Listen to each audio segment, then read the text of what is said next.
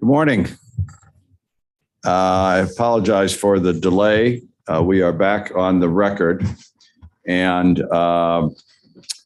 let me give some information about some logistics, which is what has been taking up our time given the scheduling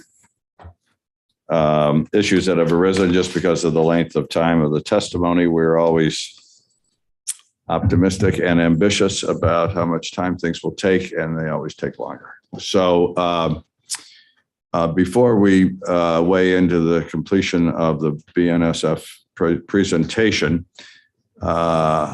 you may have seen, I don't know about the folks on YouTube, I was having some discussions with the Canadian Pacific team, but solely about logistics and availability of their witnesses and counsel for purposes of rescheduling, as well as everybody on this side of the table who has to also be available.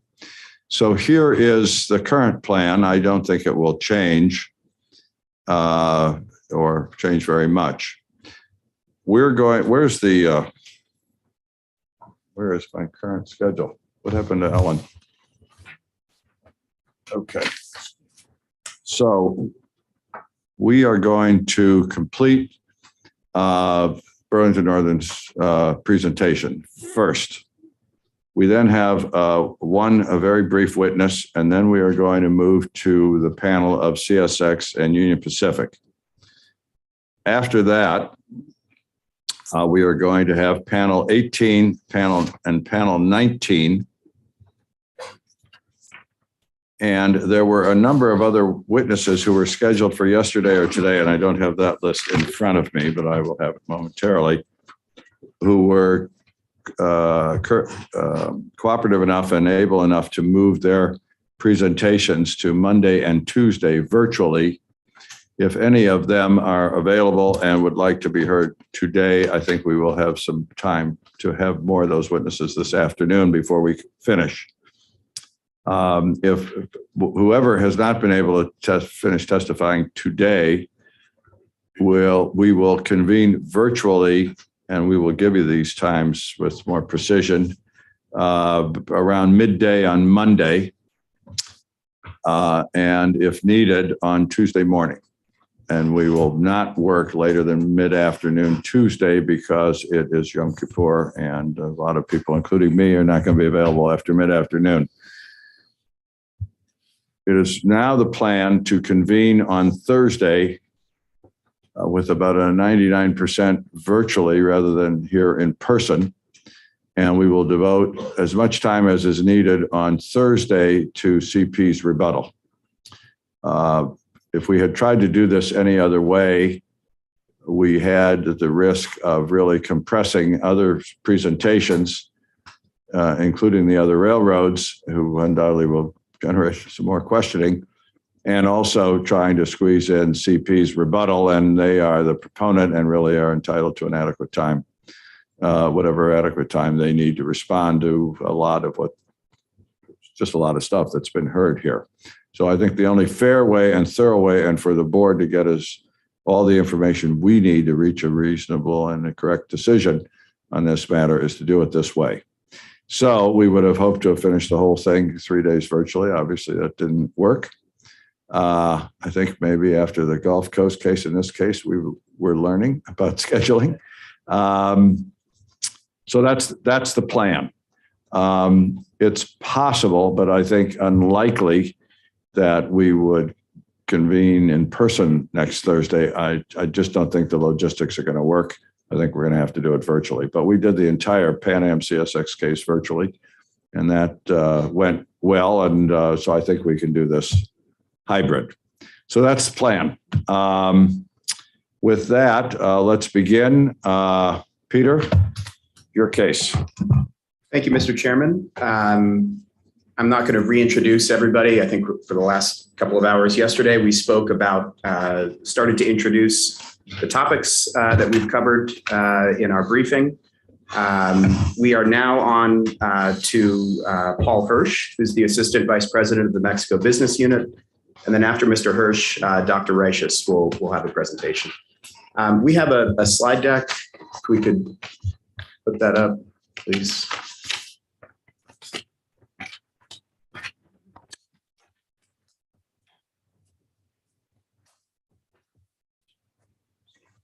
And it actually starts at slide 28, if you're able to advance it that far.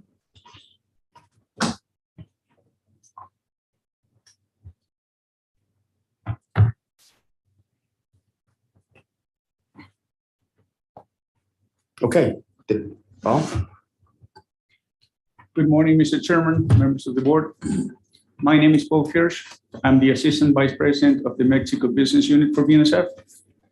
In that capacity, I lead a team of US and Mexico-based professionals that focus on rail and intermodal transportation. For some reason, our monitor is not on.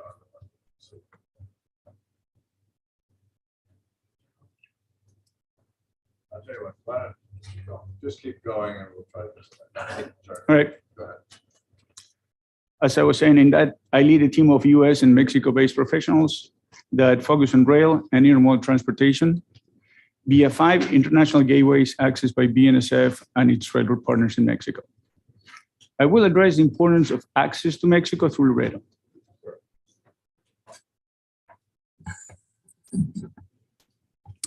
I will address the importance of access to Mexico through Laredo. There are 2 main issues for BNSF and its shippers: foreclosure of access to Mexico at Laredo and worsening congestion at Houston, as merger-related Mexico traffic is diverted through the Houston complex. And you heard yesterday from my colleague, Mr. Gabriel, that explained to you the risks at Houston. KCS failed to keep the Laredo gateway open on commercially reasonable rates. Since KCS acquired the Tex-Mex, BNSF cannot effectively compete for traffic over Laredo and is foreclosed from accessing major markets in eastern and central Mexico. BNSF is concerned that the merger with CP will worsen this problem and is here to request that the board put concrete measures in place to ensure that carriers can compete fairly for businesses over Laredo. This merger is all about Mexico. As of 2019, Mexico is the largest trading partner of the US, with over $614 billion in total trade. Mexico has grown and will continue to grow, and is therefore an important market to BNSF and its shippers. BNSF wants to be able to compete for that business. This slide shows a tremendous growth in the US rail trade with Mexico since the board last evaluated the Laredo Gateway in the KCS Tex-Mex proceeding in 2003. And you can see there on the chart that growth is 165%. Laredo is the key rail gateway for accessing major markets and population centers in Mexico. This board has previously recognized the importance of Laredo. In the UP-SP merger in 1996, the board recognized that, and I quote, "Laredo is a principal rail gateway between the United States and Mexico," end quote. And that is a gateway of, and I quote, "separate and surpassing economic significance," end quote. The statistics and maps demonstrate the importance of Laredo. Between 2003 and 2019, the value of freight carried by rail over Laredo grew 85%, and the tonnage increased by 46%. Compared to other gateways, the value of the rail traffic traveling over Laredo was more than double, actually 106%, than the value of traffic over Eagle Pass. And it's more than the value of rail freight traveling over Eagle Pass, El Paso, Nogales, and Brownsville combined. So the board may ask, why is Laredo favored over other gateways like Eagle Pass? It's important to differentiate between gateways and markets. The board heard yesterday, actually on Wednesday, from applicants that there was no foreclosure at Laredo because BNSF chose to shift its business to Eagle Pass. This is not true. BNSF was foreclosed from businesses at Laredo and lost that business and never recovered it. BNSF built new business with new customers and destinations from Eagle Pass. Laredo and Eagle Pass serve different markets and are not substitutes for each other. There are markets in eastern and central Mexico that cannot realistically be served from Eagle Pass due to the additional time and distance involved. From the heart of US, Laredo and KCSM combined for the best route to the Golden Triangle of Mexico, from Laredo to Mexico City and Guadalajara, where 80% of the population lives.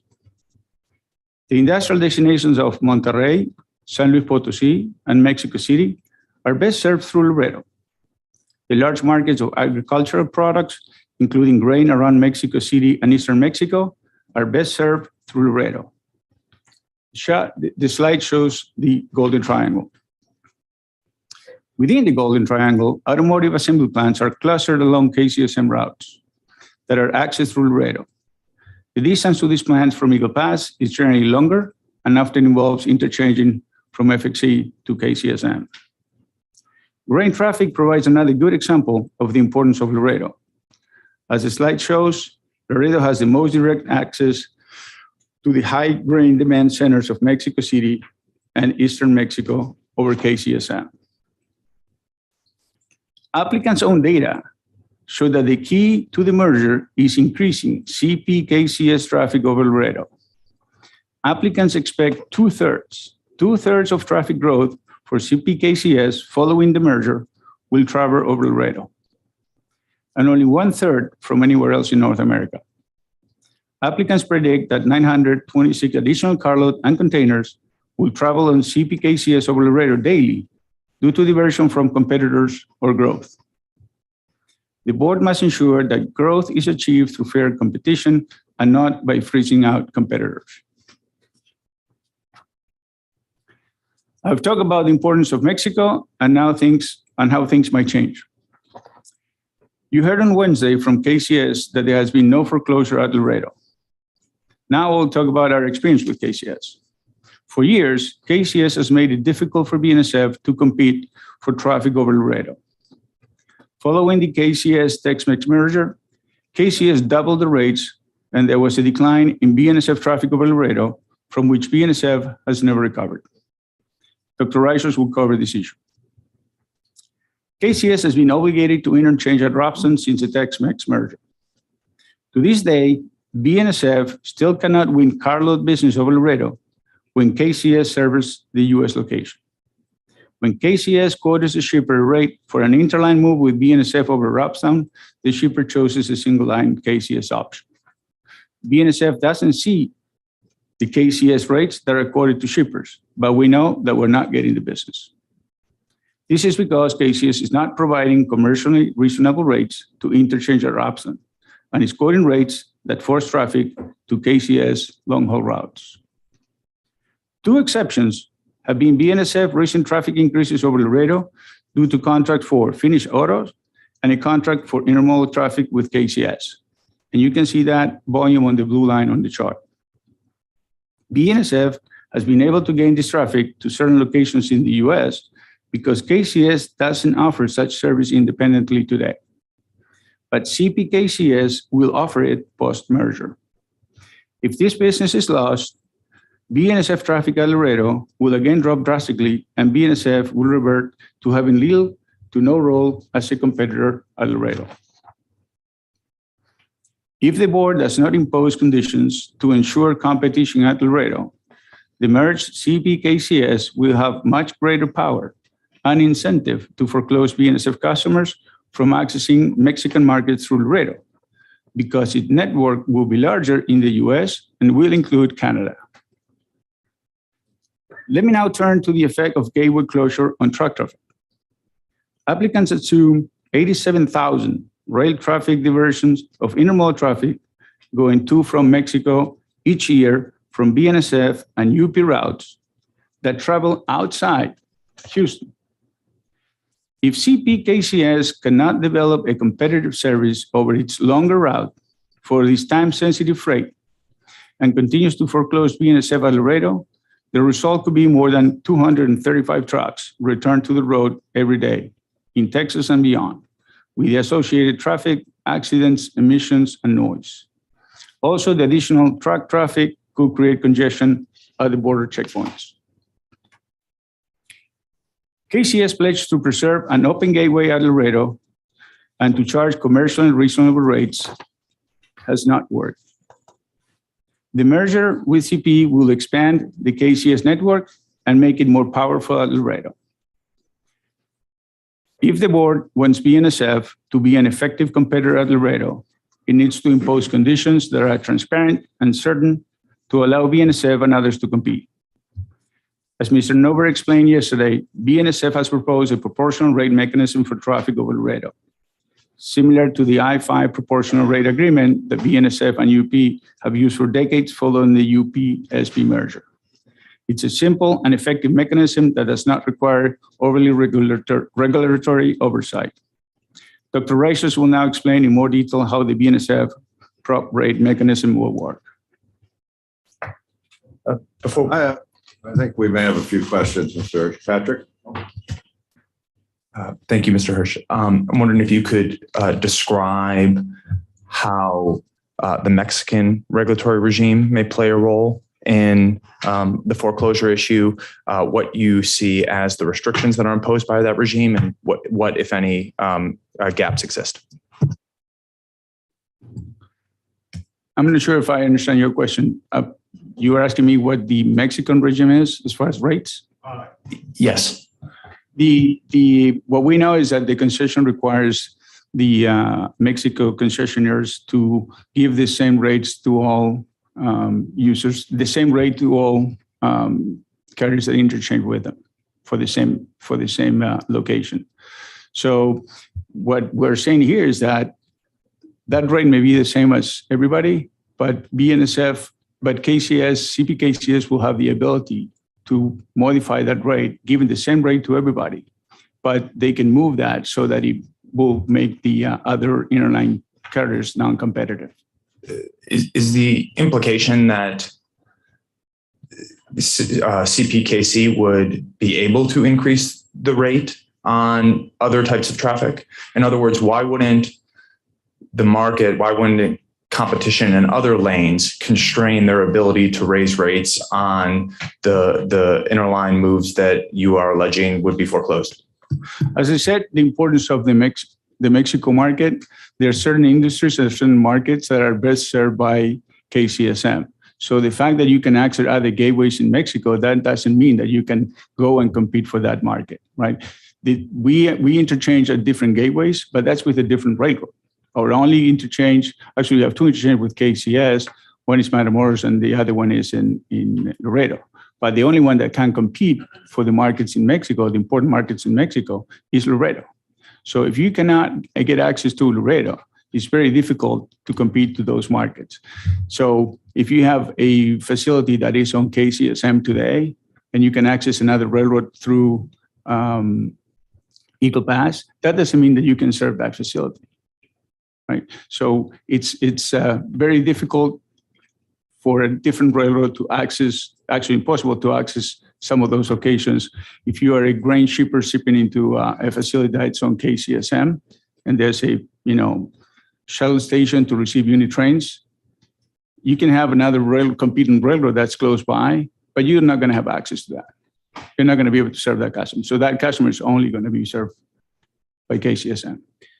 Put another way, Commissioner Fuchs, it seems like you were getting to the question of non-discrimination versus, how this all interplays, right? Exactly. So our understanding, and applicants have told you, is that the Mexican regulatory regime requires KCSM to not discriminate on a rate basis from any traffic that it receives from interline partners. And what we have explained to you, what Roger explained to you yesterday, what Dr. Reixas will explain further today, is that all a customer sees, if they have a through route on CPKCS or KCS today, is the end rate. So in the example we had up yesterday, it was the $1,000, right? And to the extent that KCSM can increase the Mexican portion of that through rate from, say initially it was $400. If they're able to increase that to $700 and decrease their U.S. portion, because to them it doesn't matter which side of the border the KCS versus KCSM takes, then they are able to take that increase of the Mexican rate and apply that to any interline traffic that they receive. A competing carrier like BNSF or UP wouldn't have that same ability to hide. You were asking if they can bring a rate case in Mexico to challenge that, or? And then I'm trying to disentangle. So Peter, it sounded like what you were saying is that it's a visibility problem as opposed to a regulatory gap problem. It's a practical problem, not a theoretical problem. Is that basically both? Okay. Yeah. So our expert, Dr. Dichter, in his opening verified statement, talked at length about the Mexican regulatory regime, and he has real concerns that shippers in Mexico will not have the ability to challenge a rate or really the ability to receive effective relief on Mexican rates. If there were perfect visibility, another way to ask it, if there were perfect visibility shippers had in terms of what the rate revenue divisions were of a rate, would you think that the non-discrimination principle in the Mexican regulatory regime would at least serve as some countervailing force for CPKC's ability to embark in vertical foreclosure? I really do not. I think what Mr. Nober and what Dr. Reiches will walk through today is that ability to go up is pretty significant on the Mexico side. And if they're able to, push their rate on the Mexico side, for example, from 400 to 700, and then hide that on the U.S. side, then they're able to foreclose. And that's really the essential issue here. And there was a back and forth, I think it was on Wednesday, about the difference between the commercially reasonable rate and the maximum lawful rate, regulatory rate. And that's another place that impacts the market here. And again, Paul will have to speak to what the rate regulatory regime in Mexico is. I'm not aware of anybody ever bringing a rate case in Mexico. No, there's a maximum rate that the railroads are allowed to charge. But that normally the rates that are used on a daily basis are way below that one. So they have a lot of room to increase the rates. So you would be in a place where it's not commercially competitive, yet still below the maximum reasonable rate, which I know was an issue that Chairman Oberman raised. I think it was Wednesday. Go ahead, Karen. Sir, could you go back to the slide that shows the Eagle Pass and El Paso gateways and the lines into Mexico? Because it's not, you showed it, but it's not in our book. No, it is. It's on page 30. Oh. I think. Ah, you're right. Thank you. So those are, the green lines represent what railroads? Are they BNSF railroads? Are they Mexican railroads? So the what you have in blue there is the I'm sorry. Yeah. On blue you have KCS, KCSM, Right. and on green that's Ferromex, also known as FXE. Okay. And that's the other railroad that we interchange with in Mexico. Right. And how much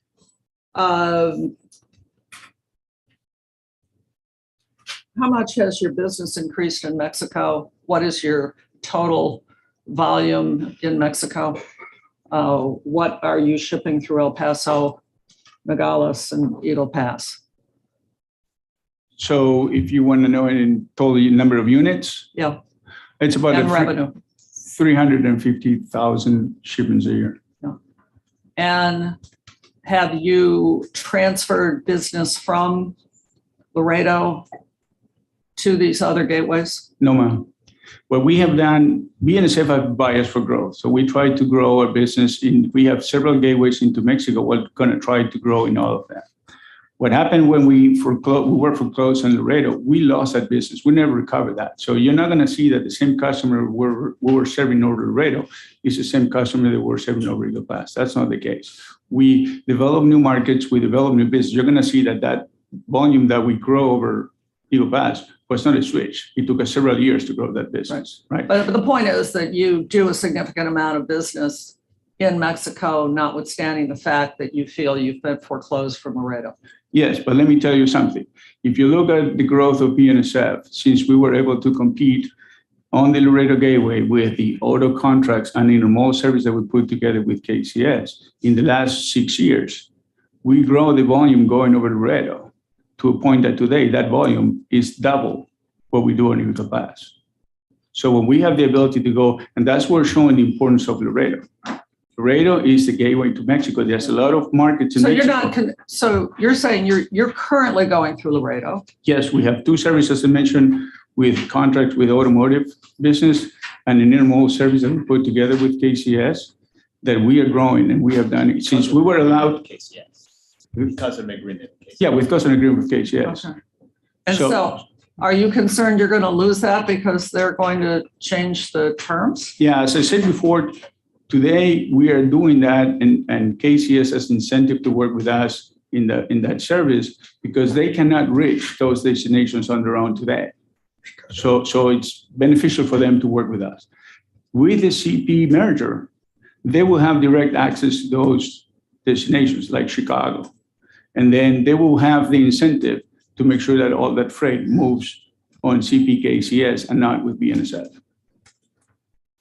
Like today, when we move this freight, comes say for a Mexico City to Chicago service. It comes out of Mexico City. Yeah. We go to Laredo.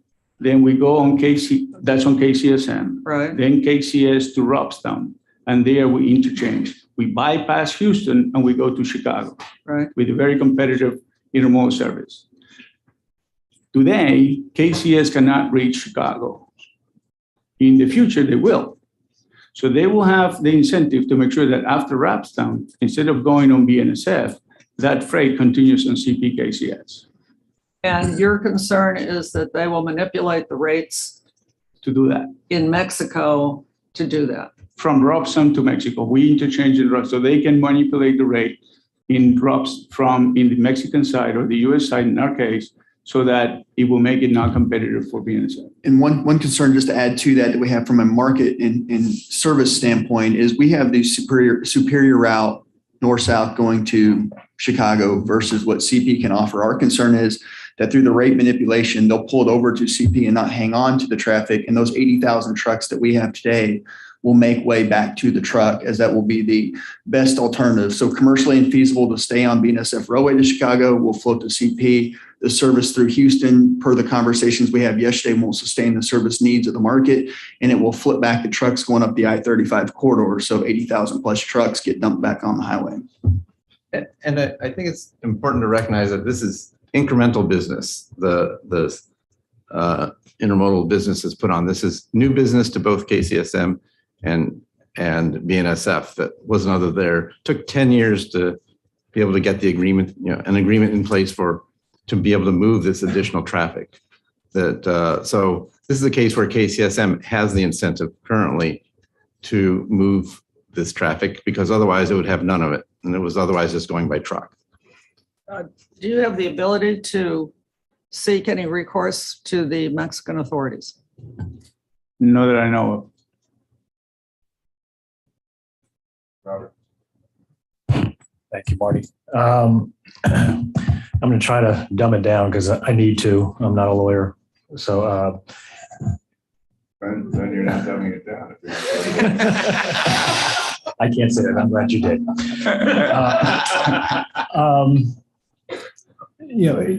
So you do business in Mexico, correct? Yes, sir. So you are subject to the same rules, and I think I have feedback. Could you? Oh, I'm sorry. Thank you. You're subject to the same sort of rules and regulations as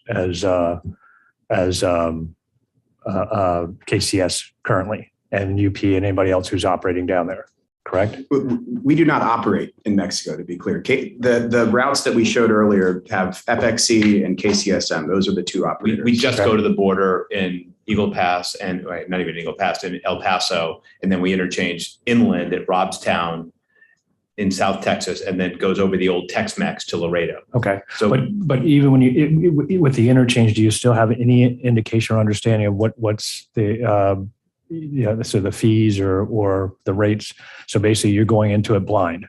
So when you do it for your customers, Paul? Yes, when depending on the railroad, depending on the agreement that we have, if we have a through rate, then we're going to know divisions because we work together to put a rate together.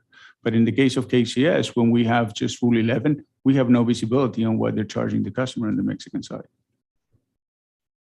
And so you also have no, sorry, going back and forth, sorry about that. And so you also have no visibility on what that interchange, who your partner in Mexico is charging also. Is that correct? That's correct, sir. Okay. So would it be fair to say, what you're asking for is for full transparency for KCS going forward if this transaction were to be consummated? What we're asking is for the ability to compete. And then, we are proposing one mechanism, maybe others, but what we want is make sure that we cannot be foreclosed by manipulating the rates in the Mexican side. I guess my last question is, so if we were to impose this upon KCS, would we then have to impose it upon you or anybody else who's going to start doing business in Mexico also? Whether or not you have a partner down there or not, should we be aware of the rates that are being charged there for your business too? No, sir, because the situation of Laredo is unique. That's what I was trying to explain. What you have today in Laredo with a U.S. railroad owning the Mexico portion, it's unique to KCSM.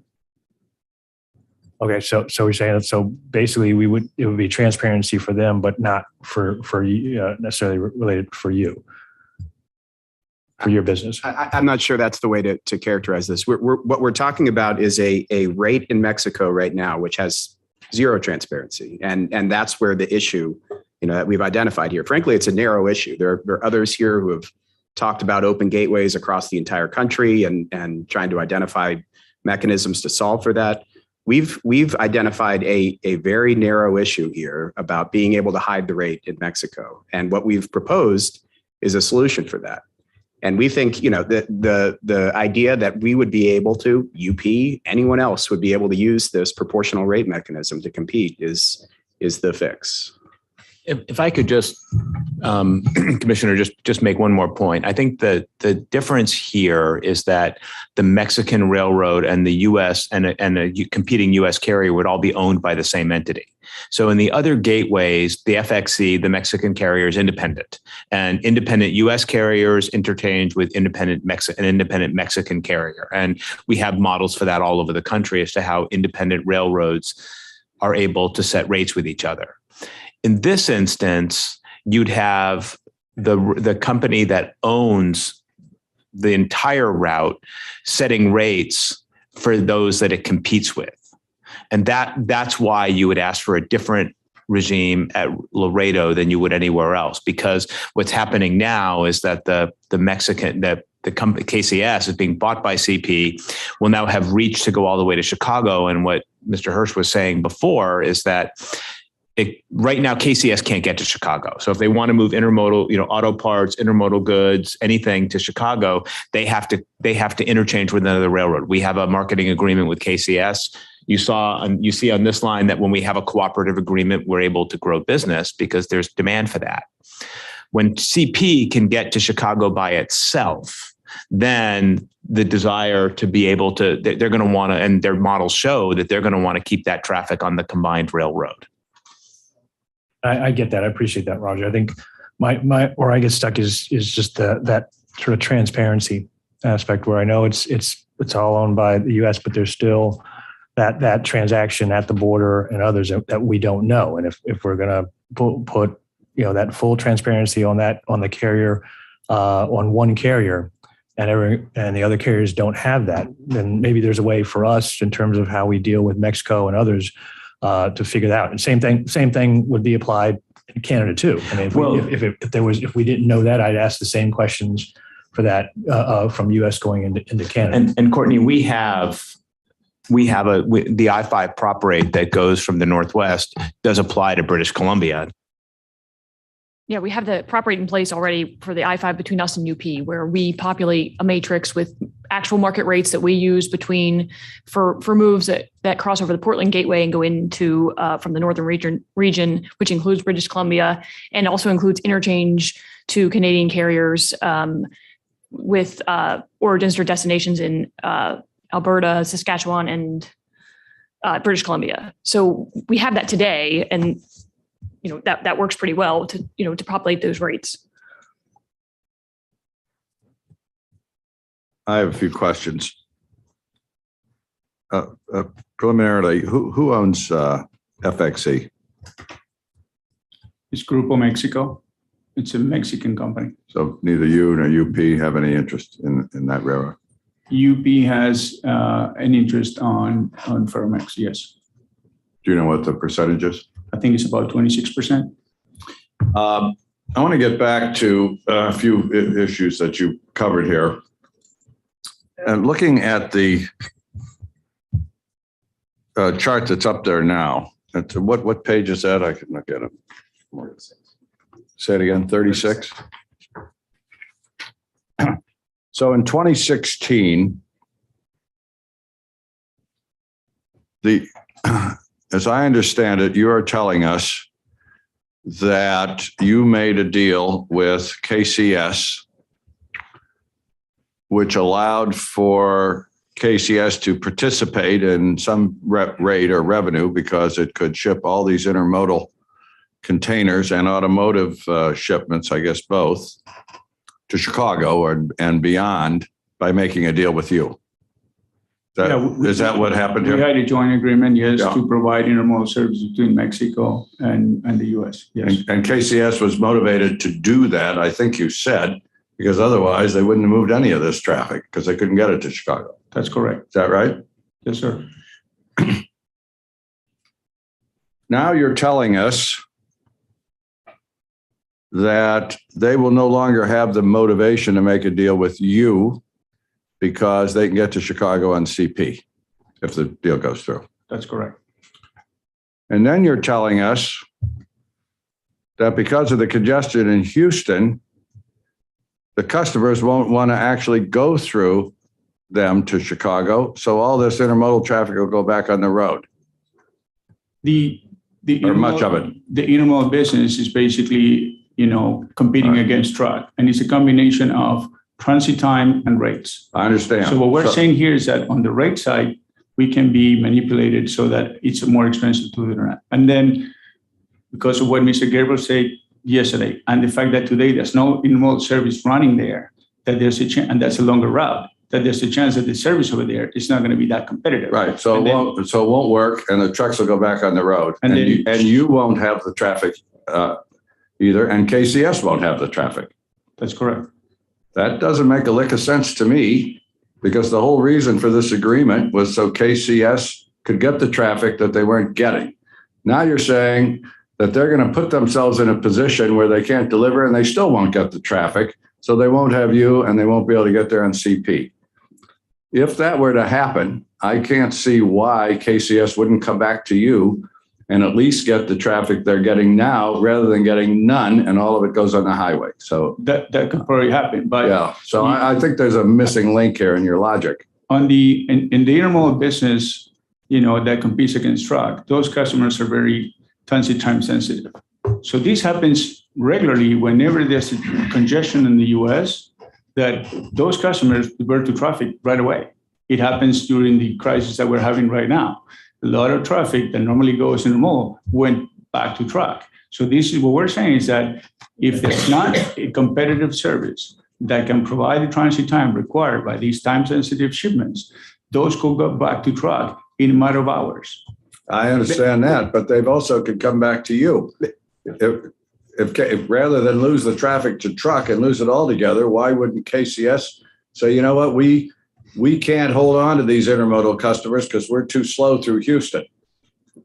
If that happens now, why wouldn't it happen in the future? If I may, David, real quick, Mr. Chairman, look at the blue line. I'm looking at it from before 2016. They had the same incentive that they did when the blue line started going up to move this traffic. It was incremental traffic starting at the KCS Tex-Mex merger, and it wasn't moving then. It was moving by truck. I mean, that is the distinct possibility that could happen here as well. That's real world experience. No, I understand. But you're saying once they take the traffic away from you, they won't be able to deliver it. It's going to go back to truck.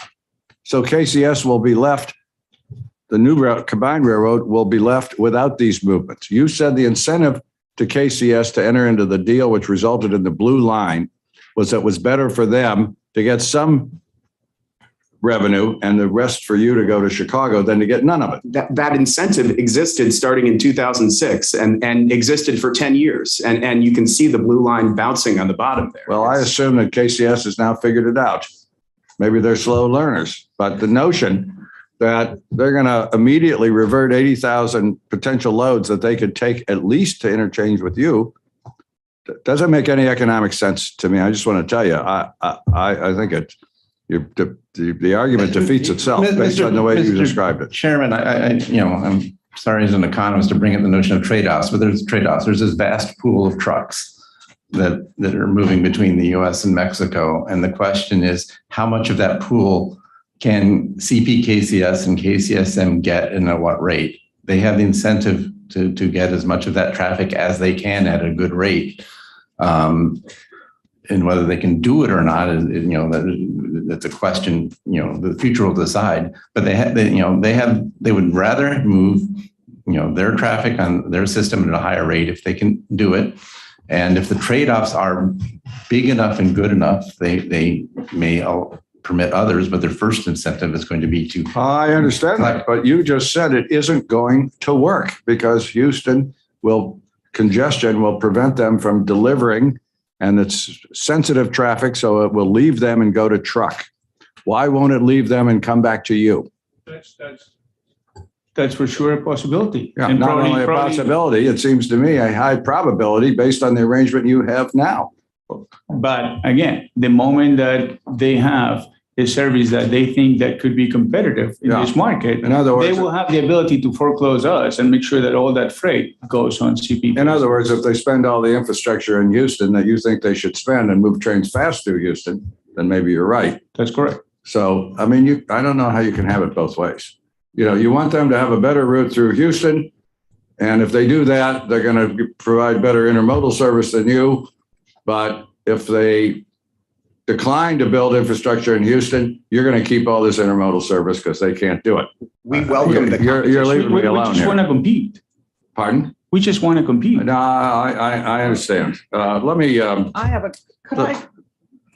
want to interrupt your train of thought. Well, I was sort of finished with this train of thought, so I have a few more questions. Go ahead. Roger, could you educate me on what our jurisdiction is to be in terms of be concerned about competition in a foreign country?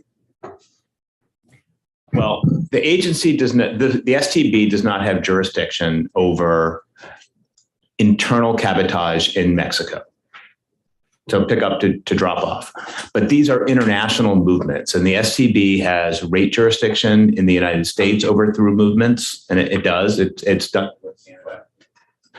And it has service, and it approves mergers. And as Courtney said earlier, in the UPSP merger, it approved a condition that included rates, the international rates to and from Mexico. So what we're asking for here, and what we think the agency absolutely has jurisdiction to do, is to condition a U.S. movement on an international movement on a certain rate that's a component of the overall through rate. I understand that. Mine is a little more subtle of a question. And that is, we are to look at competitive effects. Are we to take into account competitive effects outside the United States?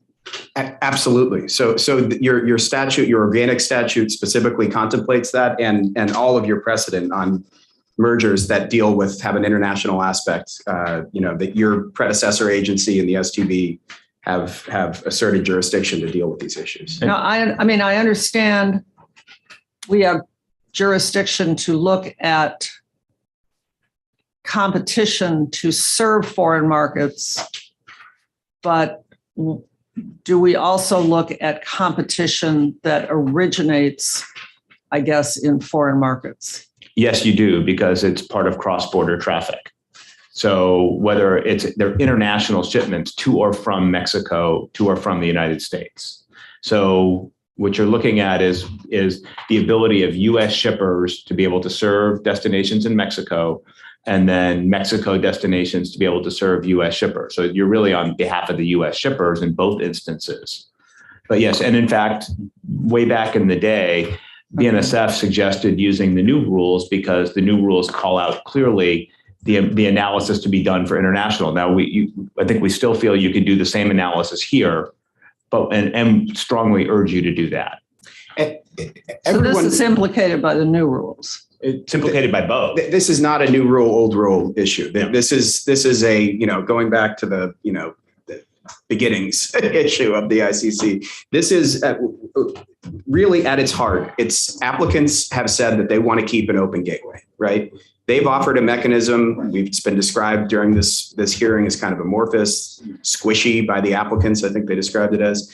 But what we are saying is that there needs to be an actual mechanism to enforce what applicants have already said you can do, right? Which is keep an open gateway between Mexico and US. I'm new here. I'm the new kid on the block, and I just want to be educated about what the scope of our legitimate concerns ought to be.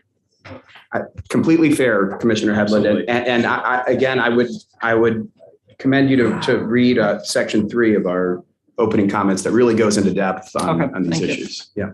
Would you propose, are you good? Go ahead, Patrick. Would you propose that your suggested rate regulation apply to exempt traffic? This is not a rate reasonableness issue, right? This is, yes, it would apply to, we've come up with an idea, right, of a prop rate mechanism. What we've described is that, there are many ways to figure out how this prop rate mechanism might work. And Dr. Reiches is going to talk about this in some detail. But yes, so it could apply to intermodal. It could apply to grain. It could apply to... Well, that's the disconnect. Marty, this is maybe a pinch. I know you're talking about the disconnect between Houston and this, but this is a bit of a disconnect for me because, BN and others have said for years, you don't need to touch the rates of these in any way because there's such strong competition in these markets. And I understand you exclude autos and intermodal from your carloads, and perhaps there are some carloads in here that might not have that much market flexibility. The railroad might have more market power than they do for intermodal and auto, but particularly for intermodal and auto. And I think some of your focus on trucks being, rail freight being diverted to trucks is on the intermodal side. Yeah. There's all this competition. Yeah. And that would seem to imply that CPKC would not have much pricing power. Where are they going to get the pricing power? All of this is so narrowly focused on Laredo for us, right? Because of the problem that we've identified. But why does CPKC have pricing power over intermodal when because you all have maintained for years that there is no pricing power in intermodal? Because we're talking about pricing power in intermodal in the United States. So you start in Los Angeles, where there are 2 competing railroads and multiple interstate highways and trucks. This is a different market, Commissioner. This is looking at the market in Mexico, where there's one border crossing. And so the regulatory structure is different. The access is different. The ability to access the other market is different. So I would respectfully submit that you're comparing apples and oranges to say a statement that's made about intermodal traffic in the United States is the same as a potential intermodal traffic from the Valley of Mexico. Well, there's quite a bit of the intermodal traffic is going to go through the port. And we have heard, including from port witnesses, including from Commissioner Bensel, worried about the intense competition in the West Coast ports. I hear all the time about the intense competition between LA and Long Beach and, say, Prince Rupert, and to some extent Vancouver with you all. So this is a new argument that there's not intense competition between West Coast ports because of the country. We are not talking about intermodal shipments into Manzanillo. This is domestic intermodal, which is a different market that's going from the United States, say auto parts that are put in containers that are manufactured in the Midwest that are going to auto assembly plants in Mexico. This is not about going to the Mexican ports and moving international intermodal. This is almost principally domestic intermodal movements from factories in the Valley of Mexico to the United States and vice versa. So I would respectfully say, and Mr. Hirsch can go in, that I think you're mixing up markets. Does your prop rate mechanism exclude international intermodal? So what we have proposed is showing you how the prop rate works, right? We have not come in and asked you to implement a particular mechanism that deals with particular types of traffic to particular destinations, right? We've explained how I-5 works. Well, then respectfully, Yeah, sure. and then I'm not the one mixing up markets, because you have mixed all the markets together in your prop rate mechanism. You have not differentiated competitive traffic versus non-competitive traffic. Yeah, I respectfully disagree. And again, I think Dr. Reiches is going to get into this. So does your prop rate mechanism apply to competitive traffic? The very premise of our prop rate mechanism is that there is a lack of competition and a competitive issue in Mexico. So is there any competitive traffic coming over the Laredo Gateway? I don't think the board's exemption of what's competitive and exempt from regulation has ever analyzed or looked at Mexico. So I think you're applying a U.S. doctrine, which is what is market dominant and competitive in the United States versus what is in Mexico. And those are not, Understood. no finding is ever looked at. Is there domestic intermodal competition in Mexico or not? My question is a bit more simple, which is there competitive traffic coming over Laredo? Patrick, But can I just amend that, because I think I understand what you're focused on. Is there international container traffic coming from the Mexican port and then coming through Laredo? I actually, more broadly, is there competitive traffic, product competition, geographic competition, multiple lanes? Is there competitive traffic coming through that gateway? Because what you're having us do with a prop rate mechanism that applies to competitive traffic is artificially lower rates for rates that are already constrained for what the top line interline rate is. So if there is a competitive rate for a top line interline rate, and then you're going to have us divide up a competitive rate on a mileage basis, it would seem to me that we're distorting competitive markets. Dr. Reiches. Yeah, I say if you start with the premise, this is already competitive traffic. I'm asking, is there competitive traffic? There's no competitive traffic that goes over Laredo. There's domestic, there are degrees of competition. There's going to be some with more or less market power for different traffic. That, right. I think that's clear. But the notion that so let me just focus on that for a second. It's your view that it's a good idea for the board to divide rate divisions based on mileage for an interline rate that is set competitively?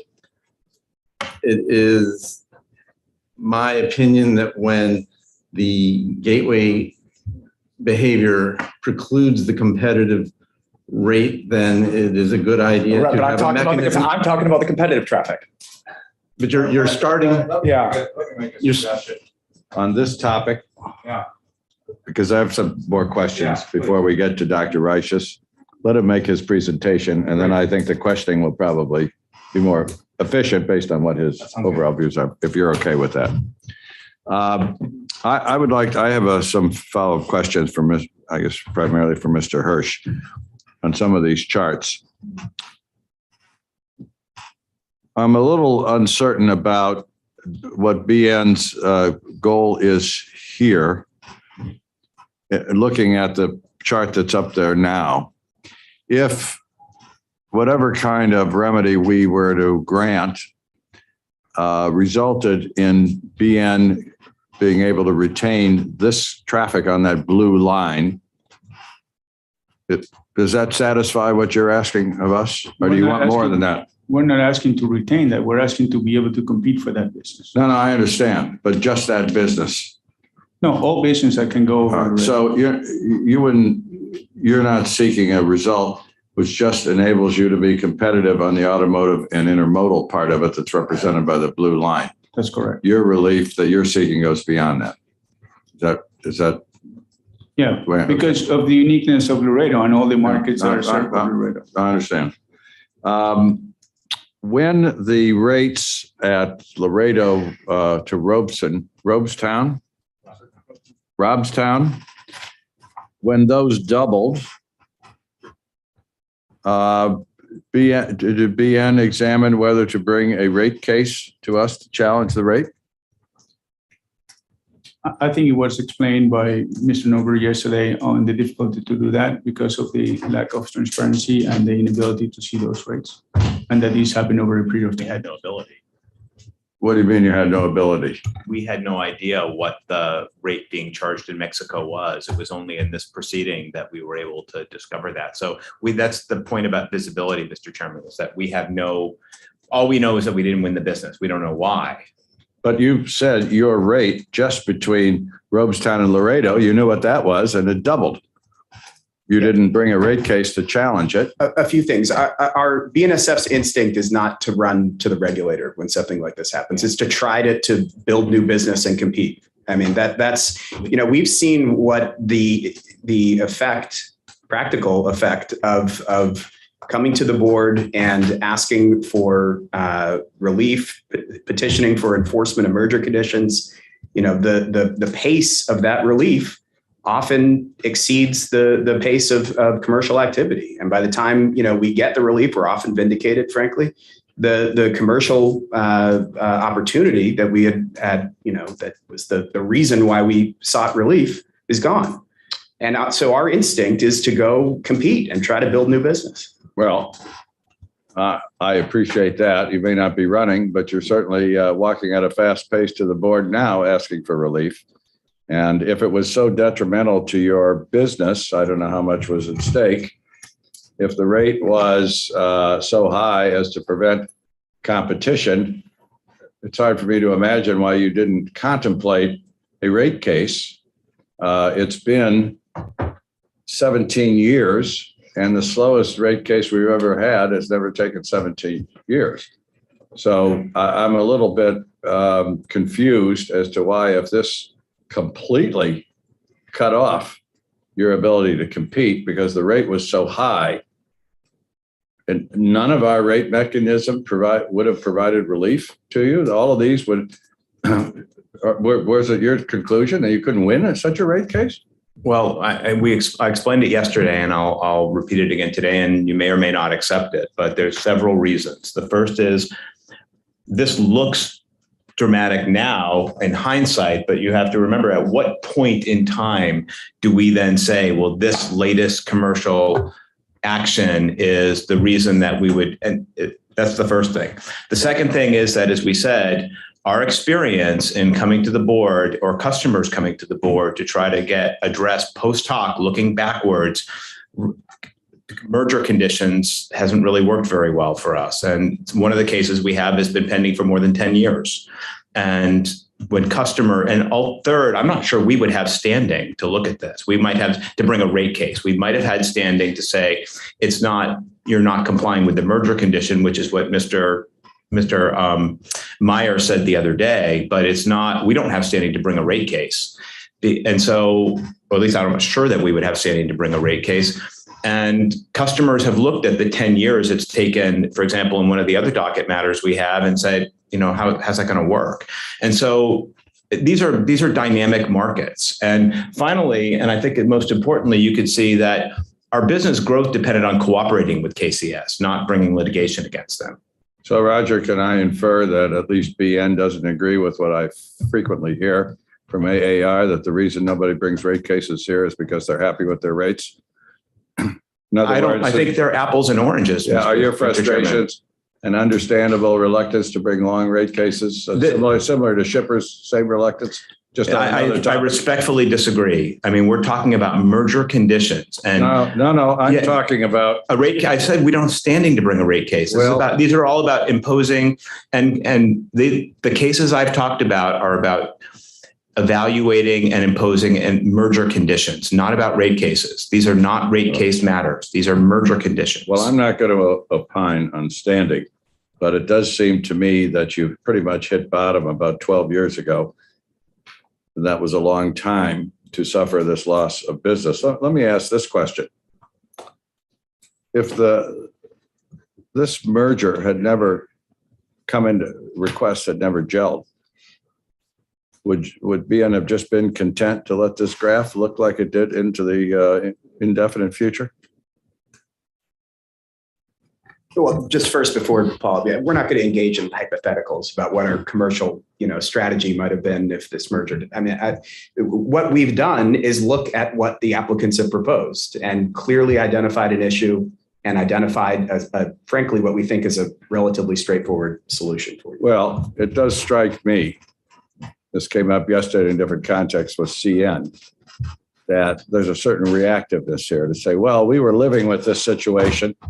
Everything was stable and fine, but now somebody comes in for a merger, gives us a chance to jump in and get some goodies. Because I strongly disagree with that characterization. When you're merging, you're changing the competitive landscape permanently. And that is the juncture when this agency should be looking at what are the competitive landscape and conditions. That is an inflection. It is, but this merger isn't going to change the competitive landscape of those orange bar charts. Yes, it will, because it's expanding the scope of the KCS. It's expanding its geographic scope through much of North America, and that is changing the competitive landscape. We would urge you to think about that. That when CP buys them, it is adding single line service to a much larger portion of the North American continent, and that is changing the competitive landscape. You've already lost that business, according to you. So now you're using the merger to try to get it back. That's what it sounds like to me. No, what we're trying to say is that the business that we lost was from places where KCS was there before, and we lost that part. Now that there's an opportunity for KCS through Laredo to access other markets in the US and Canada, business that today we may be moving now may go into that. Well, and by the way, nothing I'm saying suggests that whatever the pricing instituted by KCS back in 2005 was proper or supportable. I'm not making that observation. I'm trying to assess the credibility of the case you're putting on now. Mr. Chairman, if I may briefly, we are not seeking any level of traffic here. We are not saying that, we need to restore that bar chart up to the top.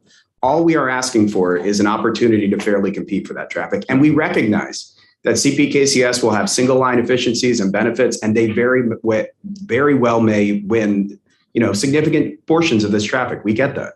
Well, I don't think you're here wasting your time or your client's money because you don't think you're going to get traffic if we acceded to what you're asking to be done. So I assume you see a business advantage.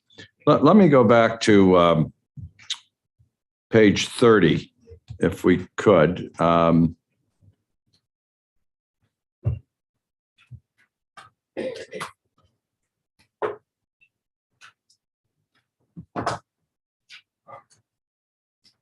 When you say the value of rail traffic over Laredo, what's that number? Value in what respect? The revenue that the railroad earns? No, that's the value of the goods. The value of the goods.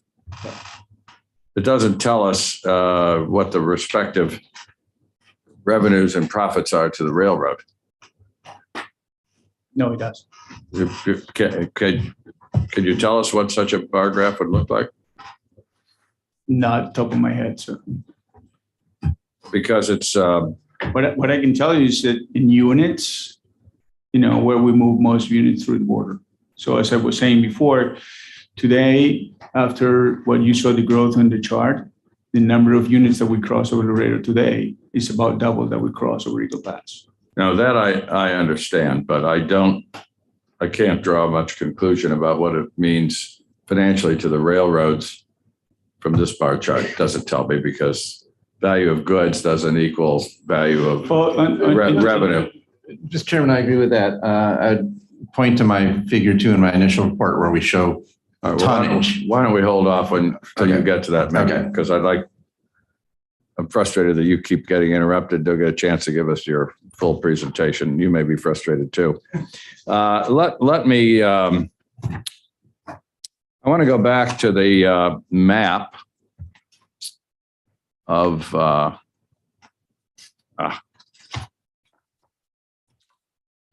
different routes into Mexico. There it is on page 30. Well, it's on the same page, I guess. I'm sorry. That's why I couldn't find it. If I look at this map and then I look at the,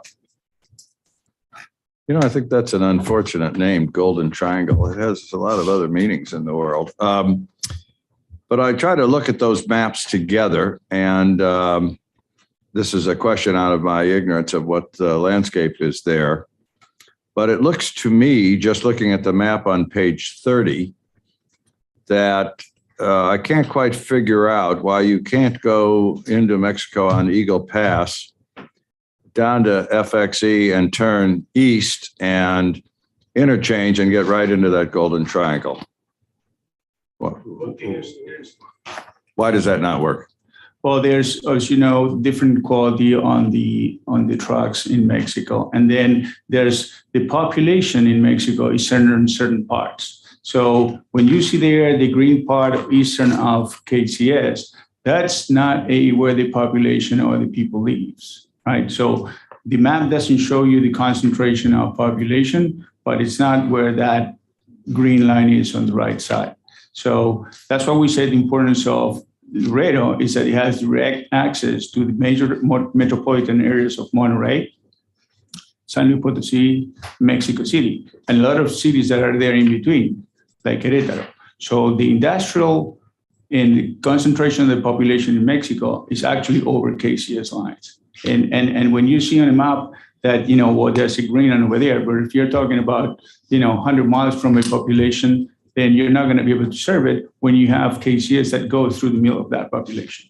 Well, I'm just trying to understand the map, and these are small maps, but it looks to me on page 30, just south of Laredo, where the green and the blue lines intersect, is roughly where Monterrey is. That's where Monterrey is, correct. So if you go through Eagle Pass and down the FXE line and then turn east, you at least get to Monterrey. And then you're saying you can't use the KCSM lines to get through the rest of the triangle even after you're in Mexico? No, and if you look, the two green lines. What? I mean, they show like closer on the map, but you're talking about more than 100 miles there. So there's significant distance between one and the other. And again, KCS and the KCSM line goes through these major populations and where most of the industries are. So if you have something that's 100 miles away from that, you're not going to be able to compete. 100 miles is sufficient to eliminate your competitive ability? Well, it depends on the different commodities. If you have, and then the other thing you need to consider is that today in Mexico, you have a lot of these facilities that are on KCS. So you may be pretty close, but if you have a shuttle station that is on KCS, that today they can go to the border and have options, then in the future, they're not going to have any options. And you cannot compete to that shuttle station from a route that is, even if it's a few miles away. Well, I have been hearing, correct me if I'm wrong, that in the merged KCS CP route up to Chicago and points north and east is not necessarily the most efficient US route compared to BN. So doesn't that give you a competitive advantage? Once you get into Mexico, maybe you've got 100 more miles there to get into the Golden Triangle.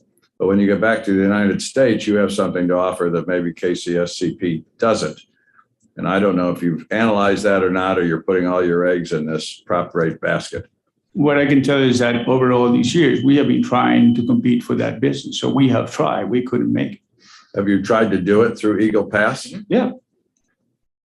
And if you look at customers don't choose you, is that what you're saying? That's what we're saying. Just to get back to something you said, Roger,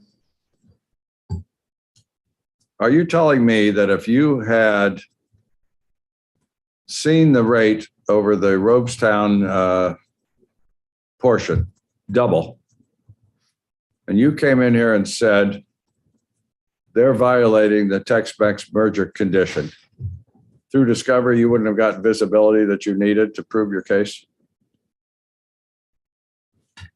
I can't, as I said, I'm not sure that we're not a ratepayer.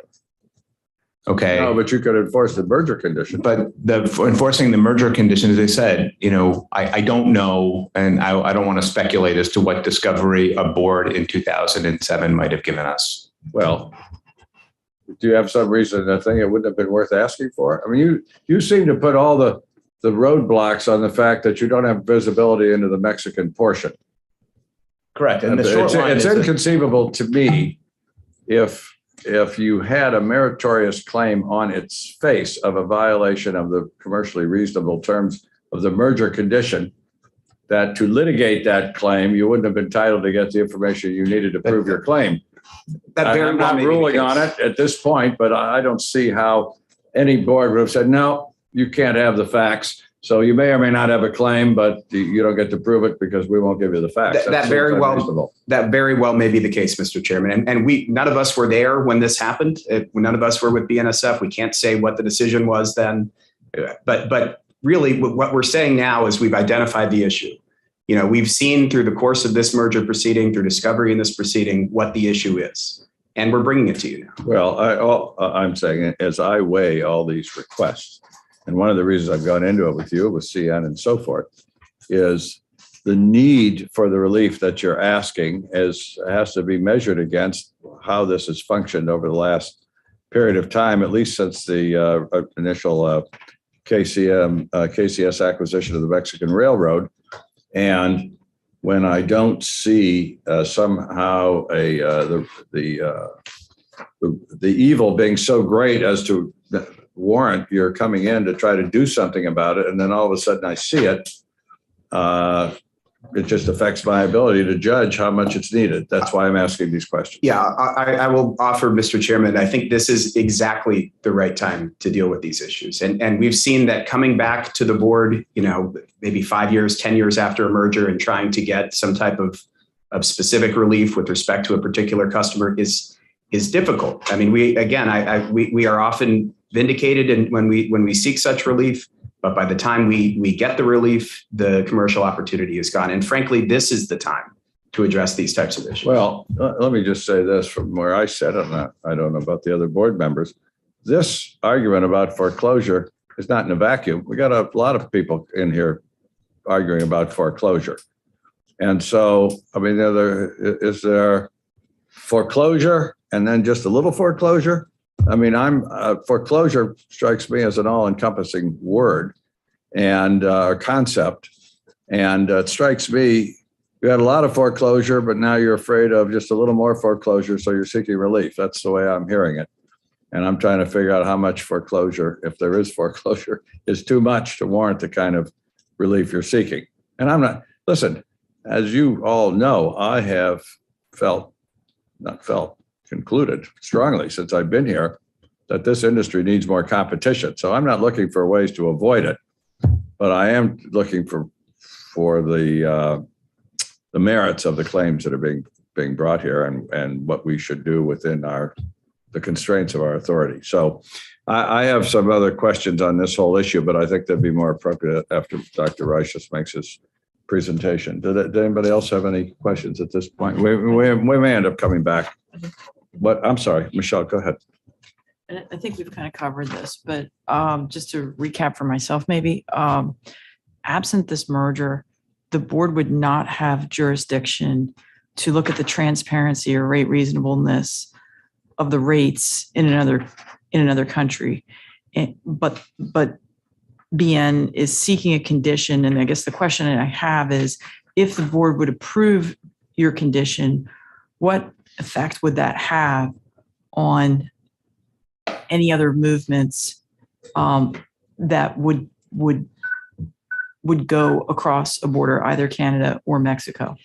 What we're asking for, Member Schultz, is a mechanism to enforce what applicants have already said they're going to do, which is to maintain an open gateway at the border crossing here. So what applicants have already made this an issue in the case, the cross-border traffic between Mexico and the US.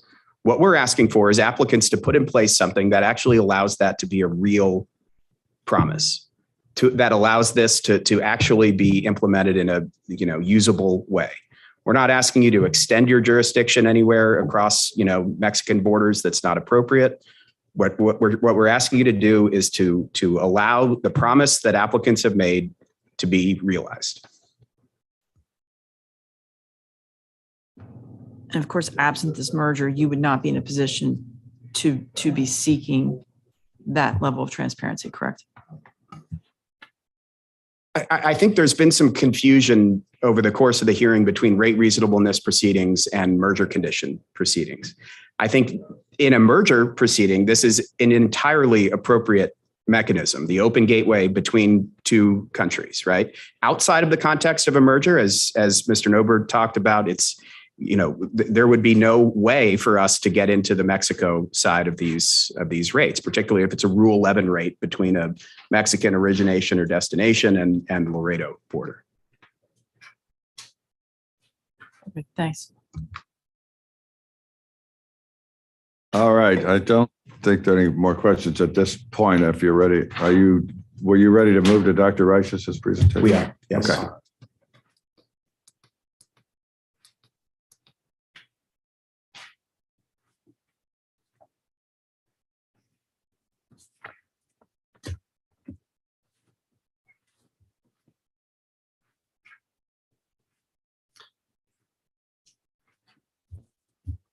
David, feel free to start. Okay.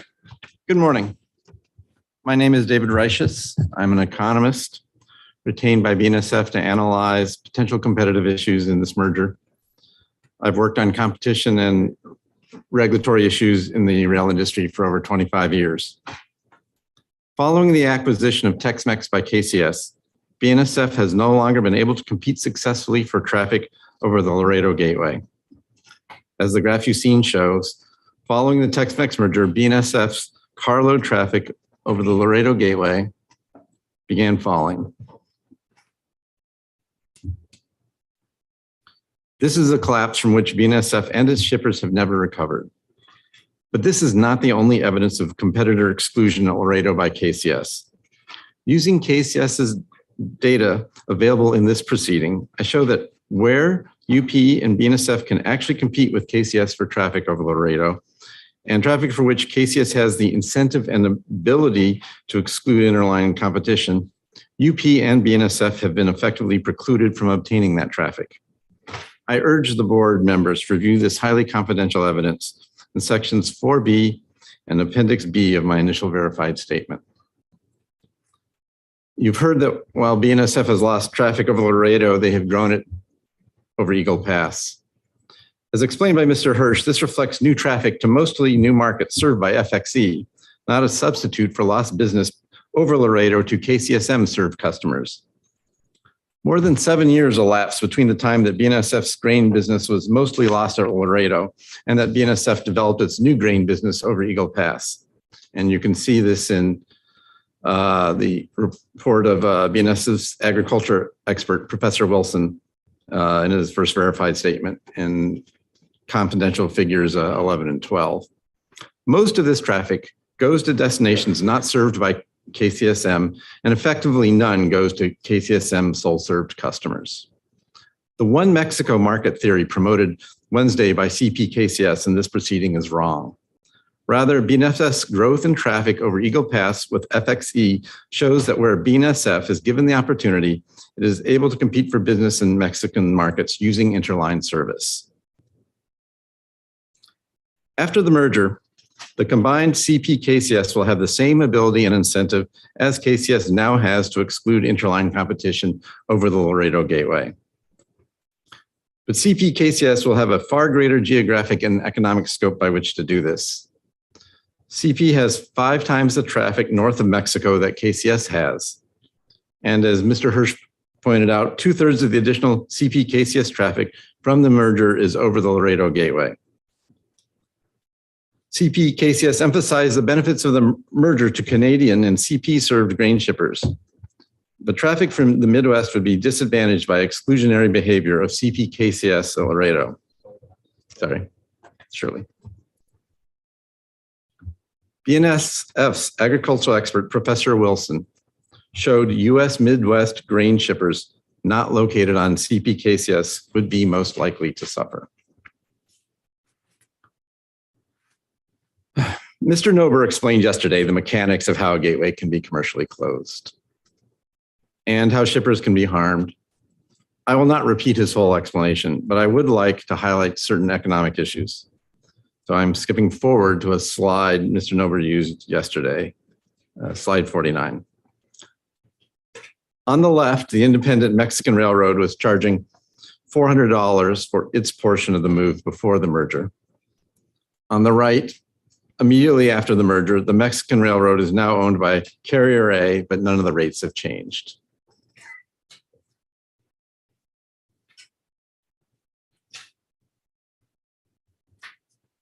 It's slide 49 if you want to follow on.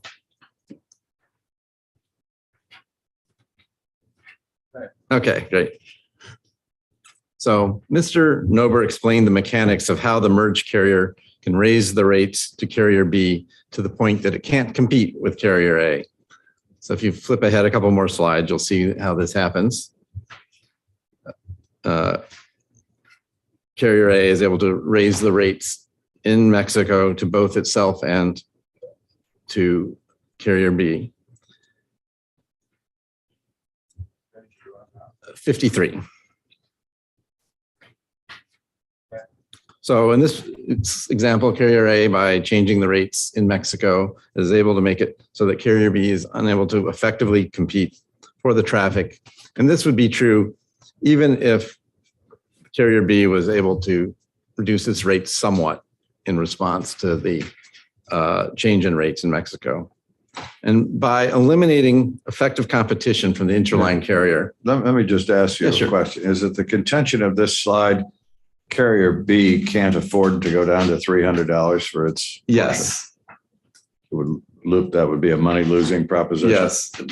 We're saying perhaps even if Carrier B were able to, go down a sum, it couldn't go all the way down to $300. One of the reasons I asked that is this constant battle of the OR. And are we being limited by trying to hold on to a 57 OR? In other words, if they went down to $300, might they be at a 70 OR and then still make some money? Or how do we know that from your slide or from any evidence you have? Well, I go further, but the basic fundamental rationale for why there's no risk of foreclosure of a gateway, as Mr. Meyer said, was the one lump theory. The one lump theory is basically you've already driven down the railroads to the lowest level they're able to take, whether that's 100% of, whether that's actually variable cost or 120% of measured variable cost. I don't know precisely what the incremental calculation of costs for a railroad in a particular movement would be. But the point is you've already driven it down to the lowest possible level that a railroad could accept. In order to accept this analysis, then does that mean we have to accept the one lump theory or else it doesn't work? I think in order to accept the basic presumption put forward by CPKCS that there's no risk of harm at a gateway, I do think they're asking you to accept that presumption. All right, go ahead, proceed. Okay. The point is that even if Carrier B is able to reduce its rates some, it may not be able to take it down to 300. And by eliminating competition from the interline carrier, shippers may face higher rates from the merged carrier, and shippers are effectively paying more as a result of this behavior. Doctor, this might be a good place to resume, and I wanted you to get through your whole presentation, so I won't do everything now. Okay. So I appreciate it. But the presumption of this slide is that CPKC has the market power to go up to $1,100. Yes. Okay. And in your verified statement, you said there were a number of types of traffic that you doubted that CPKC would have market power. I'm not sure I said that, but for auto and intermodal, what was your contention about CPKC's market power? The auto and intermodal traffic, the intermodal traffic that you see, KCS has very little intermodal franchise in the US. It doesn't get very far. Kansas City, Dallas, Jackson. So most of the intermodal traffic that's going over Laredo is traffic that KCS can't really effectively foreclose. That's my point, not that the degree of competitiveness of that traffic. But you agree with the general proposition that the theory sort of breaks down if CPKC, understanding you might say CPKC after the merger has more opportunities, has more market power, But this could not happen on competitive traffic. I think the distinction between competitive and non-competitive traffic, there's a degree of how much market power does a railroad have, and what is the levels to which railroad has the ability to raise rates. I don't think it's a 0-1 sort of concept. Totally agree. But you would say that there is some traffic that is closer to the 1 in terms of competition. Yes, clearly there's traffic that railroads have more power over than others. And I guess what I'm struggling with, and we'll get into the prop rate mechanism, so I'll just pause, we'll pause later, but what I'd like you to think about when you're preparing on the prop rate is for the traffic that's closer to 1, competitive traffic, when you impose, so they can't do what you're describing. But yet we're going to be dividing the rate up according to mileage and instead of according to, what parties would negotiate in a competitive market, and whether or not that effectively, for competitive traffic, effectively subsidizes BN. So if, in other words, what I'd like you to address when discussing the prop rate mechanism is whether or not you feel prop rate is an appropriate economic methodology for traffic that is on the higher end of the competitive scale. David, if I could just briefly. So one thing that we've done with our prop rate mechanism is give you a very simple maximalist look at what this would look like. And what we've said in our papers is that we are absolutely willing to talk about, nibbling around edges here. And even more significantly than that, just talking with applicants about what works. Is there a particular commodity where this might not, work? Is there a particular destination where this might not work? And also, if I might, it's not, again, we gave an illustration because it's a complicated concept and we wanted to be able to just talk it through, which we've been successful. You guys clearly understand it. At the same time, there are a lot of ways, and I think we've opened. We didn't want to present and say we are only open to one method of establishing and structuring a prop rate. It could be weighted toward more of it toward Mexico. The point is to come up with something that's transparent and equalizes the two sides and doesn't leave us at the competitive disadvantage. So I wouldn't say that it's this mileage proportionate rate the way we've put it in the simple example or nothing. So I think that we could work out something if there were a direction to look at that. And I'll just make 2 points on that and I'll let you continue your presentation. First is, Peter, you Mr. Denton, you mentioned, nibbling around the edges. We don't have, I didn't see a really comprehensive analysis of market power of CPKC on an origin to destination pair basis. It'd be extraordinarily difficult for you all to submit that. But I'm saying is that there's no evidence in the record about how much we're nibbling and how big are the edges. And not a lot of evidence. But the other thing I would say is I appreciate, especially from the board's perspective of rate setting, there are always simplifications that need to be made that aren't going to capture perfectly. I just think we need to be transparent about what the simplifications are. If it is the case that, yes, we're going to have to divide up revenues on competitive traffic, and yes, that might mean sometimes we have to subsidize BN, but there's no really better way to do this. I think we have to be transparent and straightforward that that's what's going on here. Yeah, I just don't know that we might quibble with the characterization of subsidizing BN because at the other extreme, there's no way. Understood. And there could be situations where the prop rate mechanism is actually of no effective relief because it's oversimplified. So I didn't mean to say it one way, but of course you all are before us. So I'm going to say it in the way that you're going to have to respond to. And what it ultimately is it gives the customer more options.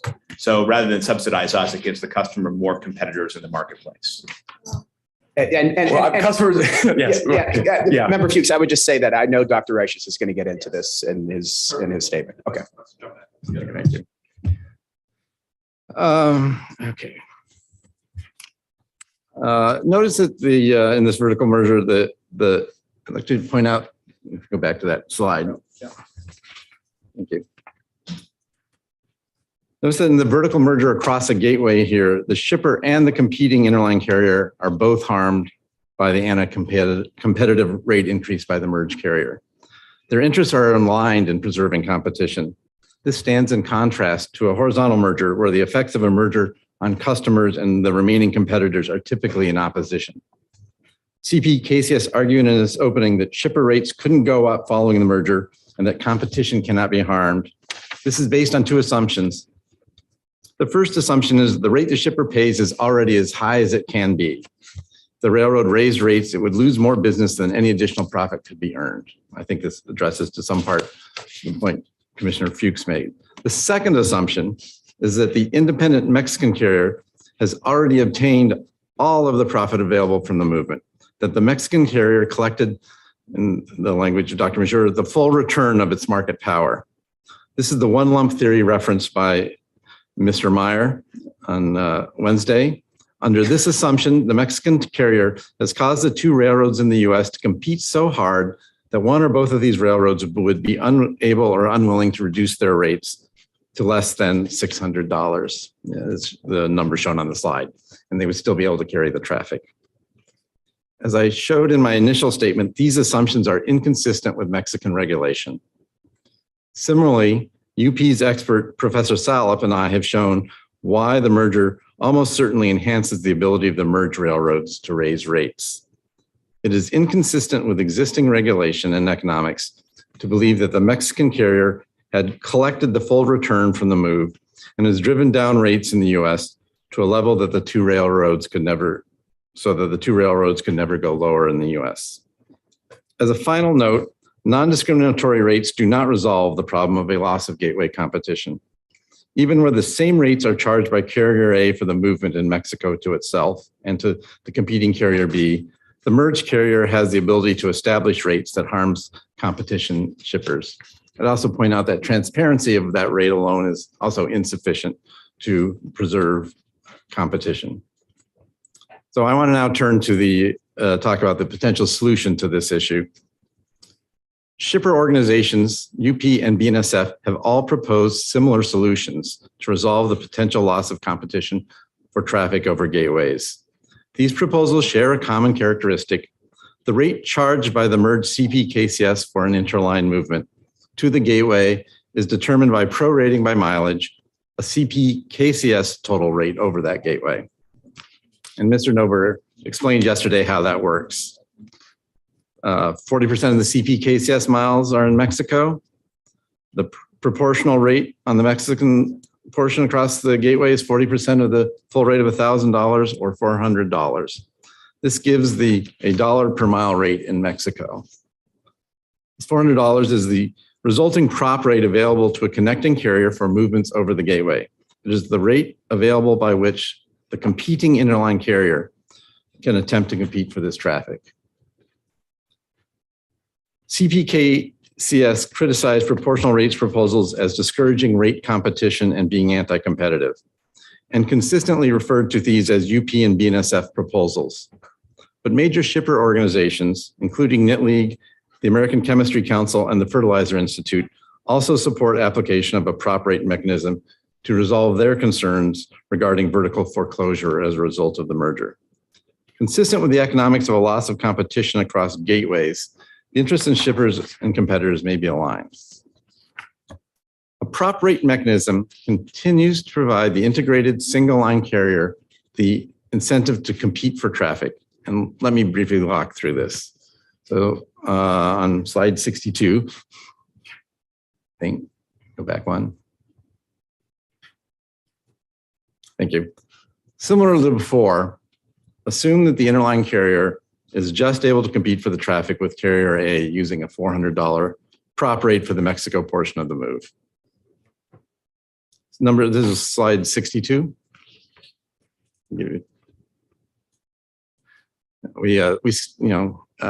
After we saw the other presentations, we skipped through a bunch of slides to try to speed this along. Okay. So similar to before, carriers A and B are just able to compete for the traffic using the $400 prop rate. In this case, let's also assume following the merger, now on slide 63, Carrier A is able to achieve some efficiencies from the merger and is able to lower its rate and undercut the rate that Carrier B can charge. This will lower the prop rate that Carrier B can obtain for the Mexico portion of the move from $400 to $320. But this is important. Unless carrier B can match the rate cut from carrier A will successfully compete for and win the traffic as a result of its new lower rate. Carrier A retains the incentive to compete on rates or else it loses the business. KCS's economist, Dr. Major, argued that a proportional rate mechanism is anti-competitive. This argument and conclusion are subject to two important flaws. KCS starts with a world in which there are no possible competitive problems to be resolved. In Dr. Major's world, there is no need for any sort of fix or constraint on KCS's behavior at the gateway. There would be no need for a commitment to maintain open gateways or commercially competitive rates, regardless of how squishy that definition is. In this world, KCS would always do the right thing, and any change that alters KCS decisions would be anti-competitive. But as we've laid out today, that is not the world we are dealing with. The approach and specific example used by Dr. Major also assumes that competitors do not compete for traffic. In his example, KCS would raise rates under a proportional rate agreement in order to maintain its profits constant. But his example assumes that railroads are not competing for traffic. Instead of matching KCS's higher rates, as Dr. Major assumed, the competing railroad has the incentive to beat the KCS rate and steal the traffic. That effect is the flip side of what is shown in the slide on the screen. In the slide, KCS carrier A wins the business by lowering rates. If instead it were to raise its rates, the competing carrier B would win the traffic. Now I want to turn briefly to BNSF's proposed solution. And the specific BNSF prop rate solution is based on the so-called I-5 agreement between BNSF and UP that was imposed as part of the UP-SP merger. Mr. Nober explained the history of the I-5 agreement. The I-5 agreement has been in effect and successfully implemented for over 25 years, with roughly 25,000 carloads per year moving under the agreement. Under the I-5 agreement, BNSF over the Portland Gateway is in the role that KCS would be in under BNSF's prop rate proposal for Laredo. I outlined in my reply verified statement how this approach could work based on the I-5 agreement. In short, it uses an average of actual KCS rates to establish a per mile prop rate south of the Laredo Gateway that can be used by UP and BNSF for interline traffic over the Laredo Gateway. This prop rate is derived from rates negotiated in the marketplace for traffic that actually moves. It varies by commodity, direction, region, car type, and other characteristics the railroads found to be relevant. The BNSF prop rate proposal is pro-competitive. It keeps the Laredo Gateway open using market-determined rates actually paid by shippers. It provides incentives for KCS and interline carriers to compete for shipper traffic. It preserves confidentiality of shipper information, and it accounts for differences in rates across traffic types. And it adjusts automatically to changes in market conditions. The fundamentals of this approach is the opposite of rigid. The interline rate for traffic over Laredo adjusts quarterly to recent changes in actual market conditions specific to different commodities, regions, and other characteristics. Importantly, as Mr. Denton emphasized, the BNSF proposal is intended to be a starting point by which the railroads negotiate the specific terms of the mechanism. Within the framework, these terms can account for economic and other issues specific to Mexico traffic over the Laredo Gateway. The specific implementation, like the choices embodied in the I-5 agreement, can decide upon the characteristics. For example, definition of commodities and regions, train size, et cetera, that establish what markets are averaged together to determine the applicable prop rate. It is also flexible enough to account for differences in costs between Mexico and the US if those were found to be significant contributors to different levels of rates in the US and Mexico. Likewise, for relatively minor adjustments to formulas, The pure mileage-based rate can be adjusted for differences between short-haul and long-haul portions of a move. These adaptations can account for the issues emphasized by Dr. Measure in CPKCS's opening and find in his second report at figures 7 and 8 regarding the length of haul. I will point out that these concerns over prop rates and short hauls apply equally to BNSF, as you can see in Dr. Major's figure. BNSF is often the short haul partner across the Port One Gateway between Washington State and Vancouver, with UP, in locations in California and the US Southwest. These issues have not prevented the I-5 agreement from being effective in preserving competition across the gateway or leading to unacceptable tensions in this long-running agreement. In short, the I-5 agreement framework provides the flexibility to establish commercially competitive, market-responsive rates across a gateway in an automatic and durable manner. Now I'd like to turn to something completely different, something you heard quite a bit about yesterday, the issue of the threat of congestion and service disruption across the Houston complex from the merger. I'll be quick about this. From an economic perspective, this threat of congestion raises two important and related issues. First, congestion and service disruptions in the shared Houston complex caused by the CP-KCS merger raises rivals costs incurred by BNSF and UP and their shippers. If Houston becomes congested as a result of merger-induced traffic changes, costs of service delays and service degradation is imposed on shippers using the third-party railroads. Moreover, if additional capital or operational costs are required to alleviate congestion problems caused by the merger, it risks imposing these additional costs on third-party railroads, UP and BNSF. Second, CP-KCS in its decision-making does not fully account for the costs it imposes on others from the merger. CP-KCS gains the full benefit of the merger while shifting costs onto others. CP-KCS has the full incentive to make investments to alleviate congestion on its own tracks and its own shippers, but it lacks the proper incentives to pay to alleviate the congestion the additional traffic causes in the shared Houston area.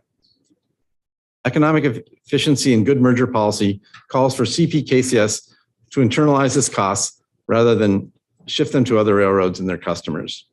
In short, CP-KCS should incur the costs to receive the benefits of the shippers, the benefits of the merger, and not shift them onto its competitors and their shippers. And I'm open for questions, and otherwise it will transfer it back to Peter Denton.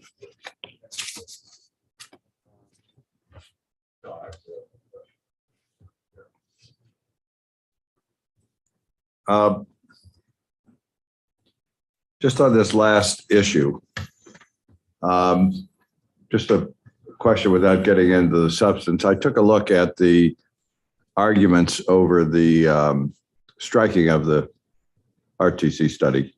Did not look at the study, but from the way it was briefed, I gathered, I think I asked this yesterday, but I have a little clearer picture, that the RTC study dealt with conclusions about congestion, but did not propose a specific infrastructure that would alleviate that congestion. Is that right?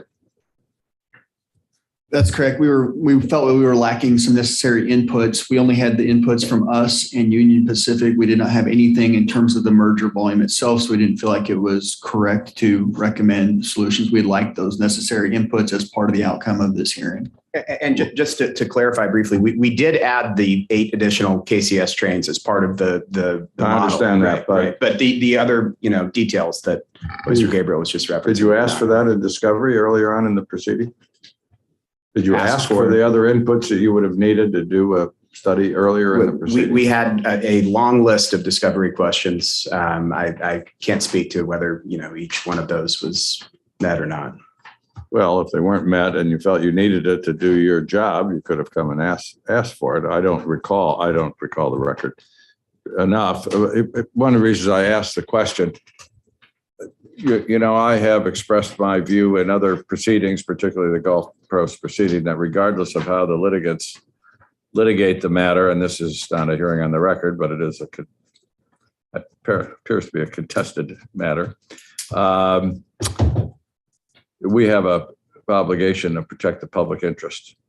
And what I am frustrated about at this point is that if we accept your concerns about congestion in Houston, even if I looked at your RTC study, I wouldn't have any idea how to solve that problem from your point of, from anything that's in that study. Sure. Would that be right? So we're still in the dark on that question. The study identifies the issue, right? And we freely admitted when we submitted the study that there were additional inputs that we need. It showed the need for collaboration and discussion between the three railroads. That I understand, but in my newfound role as an RTC expert, based on everything I heard in the Gulf Coast hearing,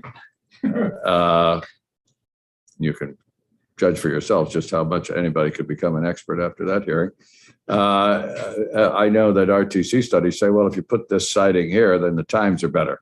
And it gives you an argument to say, yes, this piece of infrastructure is needed. Sure. Your study didn't get that far. Correct. That's all I was trying to get at. I have a couple of questions going back to this prop rate model. One question I had going back to just a follow up when I had asked about not bringing a rate case when the Robestown segment rate was doubled at the point where the bar chart dropped. Did any of the shippers whose freight you were carrying prior to that time, I assume the point came when KCS doubled the rate and the shippers came to you, you said, well, we have to raise your rates because our rate was just doubled by KCS. Did any of those shippers come to you and say, well, we've got to go in and challenge this? We wanted to stay with BN.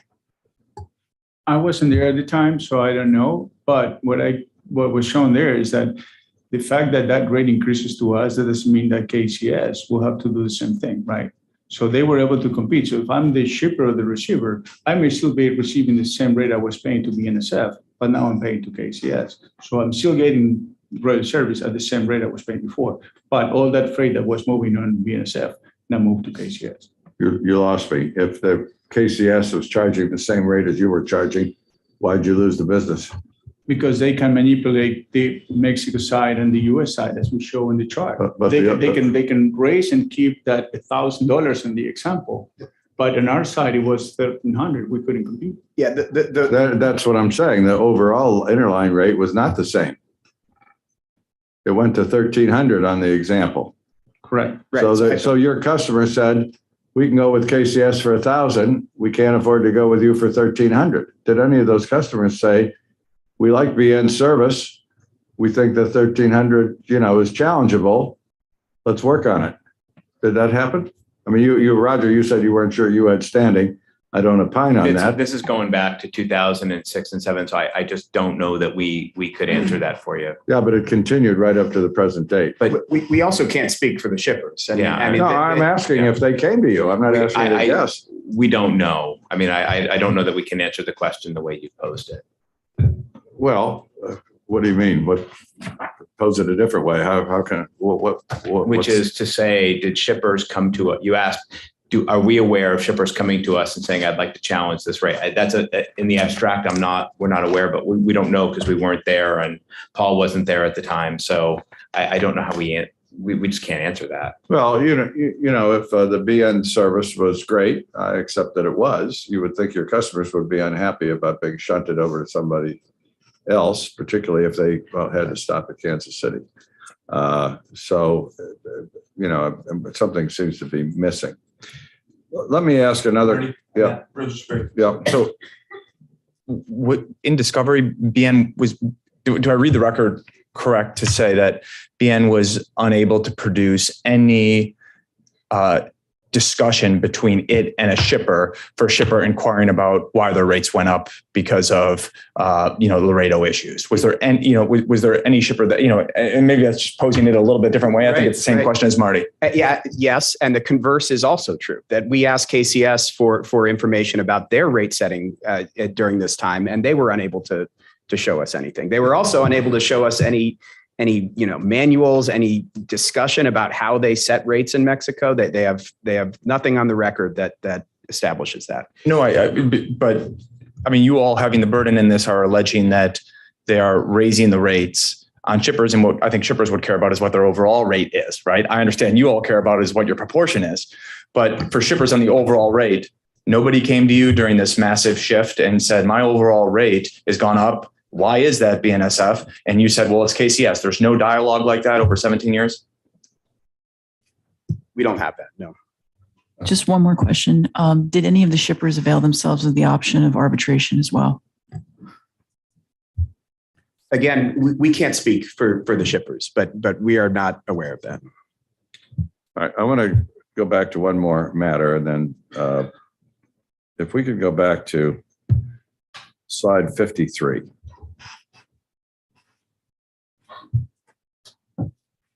Which is I'll do my best. This clicker is a bit finicky. There you go. There we go. Pretty good. That's it. Is that it? Yeah. So this is the foreclosure slide, right? I mean, this sums up the foreclosure issue. Yes. Right. So let's assume that this conduct on the right half of this, with the big red X, happened. Sounds like it did happen. Would that be conduct by KCS at the time it did this? And let's assume, the increase to $700 for each Mexican, for both carriers for the Mexican portion. Would this violate anything that could be considered commercially reasonable? This conduct? Yeah, I believe so. I think we could try to establish that. And again, the applicants themselves describe the standard as squishy and without much detail. But I think if we were able to go through a what would frankly be a pretty long board proceeding and get discovery and, a couple years later come out with a conclusion. Yeah, I think that's right. Well, it's not a rate case. I don't know that it takes 2 years. I don't know how long it takes, but, we get a lot of requests for conditions, and there's been a lot of argument about how many times we put commercially reasonable into a merger condition, and you're kind of telling me it was all a waste of time. And the way I see it, it certainly appears to be, I'm not opining because the case may come to us, that if this kind of manipulation is going on page 53, however squishy the overall standard, this case fits. And I'm at a loss about, if we're trying to look at comparative solutions to preserve competition, why this wouldn't do it. Because it does strike me, Peter, that yes, it may be time consuming to bring one case, and I think that'd pretty much end the discussion. Because you're talking about not only getting the rates right, you're talking about damages, and you're talking about gateways all over the country. Right. And, that I'm not aware of any cases that have ever come here under these kinds of provisions. Maybe there have been before my time. I think that's fair. Yeah. But you're trying to demonstrate what's wrong with this procedure, and it sure doesn't meet commercially reasonable as I see it. Well, I would just add one amendment to what you said, Mr. Chairman, which is that commercially reasonable gateways are typically in U.S. gateways where, and I think we've hopefully been able to convince you that there is something that is different about Mexico. So I don't know that we would agree that imposing a commercially reasonable gateway between two interchanges of U.S. carriers would be the way you've characterized it. But we do think for Mexico it is, for some of the reasons we've talked about. Well, we aren't finished yet with their discussion about gateways. We're just talking about Mexico. Yes, well, We're here to talk about Mexico. No, I know, but I'm here to talk, we are going to have a little broader discussion, but I wanted to finish this point. Peter, that you wanted to make a No. conclusion? No. Oh, a conclusion. Yes, Yeah. yes, absolutely. Thank you. Okay.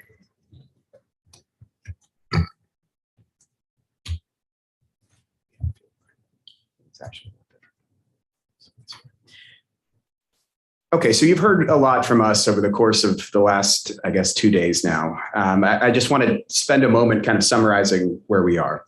So BNSF believes that end-to-end mergers, such as the transaction proposed here, are usually pro-competitive and benefit the railroad industry and the public. What you've heard from the last 2 days from us and our witnesses is that applicants have entirely failed to address two key facts that distinguish this merger from other end-to-end mergers. Frankly, we would prefer not to be here, asking the board to do what most parties seeking merger approval from this agency have done on their own over the last quarter century: collaborate with stakeholders to address valid merger-related concerns. The first unique issue is that a combined CPKCS will have the ability and incentive to dominate the critical Laredo gateway and border crossing by manipulating rates in Mexico and forcing traffic onto their less efficient route that runs directly through downtown Houston. Mr. Hirsch and Dr. Reiches explained that BNSF currently struggles to compete at the Laredo border crossing due to KCS practices, and that in the future, freezing out competitors at the Laredo border crossing would result in higher costs and worse service for shippers. It would also drive shippers to move their freight from rail to trucks. Access to alternative Mexican gateways like Eagle Pass are not a substitute for Laredo because of the key markets that are accessed only from Laredo. In order to adequately address the issue, this board must require applicants to negotiate with connecting carriers to create a market-based proportional rate remedy and service assurances in order to maintain an open gateway at Laredo, thereby preserving effective interline competition over this critical interchange point. Now, CP itself told this board in 2003 in the KCS Tex-Mex proceeding, in arguing for enhanced gateway protection, that the future competitive viability of interline routes connecting Mexico to the rest of the North American continent via Laredo is simply too important to be left to chance. CP's position was right then, and it's the right position now. The second unique issue is that a critical link of the KCS network consists of trackage rights over lines in the Houston area owned by other railroads, largely UP, and used by UP, BNSF, and others. Now, applicants have the burden of establishing that their operating plan will work using existing infrastructure or identifying whether additional capacity is necessary. On shared lines in Texas, applicants simply did not meet that burden. Applicants paid a lot of attention to Chicago, but they failed to do the same for Houston. Now, the reason seems obvious. Applicants have told you that CPKCS would not be responsible for the costs of any projects on UP lines needed to accommodate their merger traffic, aside from their annual rental payments to UP. They've also told you that CPKCS could be directly responsible for the costs of projects on UP lines that CPKCS itself proposes. BNSF has a different arrangement with UP. We would be directly responsible for the costs of CPKCS's merger projects based on how much BNSF uses the line. If the board does not intervene here, applicants, by not identifying any projects on these UP lines or even conducting a formal study, would successfully externalize the costs of their merger onto their key competitors, UP, BNSF, and their customers. The board can fix this by requiring applicants to coordinate with all stakeholders in the Houston area, including local governments and other railroads that share use of the CPKC route, to study and identify the impact of CPKC's increased traffic levels and necessary infrastructure improvements. The board should not let CPKCS increase KCS traffic levels on shared lines in Texas if such increases would displace existing traffic or compromise fluidity until necessary capital improvements are identified, fully funded by applicants, and implemented. Specifically, the board should require applicants to fully fund any capital improvements that would not be required but for increased CPKCS traffic on lines where KCS is a tenant. BNSF stands ready to cooperate with applicants and UP to undertake an RTC study of the shared lines and to inform the board and parties of any improvements that are necessary to handle applicants' merger traffic. Both of these proposed remedies are flexible and can be addressed as conditions to be fulfilled after the merger decision is delivered by the board. The collaboration BNSF is asking for does not require the board to delay its processes or to undertake additional work before its statutory deadlines. And with that, I thank you all for your time, and we're happy to take any final questions.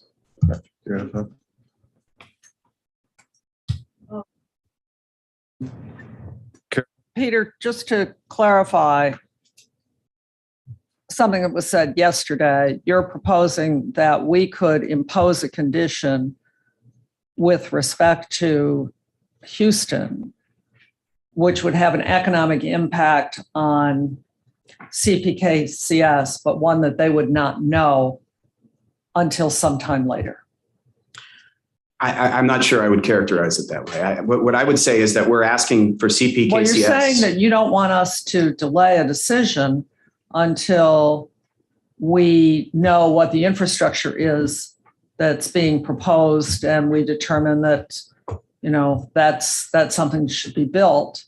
I think you're saying that this should be essentially a condition subsequent, but that we would give the approval, and then sometime later there would be some agreement as to what infrastructure needs to be built. But at that time, the bread's baked. Yeah. Well, the bread is already baked, to be clear. I mean, this is what we're asking for is for the applicants to have done their job, right? And what we're giving you, the board, is a way to do this on a post-decision basis. And we think, whatever this process comes out with. But we would be imposing a cost on the applicants that neither the applicants nor the board know today what that is. That cost, again, should have been addressed by applicants before. No, just answer my question. Would be imposing a cost on them today that neither they nor the board know what it is.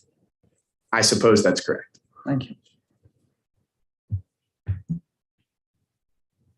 So I'm going to get back to something, Roger, that you alluded to, and I realize it's not part of your presentation.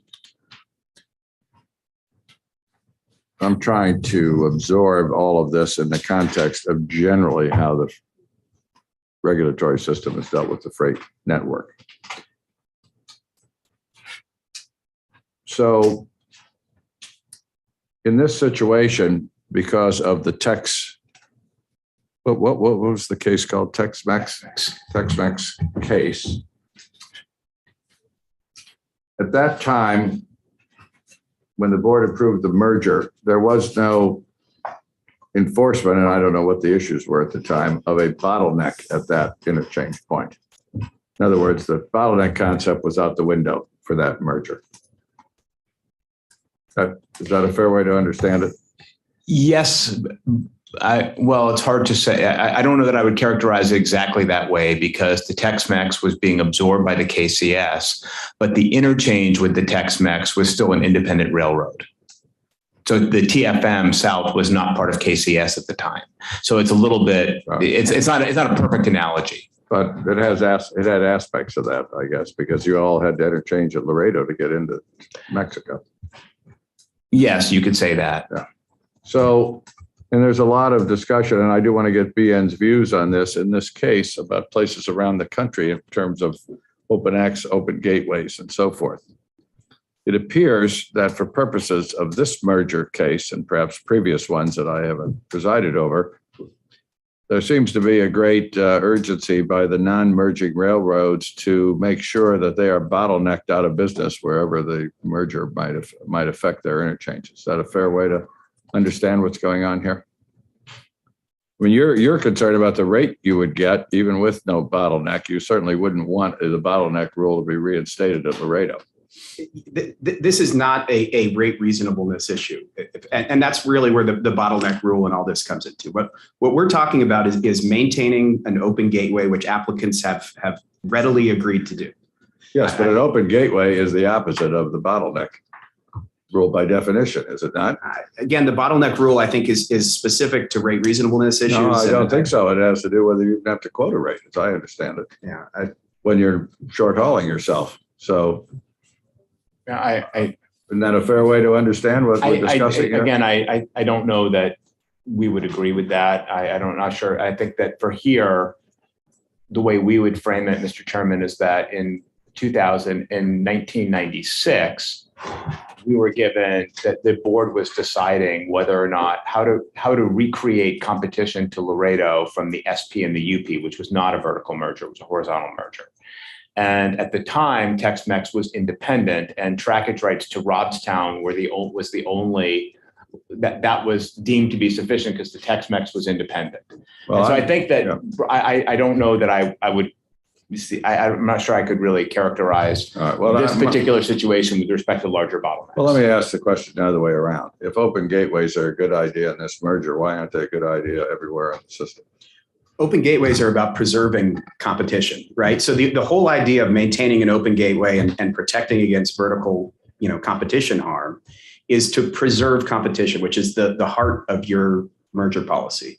When you're talking about some type of an open access, regime or forced access regime, that is increasing competition. What we're talking about here is there was competition. We want to maintain it and preserve it going forward. And so, I am going beyond this, Peter, by intentionally, and because, as you know, I think there should be more competition. So I'm not talking about in the merger context. Mm-hmm. I'm talking about in terms of having a healthy rail network where everybody benefits, in my view, when there's more competition. Wouldn't open gateways be, as a rule of thumb, be a way to accomplish that based on what I'm hearing here? I mean, that's not what BNSF is here to talk about. I know it's not, there. but I'm Yeah. asking you because you're BNSF and you have a lot of stake in gateways all over the country. And if it's good here, why isn't it good in other places? I think we are committed to maintaining and preserving competition, and that's what our solution shows here. You're not committed to improving competition in other parts of the To country. rewriting the rail network across Yes. the entire country. Or at least That's not what we're considering. here to talk about. Yeah. Well, I'm trying to figure out where the sauce is for the goose and for the gander. That's all. To me, these issues are hard to separate out and say, well, in this one little place, competition is crucial. These other other places where competition is completely foreclosed because the bottleneck rule, so be it. I'm trying to absorb, because I do think that what we do in these merger cases is part of the overall rail policy for the country. They aren't isolated. As everybody has educated me since I got here, it's a network. And it's a network of multiple companies, not just one. So it's beginning to be blurry in my mind as to where we're supposed to get tough on competition and where we're supposed to let monopolization just rule the day. So if you had something to say about it, I wanted to hear about it. But if you want to limit it, I can't, ask you to go beyond your presentation. I can ask you, but I can't force you to go beyond your presentation. So I won't. Yeah, I would just say that we're here today to talk about a merger and preserving competition over a particular gateway, really a narrowly tailored request and problem.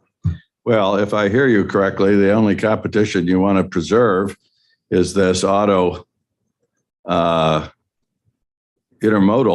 because you've already been foreclosed to the other competition and you haven't sought relief from that.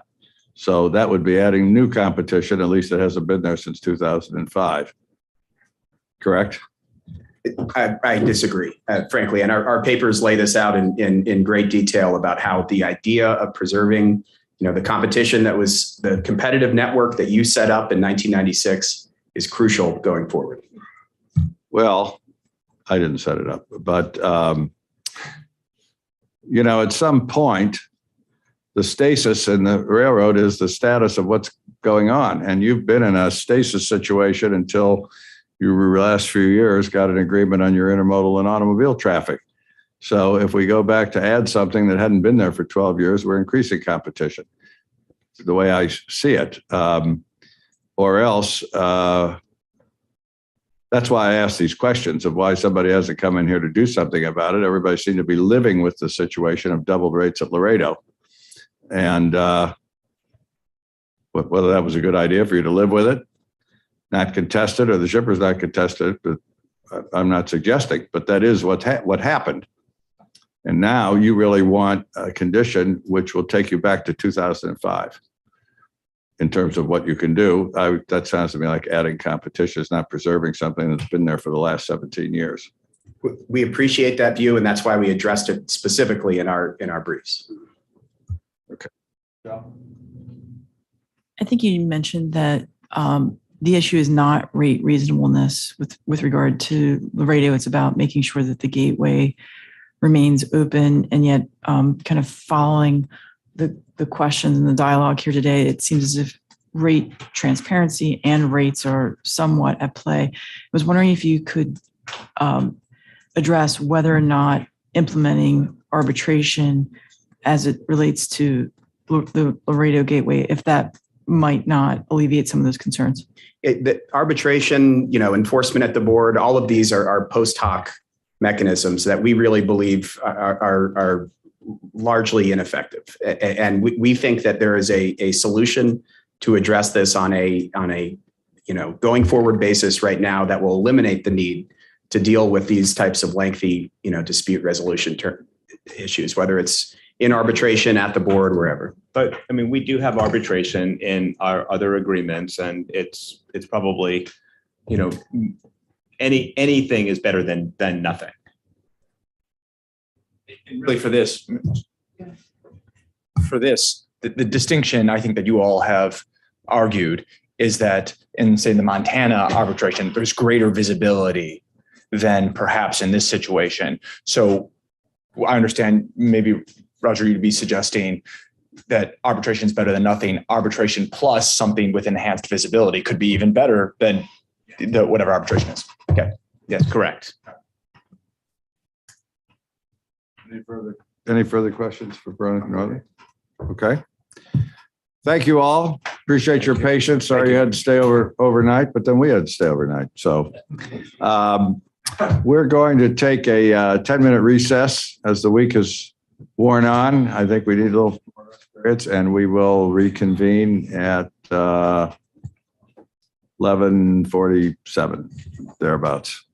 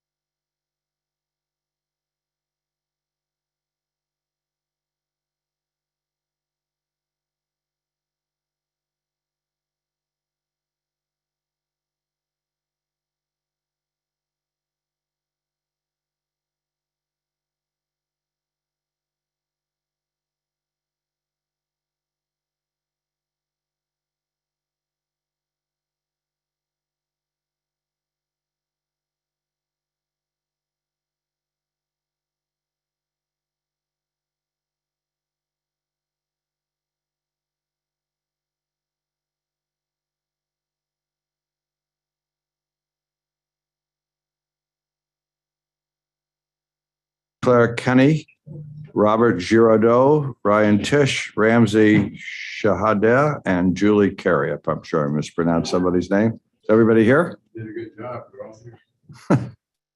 Well, I did a good enough job for you to know who I was talking about. So, Mr. Cunningham, are you the main presenter? Thank All you very right. much. Good morning, Chairman Overman, Vice Chairman Schultz, members Fuchs, Primus, and Headland. Mr. Primus is not here. Let me say, by the way, he had a personal matter that he needed to attend to. And for the record, as has happened with any board member who has to step out shortly or longly, they will be reading the transcript, so they will be fully briefed before any decision in this case is read. I meant to say that when Robert had to duck out. Proceed. My colleagues and I are honored to be here. I'm especially honored as I am celebrating my. I'm sorry. No, not yet. No, it's not. Do we have slide one? We don't have them up. Oh, can we put the slides up? Pardon me, I'm not watching my own slides.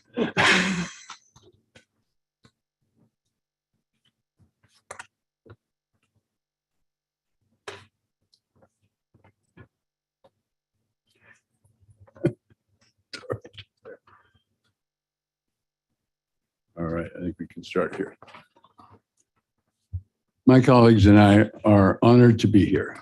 I am especially honored as I am celebrating my 50th year in the law, which began as counsel to the Senate Commerce Committee, and my 46th year as a practitioner before this honored agency, which began when I joined Conrail as special counsel. I will begin by summarizing our presentation. How, since 2006, KCS and NS have unlawfully foreclosed competition to, from, and over the Meridian Speedway. How that loss of competition has harmed the public interest. How the CPKC transaction will exacerbate that harm. Why and how the board should remedy that harm now. And why Speedway competition will increase the public interest in the transaction without reducing CPKC's private benefit. Next, my colleagues will address the effects of the exclusivity arrangements and restricted gateways on Speedway competition from a variety of perspectives. As many have noted here today, what matters is the public interest, the standard governing this proceeding. Before we get to our slides, let me reiterate our answers to 3 questions posed by applicants and NS in pleadings and before the board in this hearing. Answers they continue to ignore. Why are we here? We are here because the Meridian Speedway is an inextricable part of the CPKC transaction. Unlawful agreements and unreasonable gateway restrictions saddle Speedway shippers and will be exacerbated by the transaction. We believe you have the authority and will protect the public interest by requiring applicants and NS to remove these barriers to competition. Second, the harms that need a remedy stem from the 2006 NS KCS joint venture transaction. So why are we now here, not then? First, it goes to the nature of business. In 2006, none of the business people at CSX questioned what NS and KCS had done was lawful. Rob Giraudeau was there. They responded by seeking other ways to do business that did not require the Speedway. No lawyer was commissioned to take a deep dive into what NS told you yesterday is a very convoluted set of agreements. These are the MSLLC agreements in the public version. Second, KCS and NS did a good job of hiding from the board and everyone else what the Speedway agreements were really about. This transaction led CSX, and this is the first major merger transaction in this century, led CSX to look at the effects on its business. We investigated the change of control provisions in the Speedway agreements. After dozens of hours of wading through the intricacies of these hundreds of pages, again, We realized, and it was in my eyes in the first instance, we realized they contained extraordinary, unlawful, anti-competitive provisions that you should remove, and you may only be able to remove in this proceeding. Third, what is implicit needs to be made explicit. These harms to shippers have been going on so long, the applicants in NS gas. Why don't we let them go on longer? From my perspective, this question is irresponsible and answers itself. There is no reason to allow these harms to continue. Without a remedy, the board risks eroding its mandate to protect the public interest. Slide 3, please. Our goal here is to remove unlawful and unjust. Pardon me. Mr. Yes, sir. Cunningham, I'm sorry to interrupt. Do you have a slide book for us? Hard for some of our eyes, mine in particular, to read that on the screen, but I'll try. We understood that you had those slides were provided to you by your staff. We have copies. Well, I'm only one of 5, but How many copies? Okay. yeah, that'd be great. Yeah. All right, go ahead while we're doing that. Well, this one is, I can read most of it to you. Okay. You have better eyes than I. Our goal is to remove unlawful and unjustifiable barriers to competition to, from, and over the Speedway. Without these conditions, the CPKC transaction cannot be consistent with the public interest. Our conditions would remove the unlawful perpetual NS KCS exclusivity arrangements that foreclose competition for large volumes of Speedway intermodal traffic over what appears to be the densest and most highest volume intermodal corridor to and from the Southeast. And we wish you to remove the anti-competitive restrictions now existing on interchange over the Speedway gateways. Restored Speedway competition will improve service, provide competitive prices, grow volumes, and strengthen the U.S. economy, especially in the Southeast. It will also increase CPKC's competitive opportunities, as Wall Street analysts have attested. Our economists expect CSX's condition will increase the public benefits of the CPKC transaction by at least 25%. These benefits would occur even if CSX gained no new traffic, because we are advocating competition, and whether we will benefit from that competition is yet to be seen. Yesterday, you heard NS argue at length that the transaction and applicant's operating plan will harm the public interest because it will harm NS's service, and quote, many customers will have no choice but to switch back to the highways. That's a very interesting proposition. It raises at least 2 questions. Why is the only choice for Speedway intermodal shippers to switch to truck if, as NS also says, shippers have other competitive rail options? As you asked yesterday, Member Fuchs, why won't competitive market forces remedy these issues? The answer is that the Speedway is by far the best route for many shippers. We call them Speedway shippers. And Speedway shippers have been forced by NS to put all their eggs in one basket. Every harm NS identified yesterday has its root and cause in the lack of rail competition on the Speedway. Speedway shippers should no longer be forced to put all their eggs in one basket. Let's explore what the Speedway is.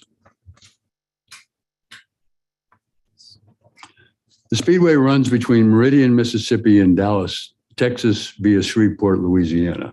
It has 2 parts: the KCS line between Dallas and Shreveport, and the line owned by the KCS joint venture, Meridian Speedway LLC, between Shreveport and Meridian. Both parts are governed by the unlawful exclusivity arrangements between KCS and NS. They are buried in these hundreds of pages But once you learn to recognize them, they're pretty simple to see. Next slide.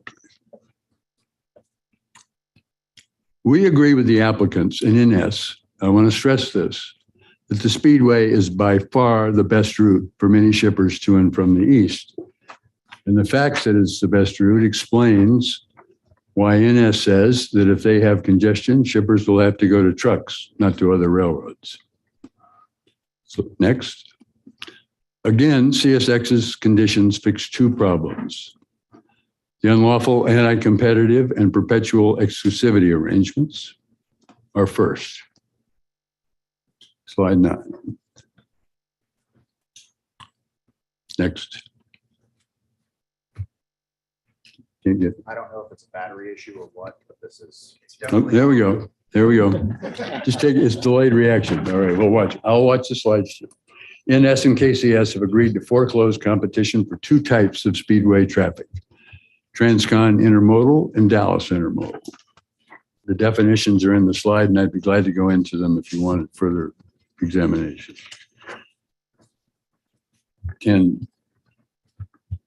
Until 2005, KCS owned the entire Speedway.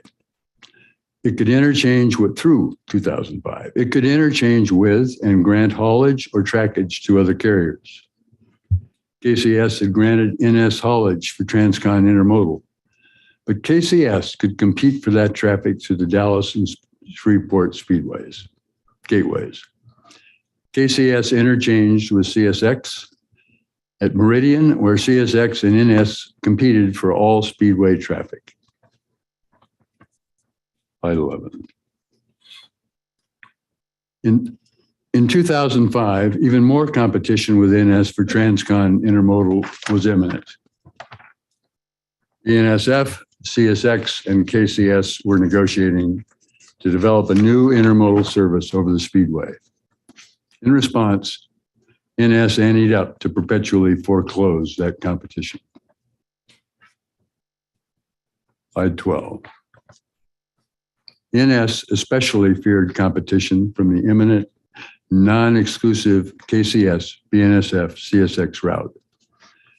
NS made a $308 million investment in a new joint venture railroad, the MS LLC, that now owns the line between Shreveport and Meridian. With that investment, NS also paid heavily for perpetual foreclosure of competition for both Dallas Intermodal and Transcon Intermodal traffic. Slide 13 shows NS bought permanent exclusivity in two areas: over the Speedway and east of the Speedway. 14. To make clear how egregious these arrangements were, slide 14 shows two competitors for Transcon Intermodal in 2005, plus imminent competition. Then NS paid KCS to reduce the carriers competing for Transcon Intermodal from 2 to 1. KCS had been in a strong position. It was a classic underlying carrier hosting haulage for NS, with the ability to compete with NS and to interchange with CSX. Then KCS sold NS its right to compete using its own line and its right to interchange with CSX. That withdrawal, to our knowledge, is otherwise unheard of in the railroad industry. Next. NS has repeatedly asserted that the affected agreements govern only a narrow category of traffic, in their words.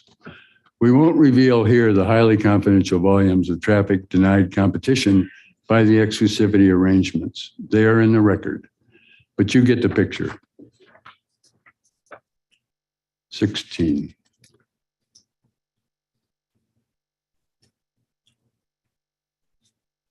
Okay. The exclusivity arrangements foreclose competition for all the intermodal traffic we've discussed. First, KCS can move Dallas intermodal traffic over the Speedway only in interchange with NS at Meridian, unless NS agrees to allow competition at Meridian. NS must agree to the rates for those movements, whether they move over NS at Meridian or some other carrier. Did that lock up the market? It sure did. NS bought and paid for exclusivity between Meridian and the East. And it has enjoyed the profits for 16 years.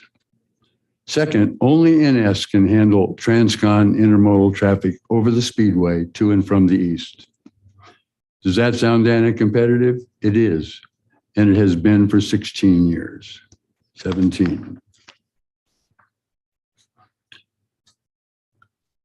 I'm now at if we understand the context, perhaps the most important part of this presentation. The arrangements were not only anti-competitive, they were unlawful. They were unlawful because the only approval KCS sought was an exemption for an intra-corporate transaction. Use of that exemption kept the arrangements under the radar, and nobody bothered to look into this mare's nest. The exemption required no board scrutiny or approval. However, the MS LLC agreements were not eligible for that exemption. They required, pardon me. Yes, that's because we're having some serious technical issues with advancing the slides properly. We'll try it.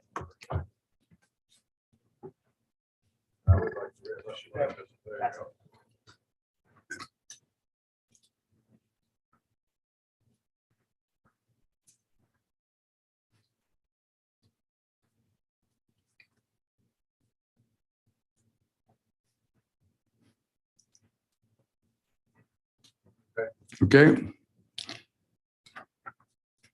The MS LLC agreements were not eligible for an intra-corporate exemption.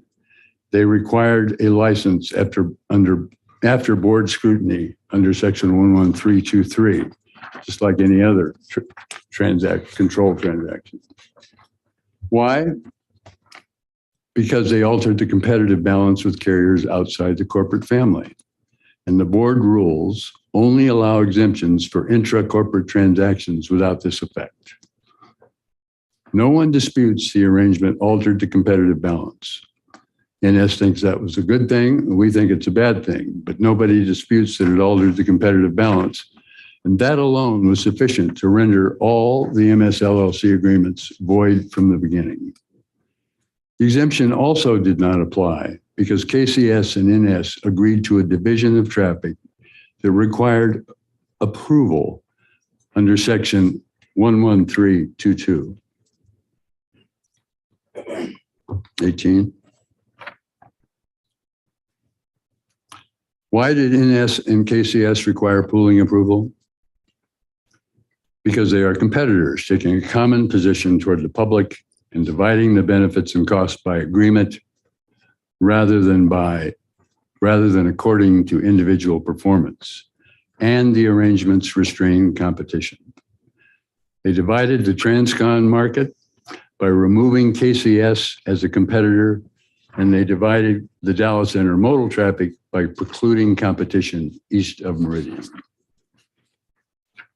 What KCS and NS did in 2006 was never approved by this board, never reviewed by this board, and is therefore unlawful. Next slide. Since 1980s, the classic rubric in a consolidation case is that to be granted, a condition must first address an effect of the transaction.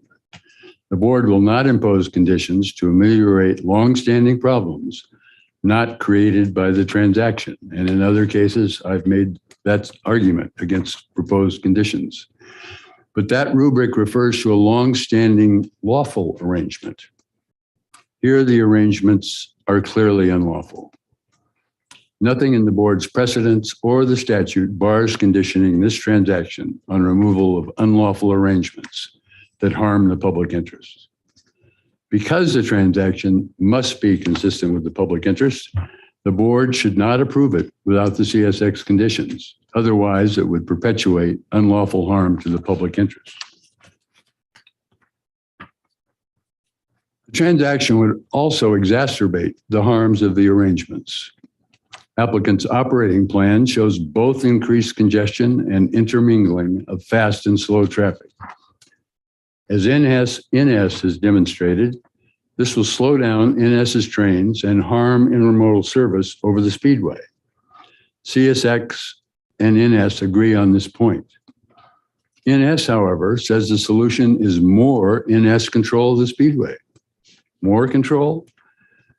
NS lacks control over the Speedway, not with respect to the traffic at issue, not at all. The harm arises because the shippers have their eggs in one basket. If you restore competition over the Speedway, you will solve this problem.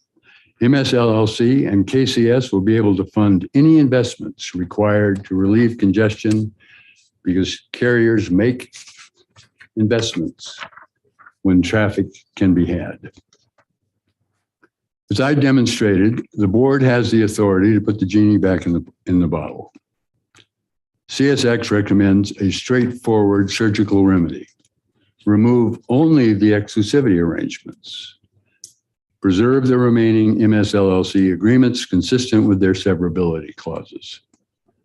While these agreements are a mare's nest, it only takes the removal of a few provisions to eradicate their anti-competitive effect.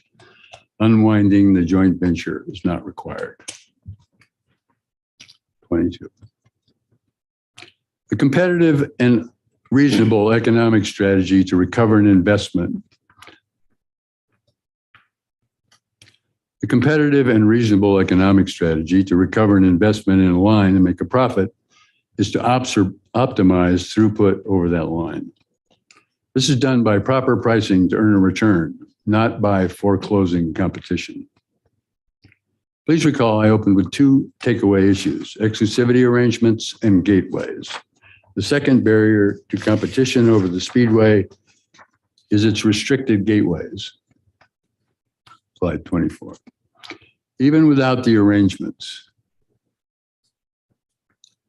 shippers could not benefit from competition over the Speedway, to, from, and over the Speedway, unless the gateways that are now only partially open to some carriers and some traffic are fully opened. NS wants all existing gateways open, but only for NS on the Speedway. Applicants want no fully open gateways on the Speedway, or not to be required to have them at least. CSX urges the board to require that all CP gateways be subject to conditions like those imposed by the board on the Pan Am transaction. However, a variation is required to fit the Speedway gateways, Meridian, Shreveport, and Dallas. They are open to some carriers for some traffic, but not others.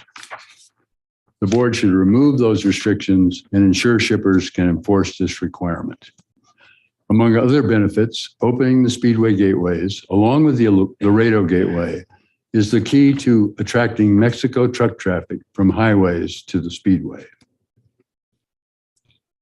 If Meridian is not open to KCS interchange of any traffic with any carrier, Transcon and Dallas intermodal shippers can still be denied a competitive option to and from the east via KCS CSX. If Shreveport is not open, then UP's route to Mexico will not be available to take trucks off the highways that KCS cannot attract today. And CPKC would be able to frustrate UP competition and potential BNSF competition for West Coast international traffic. So competitive services could not be built, as our commercial officers will explain, on a Transcon anchor train. If Dallas is not open, there will be fewer options for intermodal shippers between the Dallas area and points west and east. To conclude, the board should ensure Speedway competition so the transaction will not perpetuate and exacerbate these silent killer barriers to competition. Doing so will create an opportunity for more than $50 million in annual public benefits to shippers, consumers, the environment, and the economy. You should act now. If you do not, the Speedway corridor may never be open to competition. We hope you will exercise your authority and demonstrate this agency's willingness to commit and foreclose the exacerbation of unlawful and unwarranted restraints on competition. Thank you very much. I'm glad to answer questions, or I will turn the presentation over to Ms. Kenny. I have a couple, others may, and then we'll proceed. Mr. Cunningham, Yes, sir. when did CSX discover the alleged violations of the statute that you recited here? After the transaction led them to commission an investigation of the effects of the transaction on CSX. And When was that? that would have been either late last year or early this year. When was the transaction? This transaction? No, when was the supposed exempted transaction? 2006. So between 2006 and 2021, CSX took no steps to investigate the alleged illegality of this transaction? Not that I'm aware of. And as Mr. Gerardo will explain, that's not what the commercial folks do. They commission the lawyers, and if they don't see a problem, they were assuming. And I think from the record, they could rightfully assume that KCS had legitimately noticed the exemption. As I said, I had to read these documents, which are painful, several times before I woke up on a Saturday morning and said, what in the world is going on here? And I don't think anyone in the CSX commercial operations and intermodal operations would have taken the time to make that investigation. Nor do I think at that time, when we assumed everyone was operating in good faith in these matters, they would have had much incentive to look. Well, they went on with their business. You said that prior to the Speedway joint venture deal, there were discussions involving NS and CSX. Do I understand that right? There were discussions, two sets of negotiations going on. Right. As Mr. Gerardo will explain. And NS stepped up and put $300 million on the table. As Mr. Gerardo will explain. Yes, they did that. All right. And called up later and said, we're sorry, we cut you out. Right. And did CSX come in and offer $301 million? And they weren't offered the chance. The deal was cut while these other negotiations are going on. Mr. Gerardo, well, I'm asking you because you made these presentations, and Mr. Gerardo can come in. I will be glad to try to answer your questions, Mr. Chairman. So in this transaction, a deal was cut, and CN came in and offered a few $1 billion more after a deal was cut, and then another deal was made. So I'm been around actually 3 years longer than you have in the practice of law, Mr. Cunningham. You're wearing it better. Well, I don't know. I agree with that. You're doing fine. But the people come in and bid on things all the time. And you're telling me that CSX was in negotiations, finds out one day they've been priced out of the deal. That's not what they were told. They were told that the deal was done. Yes. Okay. And whatever it was. And BNSF, who was leading those negotiations with KCS and CSX. Whatever it was. And then for 15 years, being excluded from being able to use this traffic, didn't undertake any investigation. And apparently it was the proposal of this merger that caused CSX to undertake an investigation. That's correct. Is that right? To your knowledge, and I don't know the answer to this, but I'm going to ask our esteemed lawyers here, but is there a statute of limitations on the claims you're talking about? Not that I'm aware of. It's an ongoing unlawful restraint on competition. So is there a laches problem? I don't think there is. But what's gone is gone, but there's no laches problem. And very clearly, these are continuing violations. Well, I am having. They're not approved, Your Honor, and Mr. Chairman, and they are void ab initio under the board's rules. Well, that may be. You made an allegation, but I have to say that given the stakes that you are now telling us about as they've affected CSX and what seemed to be a pretty well-known operation of the Speedway, as far as I've been here for 3 years, 3.5 years, and I've heard no one complain about the exclusivity of the Speedway until your request here. So it does cause, I can understand. it gives me pause. Yes. Our procedures are pretty clear, and experienced rail counsel, which I believe you are. And if not, it's really the client's obligation to be on notice and do something about it. I'm having a little trouble hearing allegations of illegality so great as to render a transaction void ab initio. That's pretty strong. Well, it's not the violation, pardon me, Mr. Chairman, that renders it void ab initio. It was the only approval you gave it was an exemption that your rules precluded being applied. Well, that's what you're saying, that the violation of the statute and our rules, and you render this void ab initio. That's a fairly strong claim to sit on for 16 years. That's what I'm talking about. It's not a claim that was known. And with all due respect, I don't think anybody understood this set of legal arrangements. Well, it was accepted as a business practice that the board had been given notice of, and everybody went on about their business. I do not believe that the board should abandon its duty to the public interest because a harm has been going on for 16 years. It should never have gone on in the first place. The board has a responsibility to the public interest. CSX, pardon me, as I said in the beginning, CSX doesn't know whether it's going to get any traffic from competition.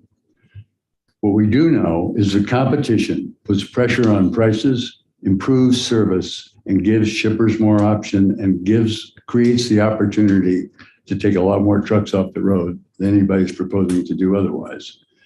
This is an opportunity to meet the goals that this board has stated consistently under your chairmanship that it wishes to pursue.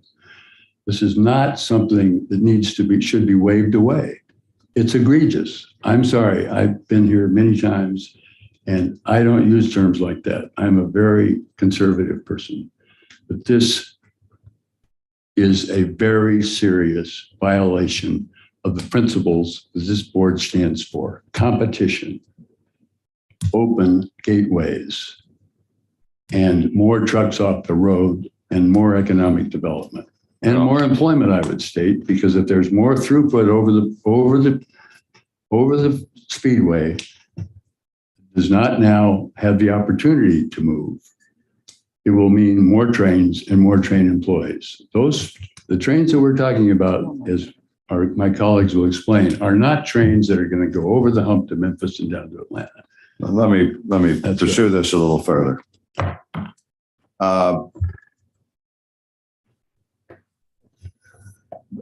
It's not being litigated here, but I am quite familiar with the concepts of notice and constructive notice, and when an aggrieved person is held to know that they have a claim, know that they should investigate whether they have a claim. And I'm not so sure that your conclusory statements that they had no reason to look into this apply, but I'm not making any judgment on it, only raising the question. But let me ask you this question.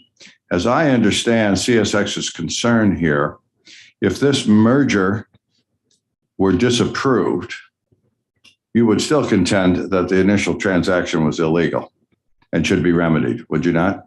We might, but that's not here. Well, that's another place. And I'll tell you why it's here. I'll tell you why it's here.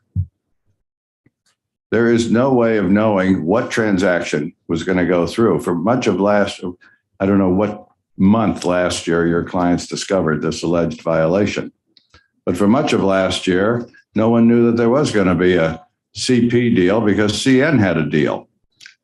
And it is now almost October of 2022. And for what you allege is a dramatic violation of our laws, one that NS spent $300 million to gain, you've still not taken any action other than to ask us for a condition. And I'm having trouble understanding why, without knowing whether this or any other merger, because not sure that CN would have had the same repercussions had they succeeded in acquiring KCS. I'm hearing a situation that began 16 years ago. No action was taken until you filed your objections here. The violation was discovered no later than last year, whether it should have been discovered earlier, and still no formal lawsuit, petition before this board, or other actions taken to undo what you claim is a huge bar to competition. I'm just having trouble with it. Well, I'll be very frank. I hope so. I was not directed to this task until after CN or CP rebid and won. And we began work to really understand this transaction. We tried to understand it for CN, but no one had pointed to the Meridian Speedway. But there was a concern about change of control with respect to the Wiley Terminal. I had never worked for CSX, well, not since the Staggers Act. I had not worked for CSX up until last year on a merger case. And I don't know what went on before, but the only person who does is Mr. Gerardo.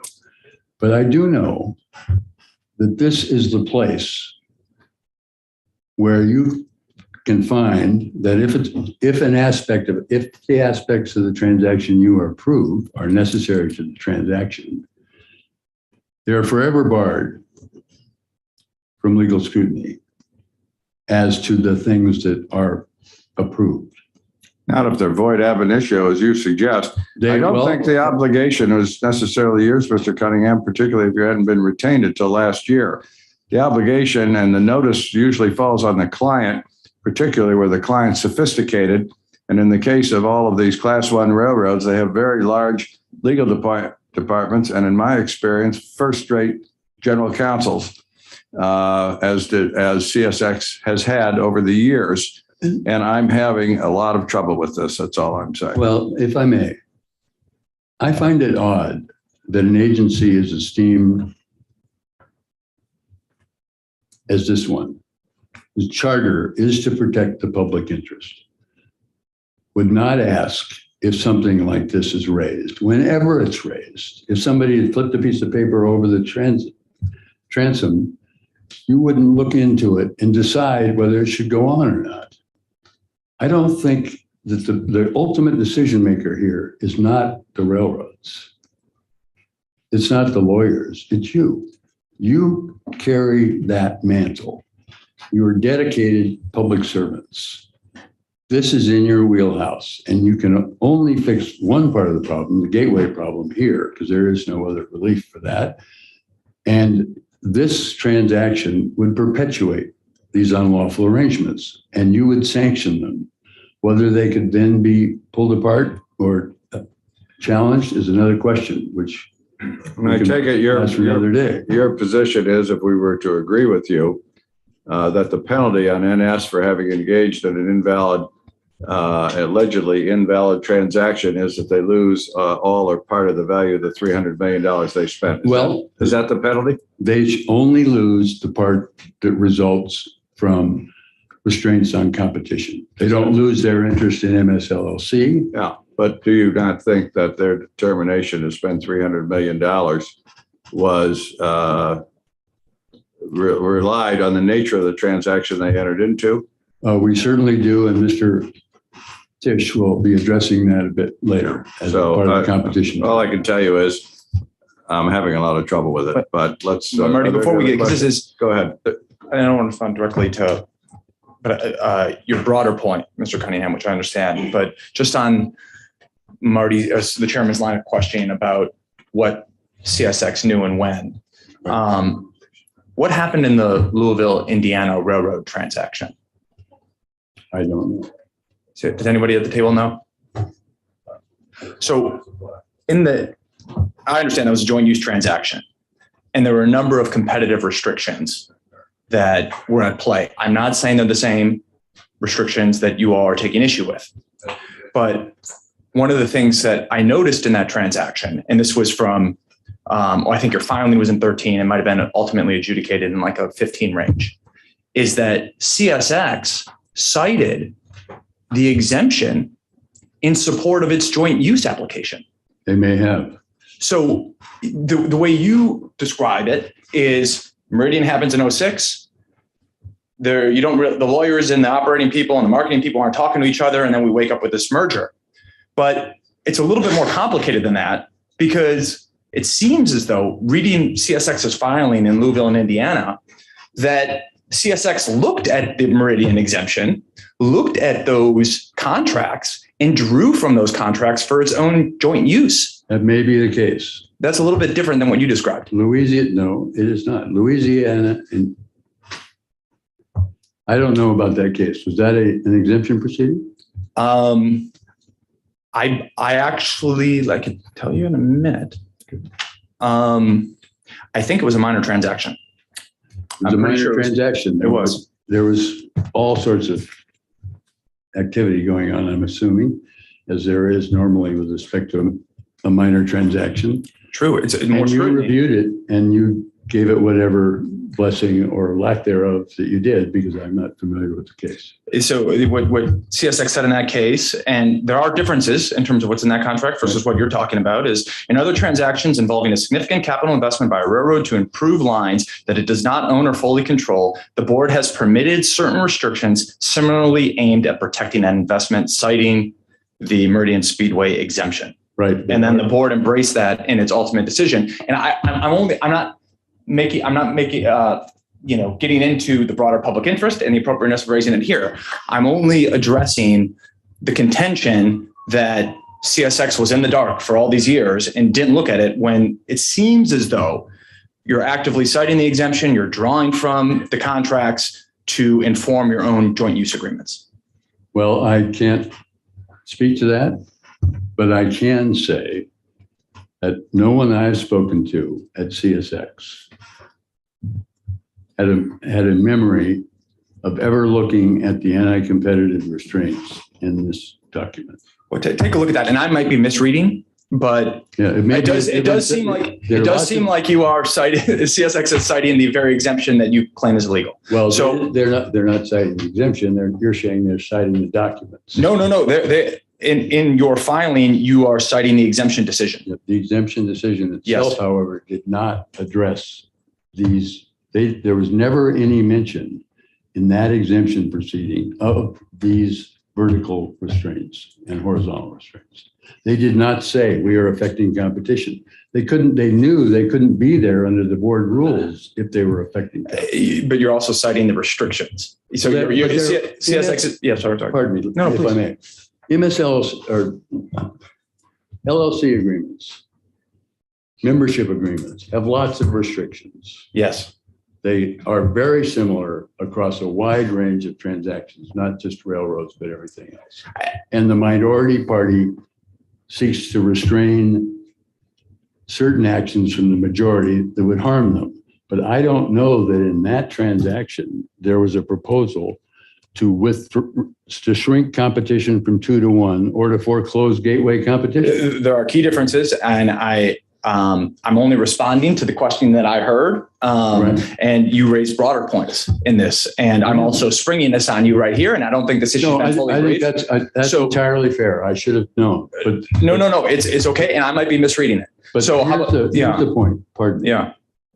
These, I don't believe they said, we are citing this because we're about to restrain competition. Well, did they?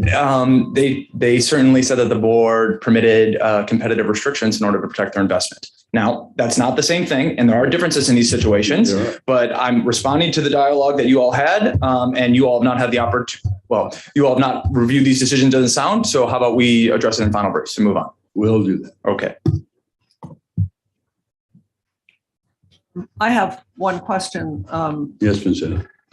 Since I'm new to the board, can you cite any precedent for the board taking an action similar to what you were asking us to do? I cannot, because the board's precedent, which I have relied on from the other perspective several times, is about longstanding legal arrangements. I'm not aware of a case in which a party came to the board in a merger case and said, this will perpetuate an unlawful competitive restraint.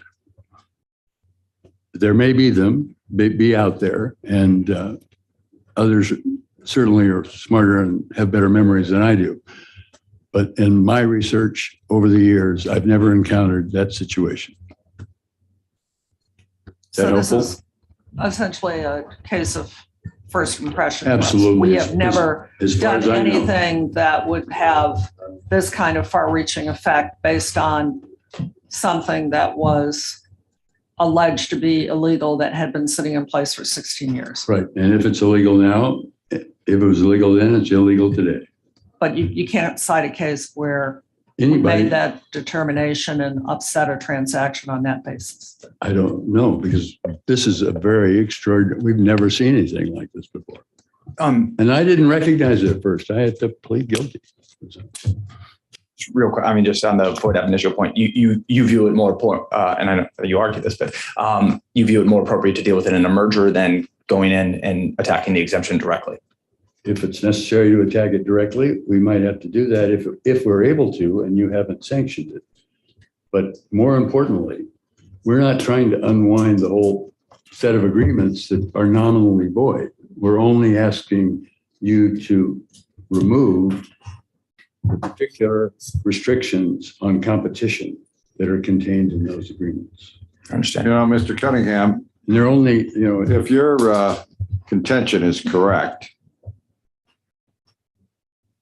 that at all times, a broad principle, which I agree with, that we are here to protect the public interest and promote, in my view, promote competition. Well, what justification would we have if you have convinced us that the arrangement was void ab initio, to not undo it completely? How could we say it's only half illegal? I mean, I don't get that. You may not be asking for more, but it seems to me it would be a pretty cynical move on our part to say, here's a completely illegal arrangement, but CSX shows up 16 years later, like part of that illegality, to stay in a place it just wants to get in on the deal. And so we'll leave the rest of the illegal arrangement in place. I mean, that sounds like what you're asking us.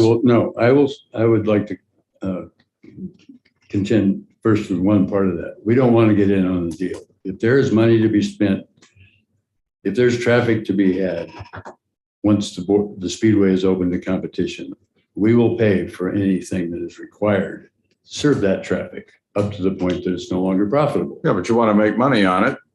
That's such you want to get in on the deal. That's the only reason you're here. We want to eliminate these barriers to competition. They affect a lot of shippers that aren't being served today, as we will explain. And they permit the investment that NS says has been inadequate to prevent the congestion they predict from the transaction. That's absolutely correct. So are you trying to suggest that CSX is here in an altruistic mode to protect a lot of traffic that it's not going to get itself? It is not altruistic, but we don't know whether we'll get it or not. But we will provide competition, and competition is not present for this traffic today, Mr. Chair. Well, it would be naive, would it not, for us to conclude that you're anything other than that you're here, not only so you can compete, but that's because you expect to win enough to make it worth your client's while. You'll have to ask Ms. Kenny about that. I don't know what she expects. Well, I have yet to see any railroad come before this board in the role of private attorney general, but maybe you're establishing a first. It wasn't where we started, I can assure you. Thank you, Mr. Chairman. Is there any other questions for the moment? Good morning. My name is Mary Claire Kenny, and I'm CSX's Vice President of Intermodal and Automotive. CSX comes before you today for one simple reason. We want to compete. We want to be able to compete to provide the services that our customers and the communities we serve have persistently asked us to provide. Efficient intermodal service to and from points in the Southeast for traffic originating or terminating in the Southwest and Mexico. We cannot do this without board action. We cannot compete effectively to provide those services today because NS and KCS have locked up the only efficient rail artery to and from the Southeast in perpetuity. As you have heard from NS itself, the Meridian Speedway, which connects Meridian, Mississippi to Shreveport, Louisiana, and Dallas, Texas, is by far the shortest and fastest route, capable of providing time-sensitive intermodal shippers with service that is competitive against trucking and over which service to and from a host of destinations can efficiently be aggregated. Due to sheer geography for movements from the Southwest and Southeast, there's nothing else like it. NS and KCS eliminated competition for effective Southwest to Southeast service when they agreed that nobody but NS could carry transcontinental intermodal traffic over the Speedway, and nobody but NS could interchange Dallas intermodal traffic that moves over the Speedway. And their agreement is perpetual. They didn't just lock the door to effective competition, they threw away the key forever. And the effects of their doing so will only get worse as a result of the CPKC transaction. Today, we are asking the board to allow that competition by removing the parts of those agreements that harm competition and ensuring the Shreveport and Meridian gateways are open. I'd like to offer my insights on how this will benefit shippers and take trucks off the road in the following steps. First, I will explain how the NS-KCS exclusivity agreements harm competition for transcontinental and Dallas intermodal traffic. Second, I will explain why that has even further reaching effects that prevent efficient intermodal service for a range of customers and locations that are clamoring for it, and why open gateways are needed to provide that service. And finally, I will address NS's statements that its agreement to eliminate competition in perpetuity is really just a way to recoup its investments. As Mr. Cunningham explained, the Meridian Speedway agreements between NS and KCS govern two critical types of traffic. For transcontinental intermodal traffic, only NS may transport the traffic between Shreveport and Meridian. And because NS never hands off the traffic to other carriers at Meridian, in practice, NS is also the exclusive carrier for transcontinental intermodal traffic between Meridian and Points East. For Dallas intermodal traffic, only KCS may transport the traffic over the Speedway, but KCS and NS have to agree on the rate charged, and KCS may not interchange it at Meridian with anyone but NS unless NS refuses to carry it, which they never have. With this agreement, NS and KCS have prevented CSX from participating in any way in movement of transcontinental intermodal traffic and Dallas intermodal traffic that passes over the Meridian Speedway. Why does this prevent CSX from competing effectively? Because when it comes to intermodal service, your routing matters. It matters a lot. My role as CSX's Vice President, Intermodal and Automotive has taught me that delivering a competitive intermodal service requires understanding what shippers need in order to increase their use of intermodal rail transportation. Shippers need economically sustainable options that meet their specific requirements for delivery speed, reliability, volume, and shipping costs. For most shippers, moving containers up to 500 miles within North America, an all-truck move is the natural choice. For most of those shorter moves, trucks can deliver door-to-door with greatest flexibility, reliability, lowest cost, and highest speed. For longer haul and higher volume moves, as well as shorter international shipments to inland ports from on-dock port facilities, rail intermodal can offer cost and capacity advantages for shippers. For shippers that want those advantages, competition between rail carriers depends on speed, reliability, capacity, and cost. But each of those features varies with how direct your route is. If your route is significantly longer and slower than another railroad's, that other railroad will generally be better meeting the customer's needs. And all else equal, if your route is circuitous enough, then even over long distance, your intermodal train service is not competitive against trucking. Which brings me back to the Meridian Speedway. The restrictions NS and KCS placed on the Meridian Speedway eliminate effective competition for the types of traffic subject to those agreements. Why is this the case? Because as applicants and NS have explained, the Speedway offers the shortest, fastest route from points in Mexico and the southwestern US to points in the southeastern US and vice versa. Other potentially competitive intermodal services are handicapped. They must detour around the Speedway.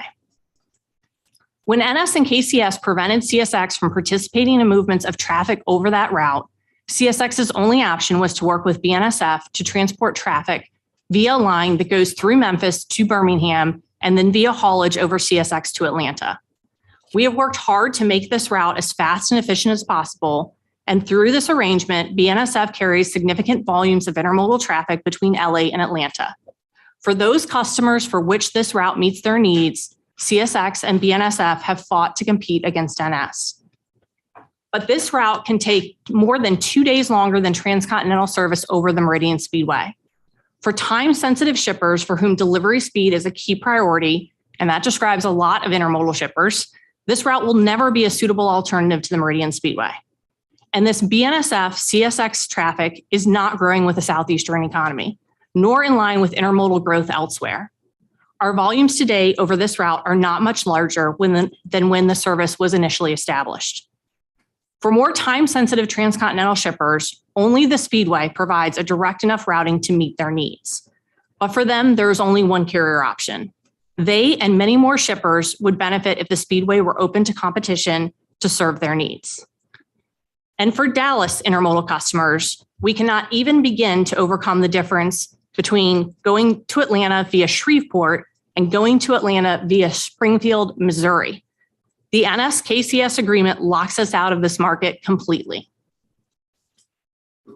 On this map, railroad is that orange line that goes That's the BNSF connection going out of Dallas to Springfield, Missouri, and then back yes. down. But the effect of this restriction does more than eliminate competition for transcontinental and Dallas intermodal traffic. It effectively prevents anyone but NS from offering a host of services between the Southeast and a range of other points west and south of Dallas. Why?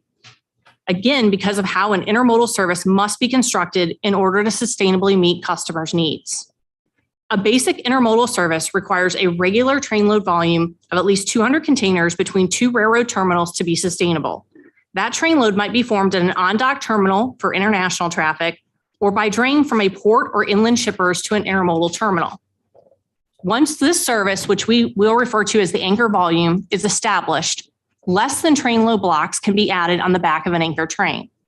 The ability to add these less than train load blocks allows this core intermodal service to serve shipments in many other geographic markets that only support the movement of less than train load blocks of container traffic. I'll give an example to illustrate what is at stake. American automotive manufacturers have plants throughout the Southeast, but unlike in the Detroit area, these are not concentrated in a way that can be served via a single intermodal hub.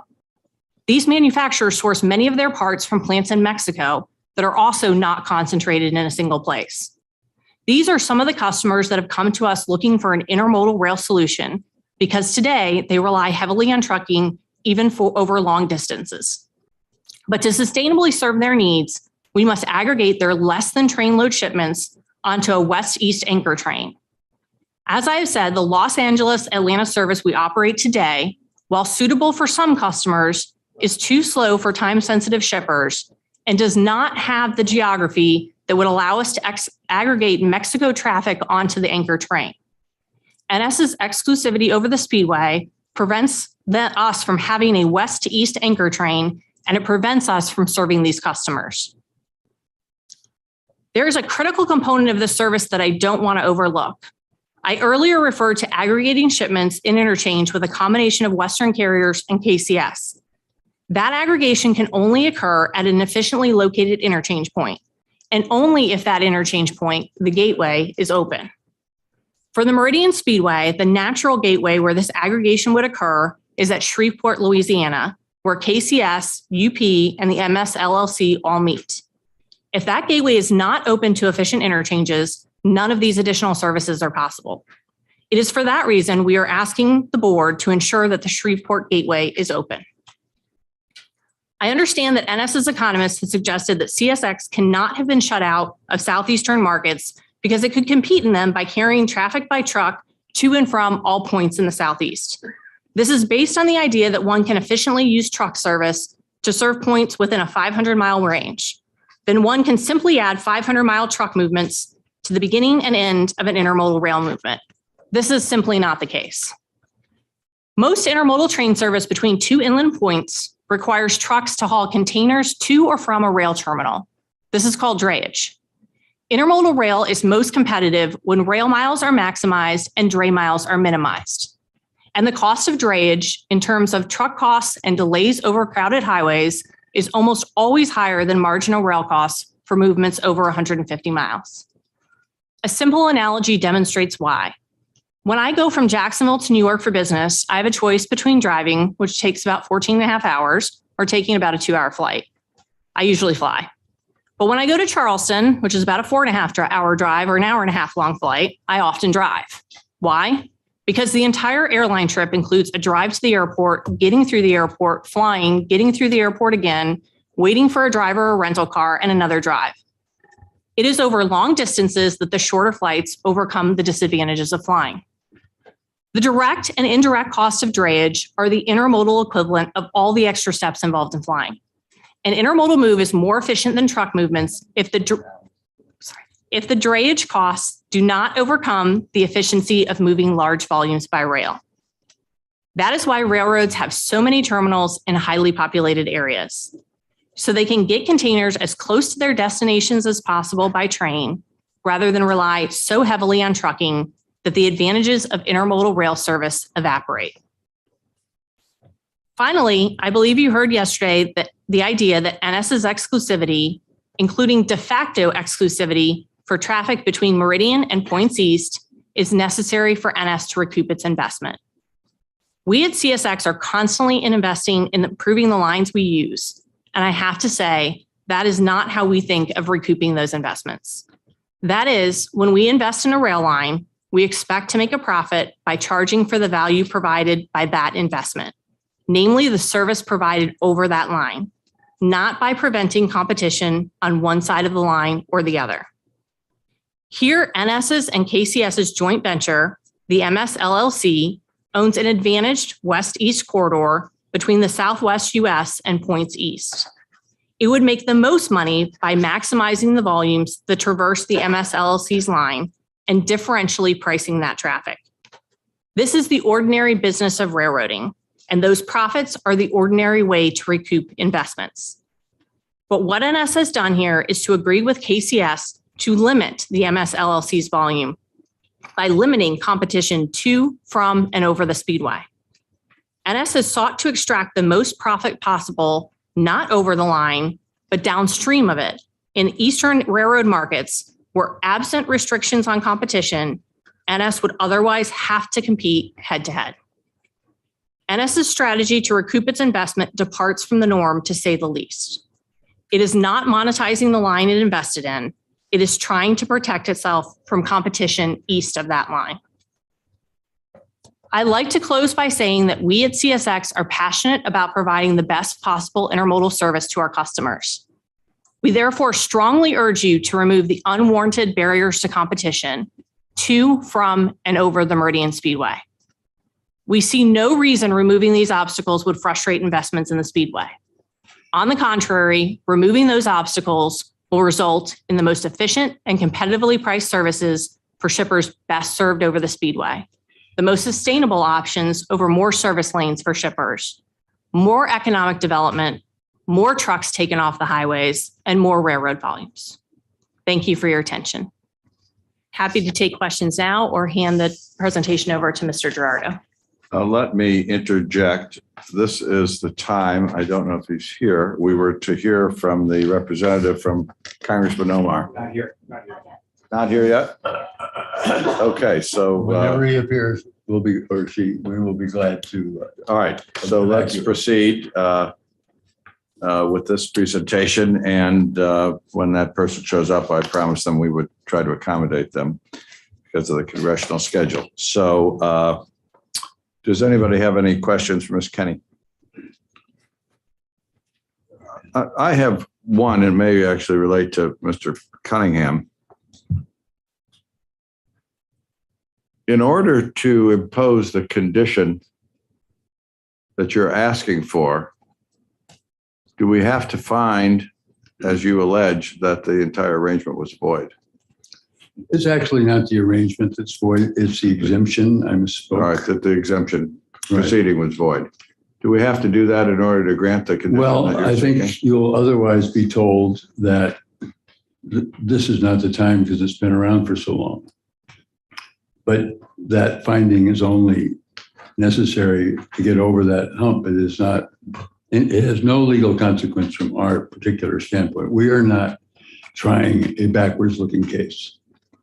We are seeking a forward opening of competition. But do we have the authority to grant the condition you're asking for without ruling one way or the other on the initial exemption? If you find, as we believe is the case, and NS seems to believe is the case, the application as its operating plan has been presented, the applicants as the operating plan have proposed a transaction that would exacerbate these existing conditions.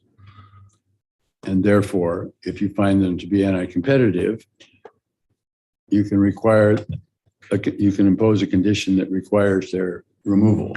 Well, you already don't have access to the Speedway.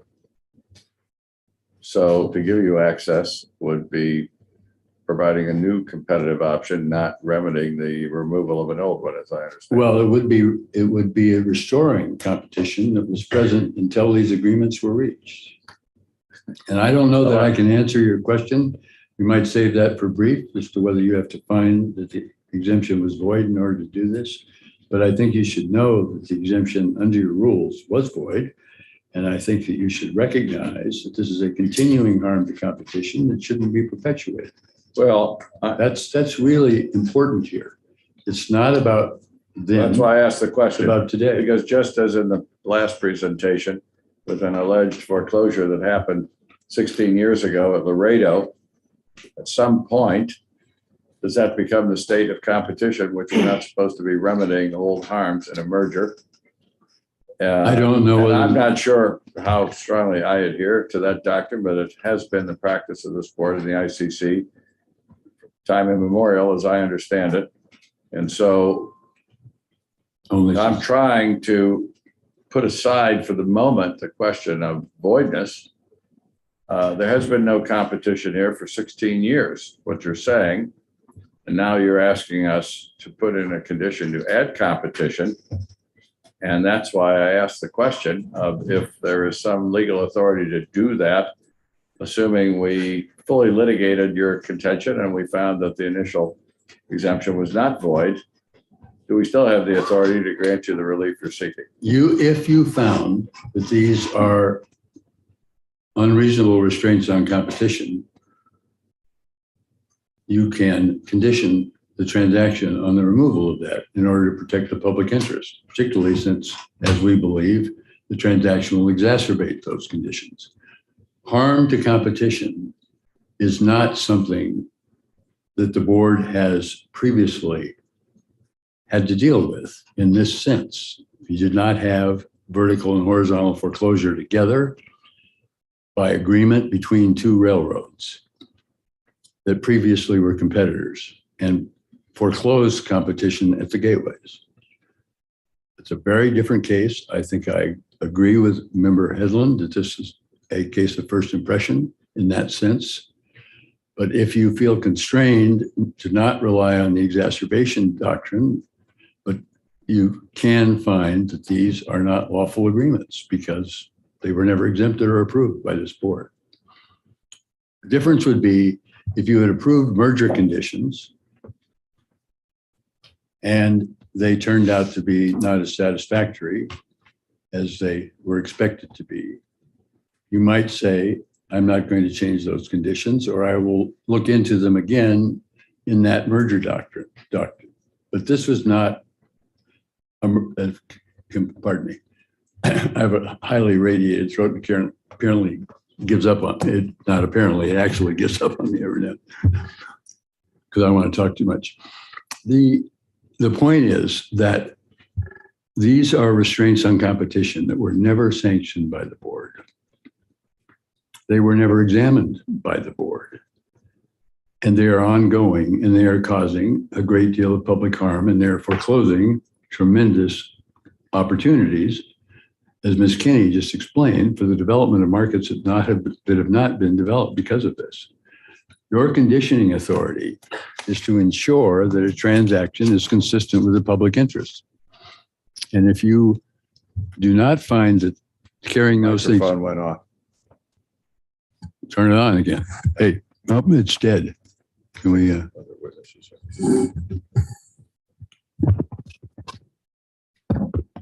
we're back in business.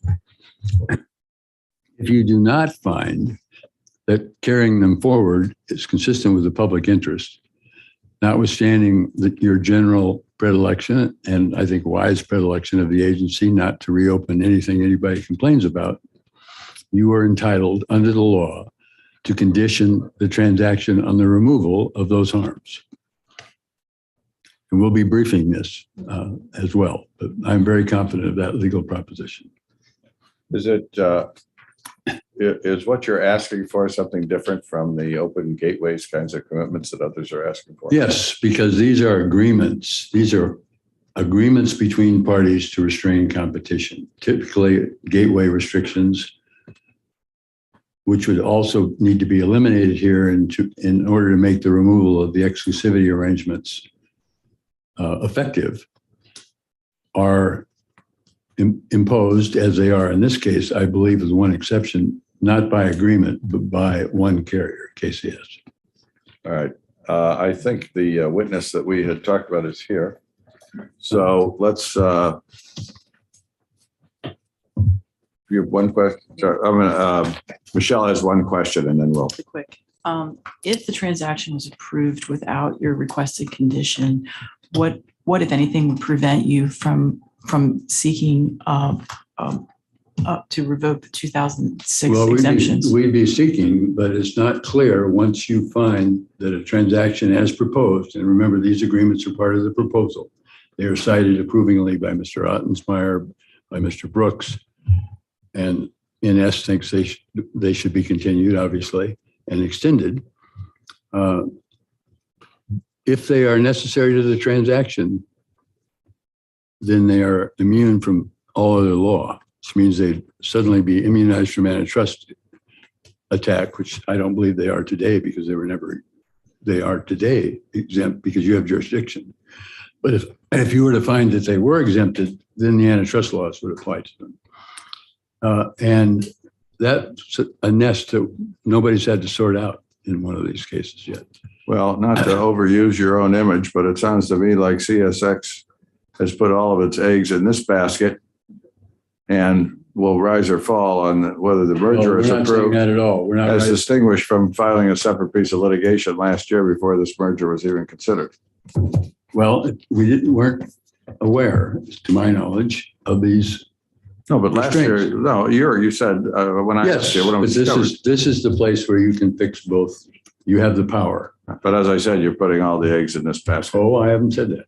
I said I would seek. You seem to be. I would seek, but we are very concerned that you would sanction these and perpetuate them. All right, let's break here for a moment. Don't go far. All right, we are going to hear now from the last name. Okay. Mr. Batamosi, you are here.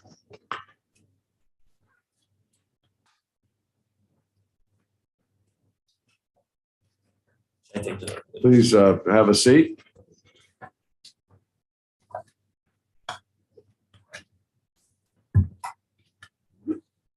Okay, I'm glad. Sorry, court reporter, are you ready? All right. Proceed, Mr. Batamosi. Good afternoon. Yes. Hello, my name is Akola de Batamosi. I am a senior community representative for Congresswoman Ilhan Omar, and I am here testifying on her behalf. Unfortunately, Congresswoman Omar was unable to be here today and asked that I relay this statement to you all. I want to thank the Surface Transportation Board for taking testimony on this important topic. This proposed merger between Canadian Pacific and Kansas City Southern has generated a lot of alarm for my constituents in the state and for the state of Minnesota. If the proposed merger moves forward, Canadian Pacific headquarters will move out of my district in Minneapolis to Kansas City, Missouri. This would result in a direct loss of 207 jobs and an estimated $15 million in wages will be lost and transferred out of Minnesota. Concerned residents and local elected officials in my district have been actively considering what could be done to make up for these economic losses. They have asked me to bring their ideas to the STB. My colleague across the Mississippi River, Congresswoman Betty McCollum of St. Paul, has done the same, and we both share a common message for you. The best opportunity for the STB to mitigate job loss and spur economic growth in Minneapolis and St. Paul is also the easiest for the railroad to say yes to. I'm referring to the 4 corridors of Canadian Pacific Rail right-of-way, which could be repurposed in ways that benefit hundreds of thousands of our constituents. Minneapolis is very proud for its record in maximizing the economic benefit of rails to trails projects far beyond the public health benefits, which are already substantial. In my district, the Midtown Greenway is a nationally recognized bike and pedestrian corridor, which boasts not just incredible recreational and commuting use, but delivers a direct economic impact and is an unparalleled development tool. More recently, our neighbors in St. Paul have developed the new 8 Mile Trail, which is just over the Mississippi River from the Midtown Greenway. These 2 trails could be connected by unused railroad right-of-way. Doing so would greatly enhance the utility of both trails and better serve both Rep. McCollum's constituents in St. Paul and my constituents in Minneapolis. There has never been a time more ripe than this to connect these 2 trails that will connect the 2 largest cities in the state of Minnesota. Far beyond a recreational amenity, these unconnected trails have become a key transportation corridor that create important access for thousands of people every day. The opportunity must be seized. Our challenge is not a physical one. The bridge over the Mississippi River was built for 2 railroad tracks and now only has 1. It has plenty of space for a bike pedestrian trail. The primary impediment to make the crucial connection between Minneapolis and St. Paul has been the inability to motivate CP Rail. The filing I submitted to the STB included a letter from nearly 24 elected officials in Minneapolis and St. Paul, articulating these concerns and highlighting the desire to preserve the 4 Canadian Pacific Rail corridors for public use. Transitioning these corridors to public entities would be one way to help offset the impact this proposed merger will have in lost jobs. Preserving these corridors for public use would be a great opportunity to generate proven economic development that future generations of Minnesotans will be able to benefit from. Thank you for your time and attention to this very important issue, and I hope you will take these testimonies you've heard over the past 3 days and many more days now into great consideration. Thank you. Thank you, and we appreciate your coming here. And I think a representative of the Sierra Club was here also talking about the same issue and cited the work they've done with Congressman Omar on this problem. So we this concern. So thank you very much. Yep, thank you. Any questions? All right, appreciate it. Give the Congressman our regards. Will do. Thank you. Thank you.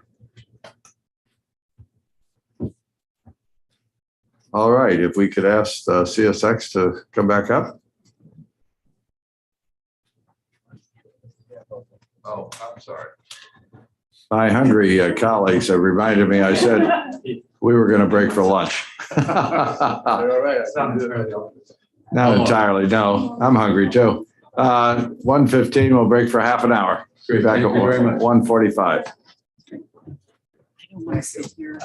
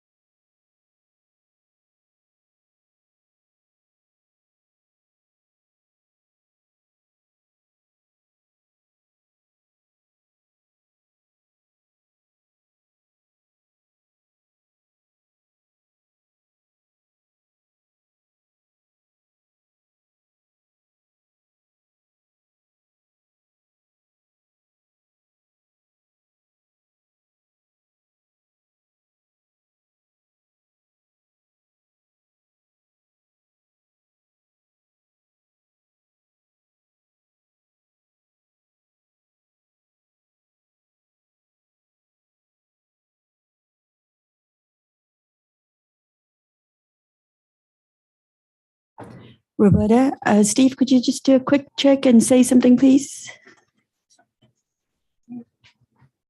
Steve? Roberta? Test, test. Okay, great. Thank you. Bye.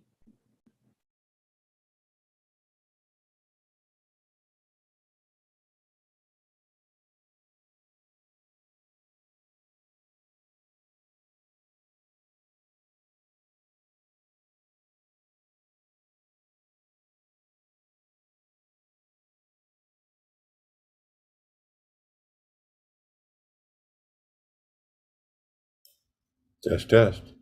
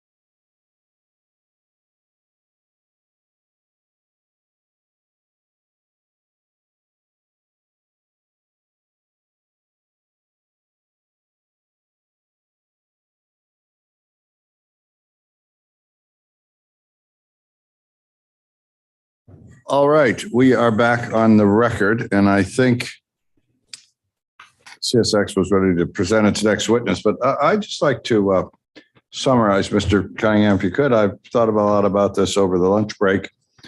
Could you tell me as concisely as possible, what are the facts that you say render the exemption void ab initio? What is it that rendered it void? You got to turn your mic on. Oh, pardon. The exemption was rendered void ab initio. It's because the transaction presented did not qualify for that exemption. Principally because it changed the competitive balance in the industry. And as I said in my prepared remarks, whether you look at it the way NS does, that it enhanced, changed competition positively, or as we do, it changed it negatively, it had an effect. Well, is it your contention that the applicants for the exemption misled the board? I'm not making any contention as to what they did. I'm saying that what did not qualify as presented. Well, I'm trying to get at how this came about. Was it the board simply performing its duties completely erroneously on its own without any help from anybody? Or was it something that the applicants failed to disclose or deceive the board about? That's usually this kind of allegation when somebody argues that an action was void. They characterized it as an intra-corporate transaction, and it did not qualify as an intra-corporate transaction. They being KCS. Only KCS got the exemption, NS did not.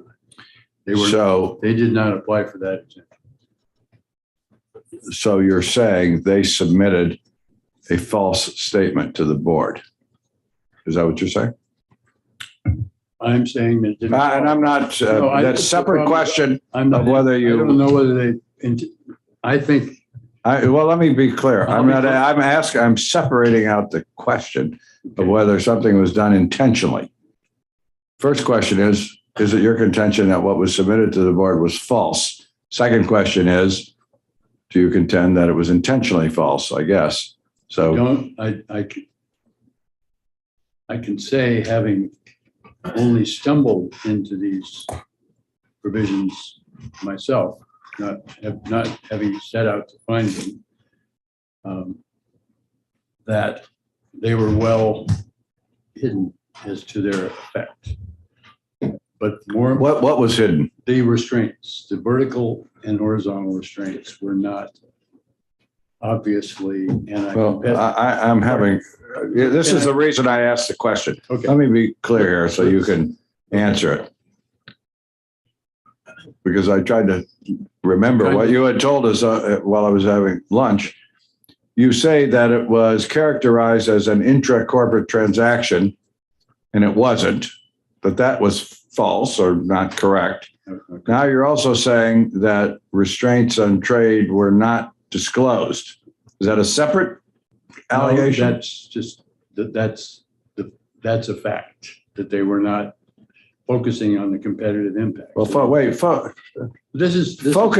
I'm trying to get basic facts, Mr. Cunningham. I don't. The basic facts. What was wrong that leads you to say that it was void ab initio? Can you be very specific? Yes, it did not qualify for an exemption.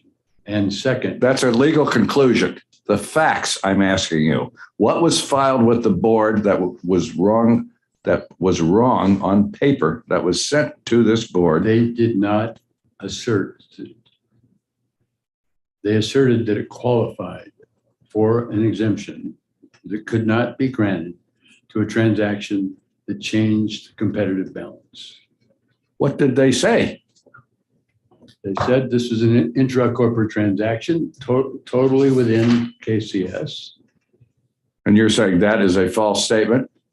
Yes, because it did change the competitive balance, just like this Well, transaction. now, wait a minute. That's two separate points. It's either corporate, intra-corporate, or it's not. It's intra-corporate, but it does not qualify. Was that a true statement that it was an intra-corporate Well, in transaction? fact, no, it was not.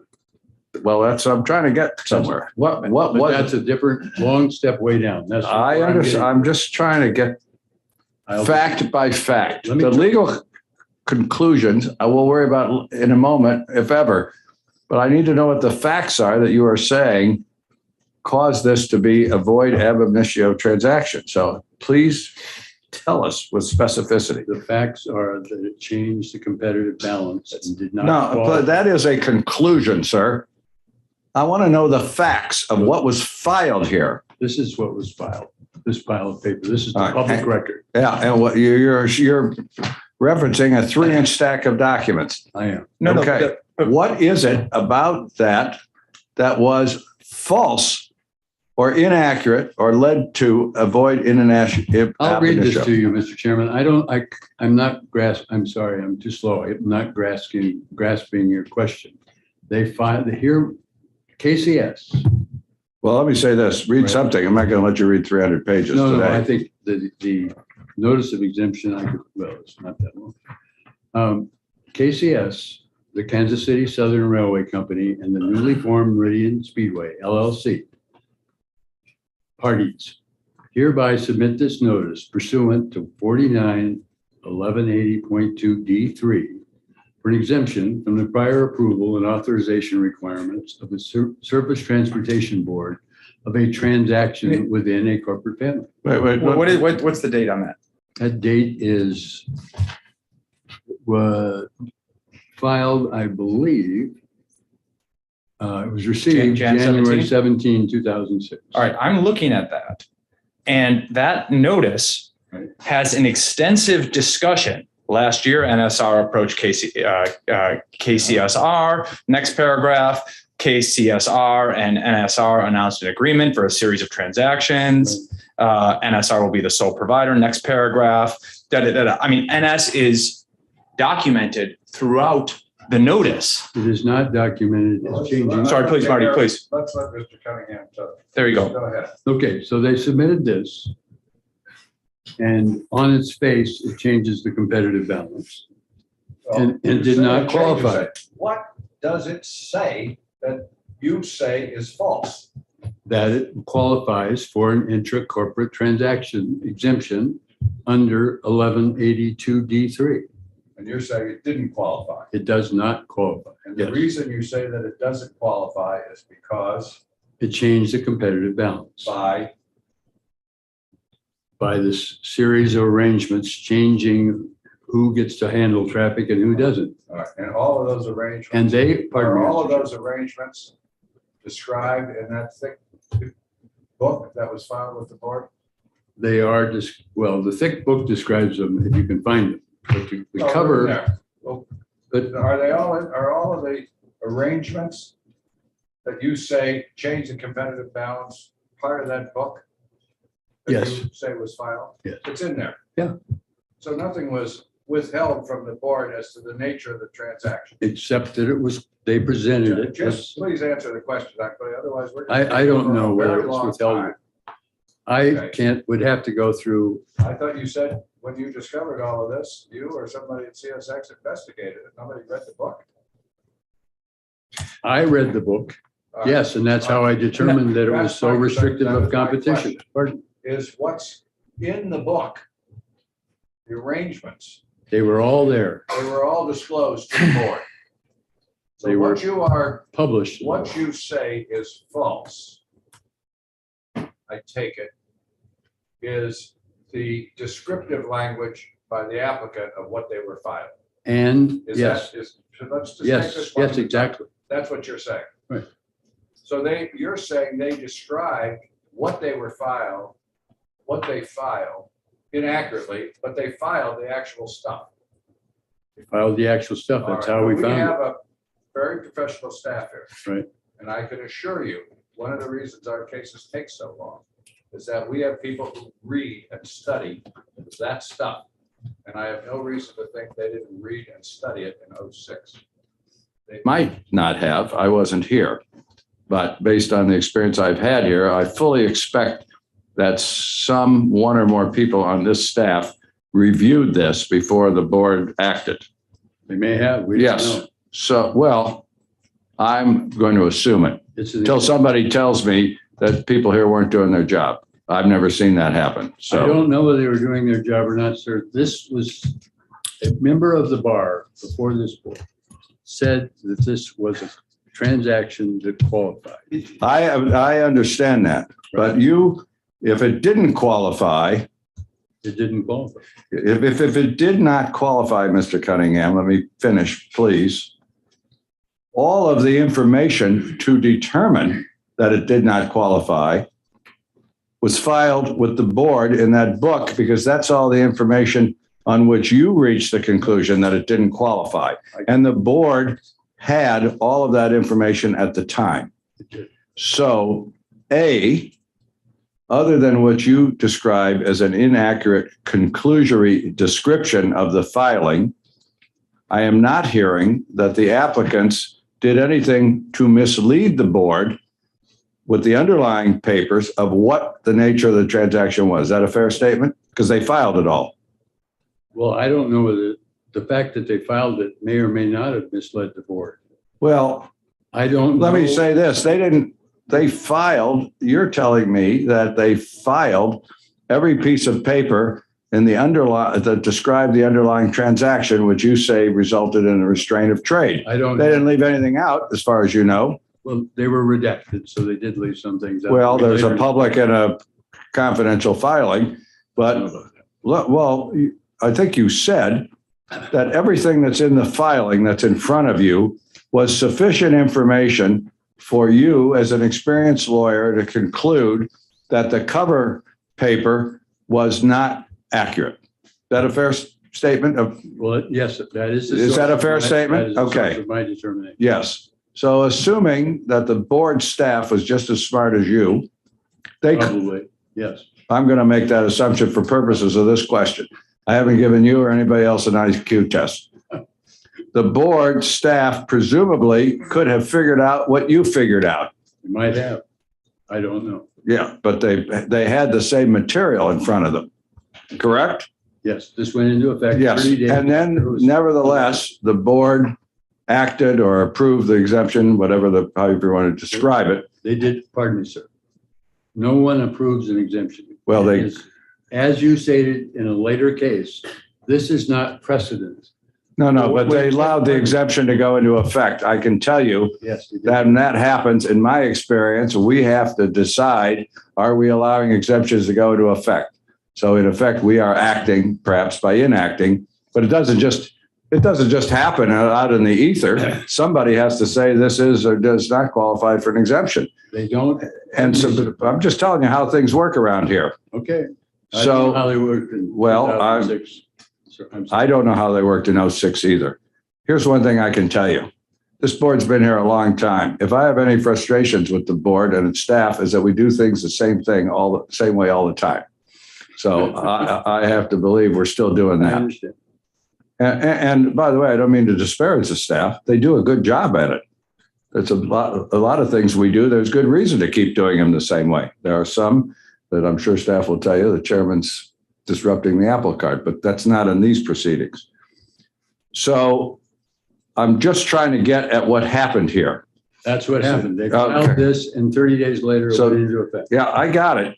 All right. So you are saying you haven't yet told me anything other than a superficial descriptive statement of what the transaction was that the applicant did wrong.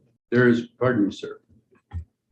There is a presumption that when someone files a notice of exemption that is a class exemption, as this is, that it qualifies because you'll rely on the representations of counsel that they do qualify. On the face of it, that was assumed. It's clear to me from what the investigations I've been able to conduct that was assumed across a broad range. And I happen to have been there at the time for another client who didn't care about competition, but wanted their problem looked at. We never looked into these arrangements, and we never second guessed the proposition that it qualified for an exemption. Well, you're trying to second guess it now, and I'm trying to get at the bottom of it. So I'm still trying to figure out who did what. But as far as I can tell, the board had all the information it needed to determine whether this qualified for an exemption. And the board's action, in effect, was to allow the exemption to take effect. So the board must have concluded that it did. And all I am getting at, I'm trying to get the essence of your claim, is that the board would have to decide that the board itself, on the basis of having all the information it needed, made a wrong decision. I'm not saying that that's true or not true. I'm really trying to dissect the nature of your claim. The board itself in the Michigan Central case said that this did not stand as precedent for justifying restrictions in it. That's not what I'm talking about. I'm trying to find out what the claim is so I can then figure out what, if anything, we're going to do about it. Your claim is that the board should not have granted this exemption. Doesn't grant exemptions. Well, should not have allowed the exemption to go into effect. That's what your claim is. And as to whether anybody did anything that was malignant, your claim is the filers misrepresented in their cover language the nature of the transaction, but they actually provided the board with the actual facts of the transaction so the board could figure out for itself whether it was misdescribed. Wouldn't that be a fair statement? No, because that's not the point. The point is... No, wait, I'm sorry. I'm not asking you what the point is. Your Honor. I am asking you... No, I'm sorry. I want you to respond to what I ask you. I can't answer that question. Well, then tell me you can't answer it. Don't make an argument. I'm not making an argument. Yes, you are. I'm trying to point out that this is not, as the board later said in the decision referring back to this, something that is reviewed by the board. Now, Marty, I have to jump in here. Yeah, I just don't think there's important facts that I think would be. Go ahead, Patrick. I just want to just make sure that we're all working off the same set of facts. The intra-corporate transaction that you're referring to is a continuance in control, right? And that's a continuance in control because that was just one of the three exemptions in this case, because it's KCS and the Meridian Corporation. But there were two other exemptions, right? Yeah, trackage rights. And NS was one of the trackage rights and KCS was one of the trackage rights. That's not what we're complaining. I understand. I'm only saying that the whole intra-corporate and that, that whether or not NS was fully disclosed, the entire agreement was filed in the notice of exemption on the continuance of control. If it says intra-corporate, it's not because anyone was hiding that NS was involved. The agreement was filed, NS was documented throughout, NS had its own separate proceeding getting trackage rights. But here's why I have to jump in, is because Mr. Cunningham, you're making it seem like it just took effect after 30 days, but that's not what happened, is it? I don't know. It's not, because CN came in and asked for an extension of time. You represented CN. I did. That's what I said. We came in and asked to protect CN's rights at Jackson. So the exemption was going on. CN, during the initial 30-day period, petitioned for a stay. CSX didn't. No. CN did. CSX didn't. So it's not like there's this automatic exemption process, this fast-moving thing. When someone has concerns during our notice and exemption process, they come in. That's why it's noticed. And CN came in, CSX didn't. And when CN came in, the board granted CN and all of the parties more time to work out their issues, including the operational impacts. You worked it out. And then there was a separate process on the environmental, and it wasn't completed until many months later. The point is that it's not this unstoppable force for the exemption where nobody has any recourse. It's not that anyone claimed that NS was involved. It's not that nobody could find. Okay. Sorry, Keith. So it's not that nobody could have seen any of these provisions. The public, I'm only, but it's just to the point that there was this false and misleading statement. The way our exemption framework works is that if there is a presumption on notices, But that presumption is not, the nature of the presumption is not absolute. Someone can come in and say, the framework by which you said that the notice of exemption satisfied the RTP just doesn't apply in this case. It happens all the time. Usually what people plead is that there's something non-routine or controversial. I mean, you see a 400-page document filed, you've got the binder right there. So CSX could have come in and said, this is non-routine or controversial. And they didn't. And so I'm only saying that, of course, they could have made a case under the RTP. Several of the factors reference effective competition, that it did not qualify for an exemption. Just because it's a notice process, it does not foreclose that opportunity. Obviously, it didn't foreclose that opportunity for CN. So I just want to say that the proceeding is a little bit more complex than was being discussed. CSX had a lot more opportunity than you're leading on. I didn't suggest anything about CSX. But that it's not handled in a false and misleading. If CSX doesn't argue competition when everything is disclosed, that doesn't make an applicant's claim that something's pro-competitive false or misleading. It just means it's an uncontested assertion. May I read the provision at issue here?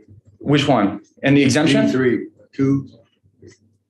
Sure. Go ahead. All right. Transactions, this is what qualifies. Transactions within a corporate family that do not result in adverse. That's what was cited for the continuance of control. And then D7 was from the trackage rights. But did you read the final rule that implemented that? And there was an extensive discussion of the recourse of what happens when something ought not qualify as an exemption. The board made an assumption that things that met that criteria were categorically okay. But just because they're in that category doesn't mean they have to stay in that category forever. I've been a part of many decisions in which people said, well, yes, you narrowly fit that category, but this is non-routine or controversial. That doesn't make what the person cited misleading. May I finish? Yes, please. Thank you. Transactions within a corporate family that do not result in adverse changes in service levels, significant operational changes, or a change in the competitive balance with carriers outside the corporate family. Leaving aside the first two clauses, the second of which might apply about changes in operating levels, there was a definite change in the competitive balance with carriers outside the corporate family. The board at no time addressed those changes. They were, whether they were ignored or not by other parties, they were not addressed and no scrutiny was given to them. The reason this provision is here is that if there is going to be an effect in the competitive balance, it requires scrutiny in a process like this one under 11323. They did not, the board did not at any time conduct that scrutiny. We didn't say that CSX didn't have a chance. We said they didn't. And we're gonna move on, or we aren't gonna finish here. But I'm just gonna go ahead, Patrick. Can you give an example of a continuance and control transaction? That transaction itself that was not processed under the exemption. I'm not looking for one. This one was not. And it clearly had an effect on the competitive balance. The applicants said so. Well, I'm just going to make one more observation, then we're going to move on. And I'm going to give you a chance to brief this. We will not finish. That's fine. But I will say this, Mr. Cunningham. Based on what you've reported to us this morning about how this transaction came to be, the notion that CSX was trying to be part of this deal and got aced out, those are my words, because NS made the deal and NS wasn't told about it, didn't get a chance to participate. And then for 16 years, didn't raise a description that this changed the competitive balance when it knew full well it was being excluded from this traffic, strikes me as a little bit hard to accept.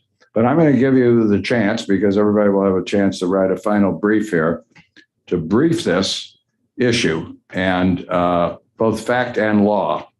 But I think we've got to move on or we will not finish. May I, Mr. Chairman, one thing? Yes.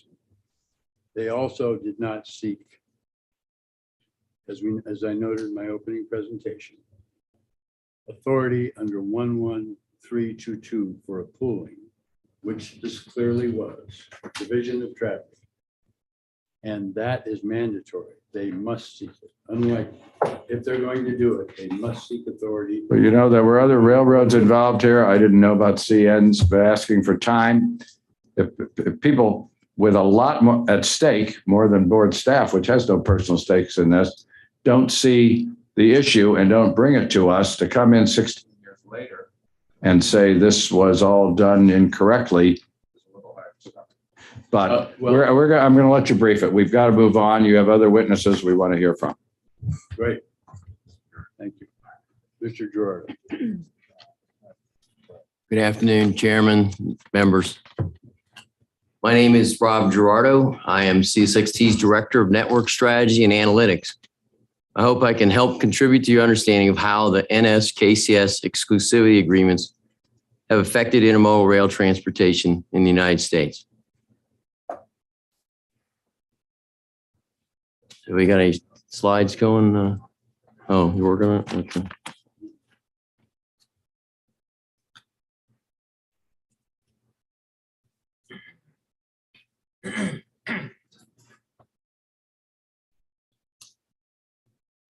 Nope. Why don't you just tell us the page numbers? We all have a copy of it.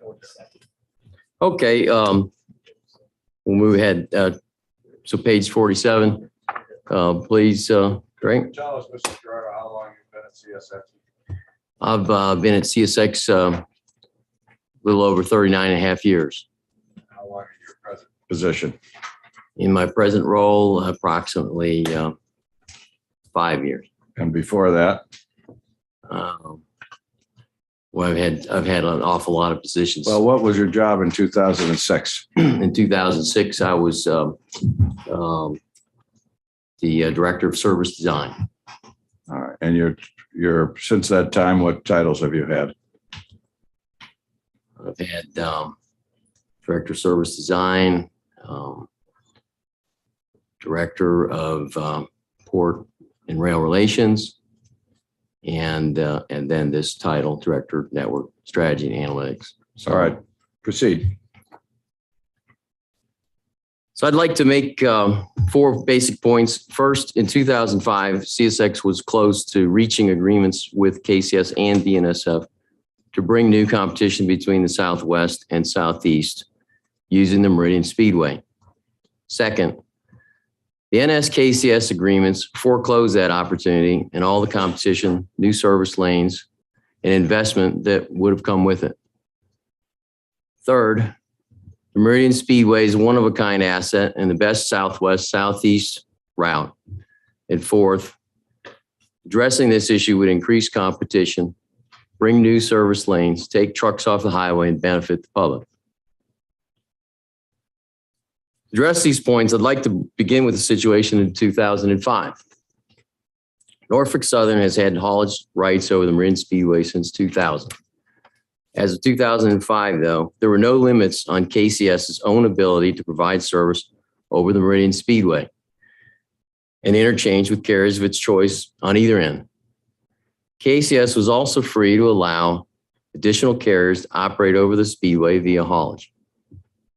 And at the eastern end, CSX could connect with KCS at Meridian via haulage arrangement with the MNBR. This brings me to my first point. Yesterday, you heard the Meridian Speedway arrangements caused CSX to collaborate with BNSF to carry transcontinental traffic. That's not just wrong, it's backwards. In 2004 and 2005, we at CSX were in active negotiations with KCS and BNSF to increase competition over the Meridian Speedway. That increased competition was not theoretical. CSX's participation in the Meridian Speedway movements was not theoretical. It was imminent. Were you personally involved in those? Yes, I was. Okay. Go ahead. In 2004 and 2005, by 2004, BNSF was already running multiple Los Angeles Atlanta trains in interchange with Norfolk Southern via the Speedway. In 2004, BNSF approached us to handle one or more of these Meridian Speedway trains. The idea was that BNSF would use KCS haulage over the Speedway to reach CSX. This would allow BNSF to pit CSX and NS against each other to compete for its business head to head. We love that idea. Over the course of 2005, I was engaged in intense, highly productive negotiations among KCS, BNSF, and CSX to develop the new joint service that I've just described. That service would have dramatically increased competition by giving shippers more rail options using the fastest and most direct routing between the Southwest and the Southeast. I'll reiterate here that the whole point of the strategy was head-to-head competition between CSX and NS. We did not ask for, BNSF did not want, and we would have never envisioned somehow permitting Norfolk Southern from competing. We just flat out wanted to be able to interchange trains. Furthermore, as Mary Claire just explained, the key to building efficient intermodal service for both train load and less than train load traffic is an anchor volume that will support at least one daily end-to-end run-through train. BNSF's LA Atlanta service would have provided exactly that. Thus, the arrangement would not only enhance competition for transcontinental traffic, but would also permit BNSF, KCS, and CSX to serve a portfolio of smaller volume markets. While volumes between many locations in the Southwest and Southeast, such as Dallas and Florida, are too small to justify a whole train, we could serve this traffic by adding it on to the underlying BNSF run-through train already going between Los Angeles and Atlanta. Similarly, as the train passed through Shreveport, we could add blocks from Mexico destined to other CSX points like Charlotte. Once on the CSX network, the Charlotte and Florida blocks would be put onto other trains, and the anchor train would continue on to Atlanta. This aggregation process allows reliable truck competitive movement of smaller blocks without undermining the service and efficiency of the anchor service. All that was needed to support these synergistic products was to establish the underlying BNSF, KCS, CSX service that we were in the process of negotiating. Simply put, the open speedway made many competitive options possible through many combinations of interline and haulage services. We, BNSF, and KCS were actively pursuing these throughout 2005. Then, much to our surprise, these negotiations were abruptly terminated when Norfolk Southern, NS, and KCS announced their MS LLC joint venture. This is my second point. The NS-KCS agreements foreclosed an immediate increase in competition and quashed any opportunity to develop the additional services to, from, and over the Meridian Speedway that we had been planning. Let me just ask you a question. Yes, sir. The statement you just made, quashed any opportunity for competition. When did you become aware of that fact?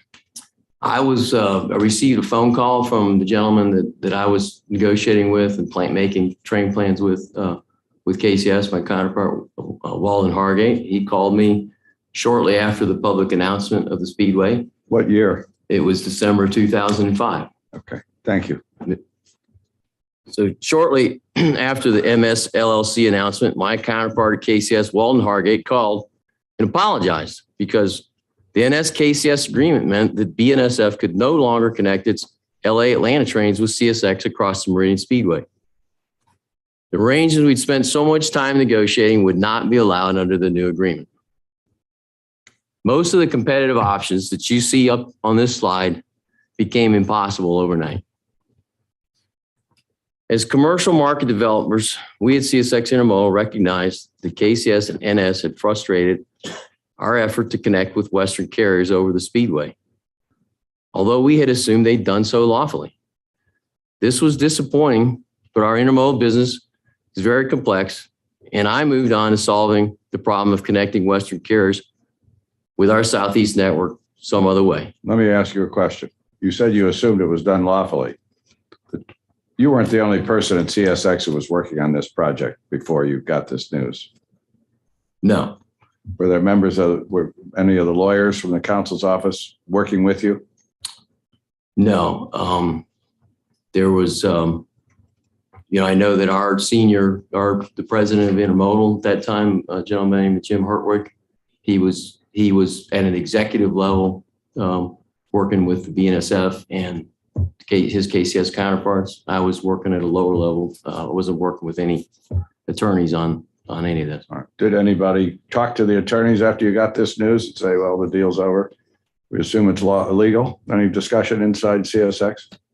I kind of had my nose to the grindstone, which was find a way, the best way to connect with Western carriers you can. Well, why do you say you assumed it was legal? Well, I worked with the KCS folks for many years, and I had a very good relationship with them and felt like they were very straight up people. We did a lot of work together at Kansas City, for example. And so I really didn't have they had been working with me very hard all year long. So I had no reason to imagine that what they were doing was unlawful. Well, nobody else at CSX thought about it or talked about it to your knowledge? No. Go ahead. Then working for an entity separate from CSX. Pardon me? He was then working for an entity separate from CSX. I thought he just told me he had a title at CSX at the time. At that time, CSX Intermodal was a separate independent, operating company from CSX Transportation. Well, it was part of the corporate family, wasn't it? Yes. It's called CSX something. It wasn't out there in the left field. Go ahead with your presentation. So I've been working on that problem ever since, Chairman. This is because of my third point. We agree with Norfolk Southern and the applicants that the Meridian Speedway is the best route, especially for intermodal traffic between North American points west of Shreveport and the Southeast. BNSF still wanted to be able to interchange with its choice of Eastern carrier, NS or CSX. But the Meridian Speedway exclusivity arrangements meant it could never do so over the Speedway. Instead, BNSF arranged the northern route that you see up on the slide to carry its traffic via Springfield, Missouri, Memphis, Tennessee, to interchange with CSX in Birmingham, Alabama, and then operate via haulage over CSX to Atlanta, Georgia. This route was not what we had planned. And as told you yesterday, the Meridian Speedway route takes about 74 hours to get from LA to Atlanta. The Memphis route that you see up here on the screen takes about 130 hours. And it's less reliable and more costly.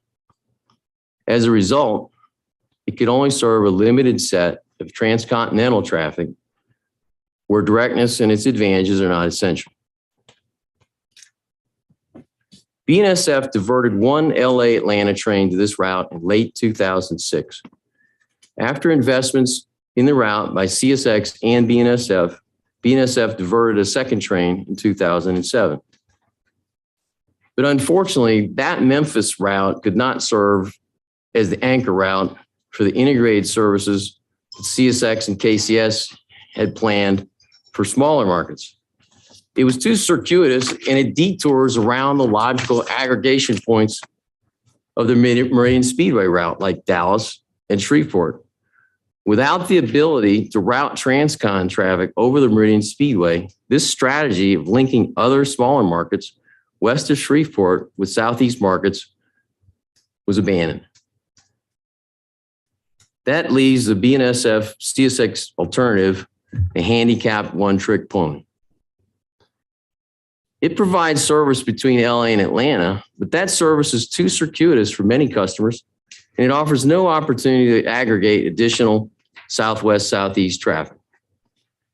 My fourth point is the consequence of what's happened. The truck markets into which we wanted to introduce intermodal rail competition in 2005 have continued to grow.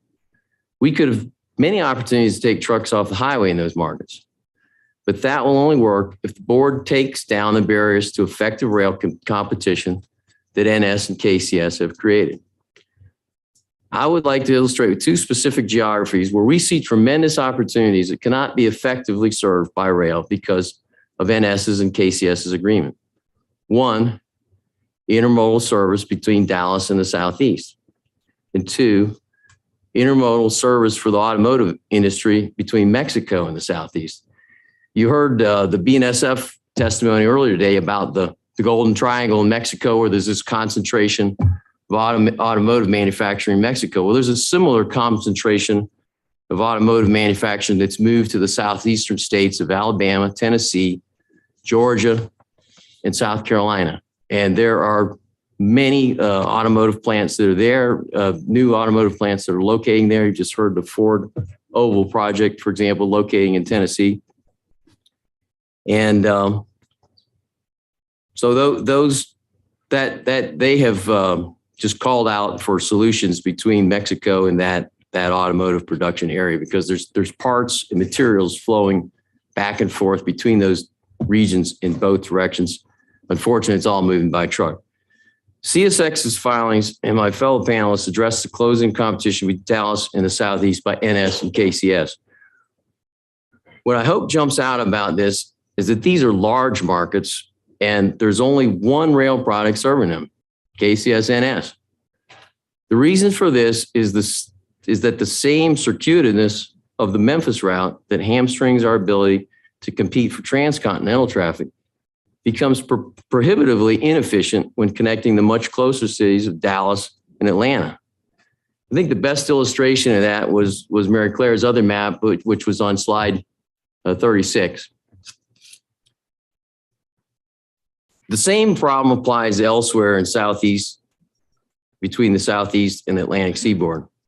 Even though we get many requests for service between the Port of Savannah and Dallas, we cannot provide an effective rail solution via Memphis. This leaves international shippers three options. They can pay for an NS rail service that faces no rail competition. If they want the benefit of competing rail carriers, they can send their products all the way to ports on the West Coast. Or, of course, they can use truck service, which is what most domestic traffic does. As a result, there is a large untapped set of markets where we could offer efficient port to intermodal rail service for international traffic and convert domestic volumes off the highway, but only if the Speedway is open to competition. There is great demand to link American auto manufacturers with plants in Mexico by rail.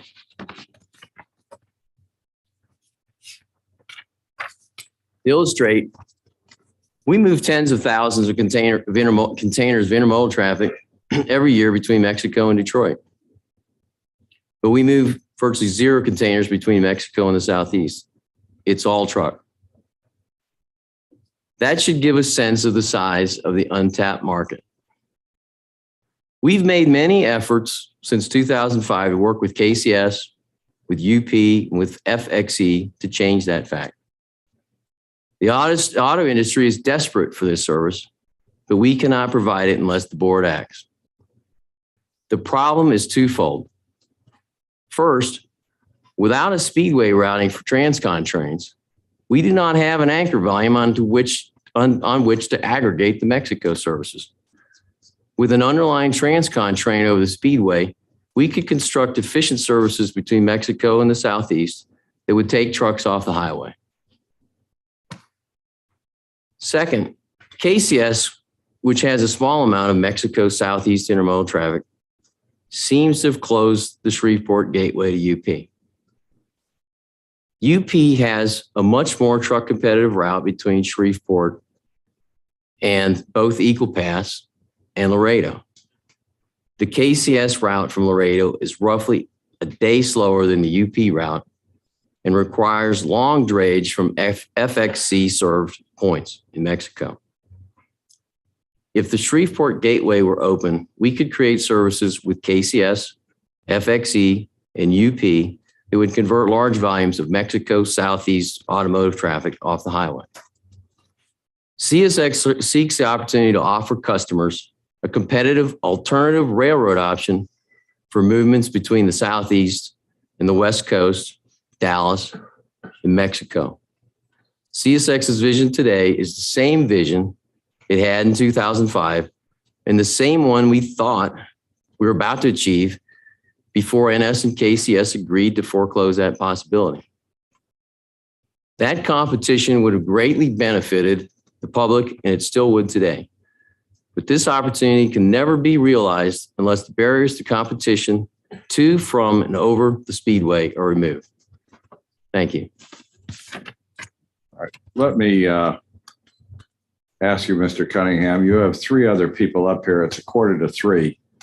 Is their testimony cumulative of what we've already heard? I mean, I think it's quite different. Each step, the two economists have different points that they're going to be making in this petition. All right. Well, I would add, I mean, we've taken up a lot of time questioning you and others, but we have because you've made some pretty serious charges here. But this has gone way beyond what we anticipated for CSX. We have to still hear from Union Pacific, and we have other witnesses, and we have to be out of here at about 5:30, 5:45.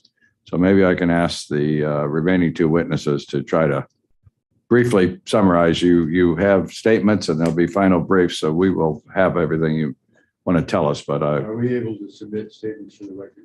Well, you're able to submit a final brief.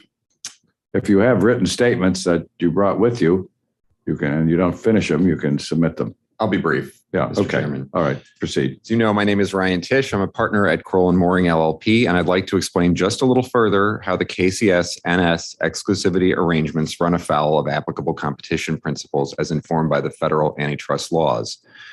The STB considers whether a transaction is consistent with the public interest, including whether the proposed transaction would have an adverse effect on competition among rail carriers. It may also ask whether a proposed division of traffic will not unreasonably restrain competition.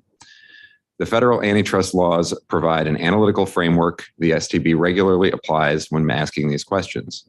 Assessed under that framework, the exclusivity arrangements manifestly and unjustifiably restrain competition for the following reasons. For transcontinental intermodal traffic, the exclusivity arrangements reduce the number of competitors from 2 to 1. And bad as that would be on its own, the arrangements also impose a separate vertical limitation governing the Meridian interchange. The exclusivity arrangements also ensure NS is the only railroad able to serve transcontinental and Dallas intermodal traffic east of Meridian unless it consents to competition. It never has. So you'll hear briefly from Professor Carey and Dr. Shahada, these horizontal and vertical limitations on competition have harmed shippers and the public interest gravely. But it didn't have to be this way. The exclusivity we're talking about was not reasonably necessary to secure an investment in the Meridian Speedway that you heard about yesterday. NS's supposed justification that other carriers would free ride on any investment they made is not a magic word. It's a factual claim, and it does not withstand scrutiny. What actually happened was that NS knew that competition was imminent, and it paid a large amount of money to avoid that competition. And as I'll explain, again, briefly, I promise, it's neither in the public interest, nor is it consistent with long established antitrust standards. So briefly, I'd like to remind the board that the MSLLC transactions included two related but distinct elements, and this is important. On the one hand, KCS granted NS perpetual exclusivity. A little slower. I'm sorry. I got two masters here. I'll do my very best. I'll be very distinct. I promise. On the one hand, KCS granted NS perpetual exclusivity for transcontinental intermodal traffic and a right of first refusal to carry Dallas intermodal traffic east of Meridian. On the other hand, NS invested $300 million, which was used primarily for the improvement of the MSLLC line. One of these elements plainly limits competition. One seeks to expand output. How, under prevailing antitrust law and policy, do we analyze a transaction that does both? The antitrust law provides a clear answer. If the exclusivity arrangements were reasonably necessary to achieve the output expanding investment NS touts, only then can the investment even purport to justify those restrictions. The analysis is factual. Reasonable necessity cannot be assumed, as NS seems to want to do. NS does not engage with this standard at all. It simply calls the MSLLC joint venture pro-competitive because of its investment, and the great results, but without an analysis of whether the exclusivity arrangements were reasonably necessary to secure such an investment, that is irrelevant. In fact, if you skip the question of reasonable necessity,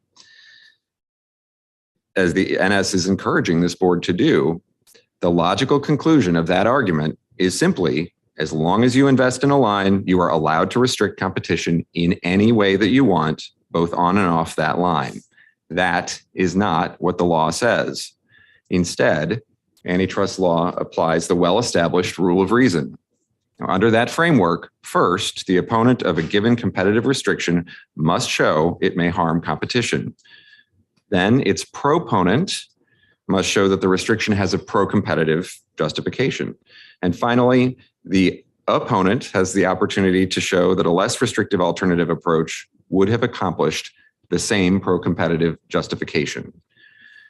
Each of those is a factual claim that requires examining the evidence, and I'll walk through each one in turn. The exclusivity arrangements harm competition for three reasons. The first is the most obvious. In 2005, NS already had haulage rights for transcontinental intermodal traffic, and KCS owned the underlying line between Shreveport and Meridian. Either could readily provide the relevant service, and at Meridian, each could interchange with their choice of carrier. The exclusivity arrangements reduced the number of carriers offering the relevant service over the relevant line from 2 to 1. In antitrust terms, this is a horizontal reduction of competition.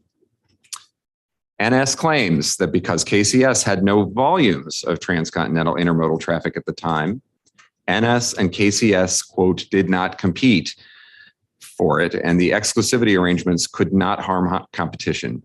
That is an egregious misstatement of the law. KCS certainly did carry traffic on the Speedway prior to 2006, and KCS was free and able to carry transcontinental intermodal traffic at any time or to grant a third carrier the right to do so, making KCS interline or third-party haulage service at a minimum a potential competitor and an important competitive constraint on NS. And in fact, as Mr. Gerardo told you at the time of the agreement, KCS was imminently about to do exactly that via an arrangement with CSX and BNSF. Exclusivity was so valuable to NS specifically because it eliminated that imminent competition. The antitrust laws fully recognize this real-world dynamic. And as the Supreme Court held in Palmer versus BRG, a case where a regional competitor agreed not to enter its joint venture partners' other markets, market allocation agreements are anti-competitive regardless of whether the parties split a market within which both do business or whether they merely reserve one market for one and the other for another.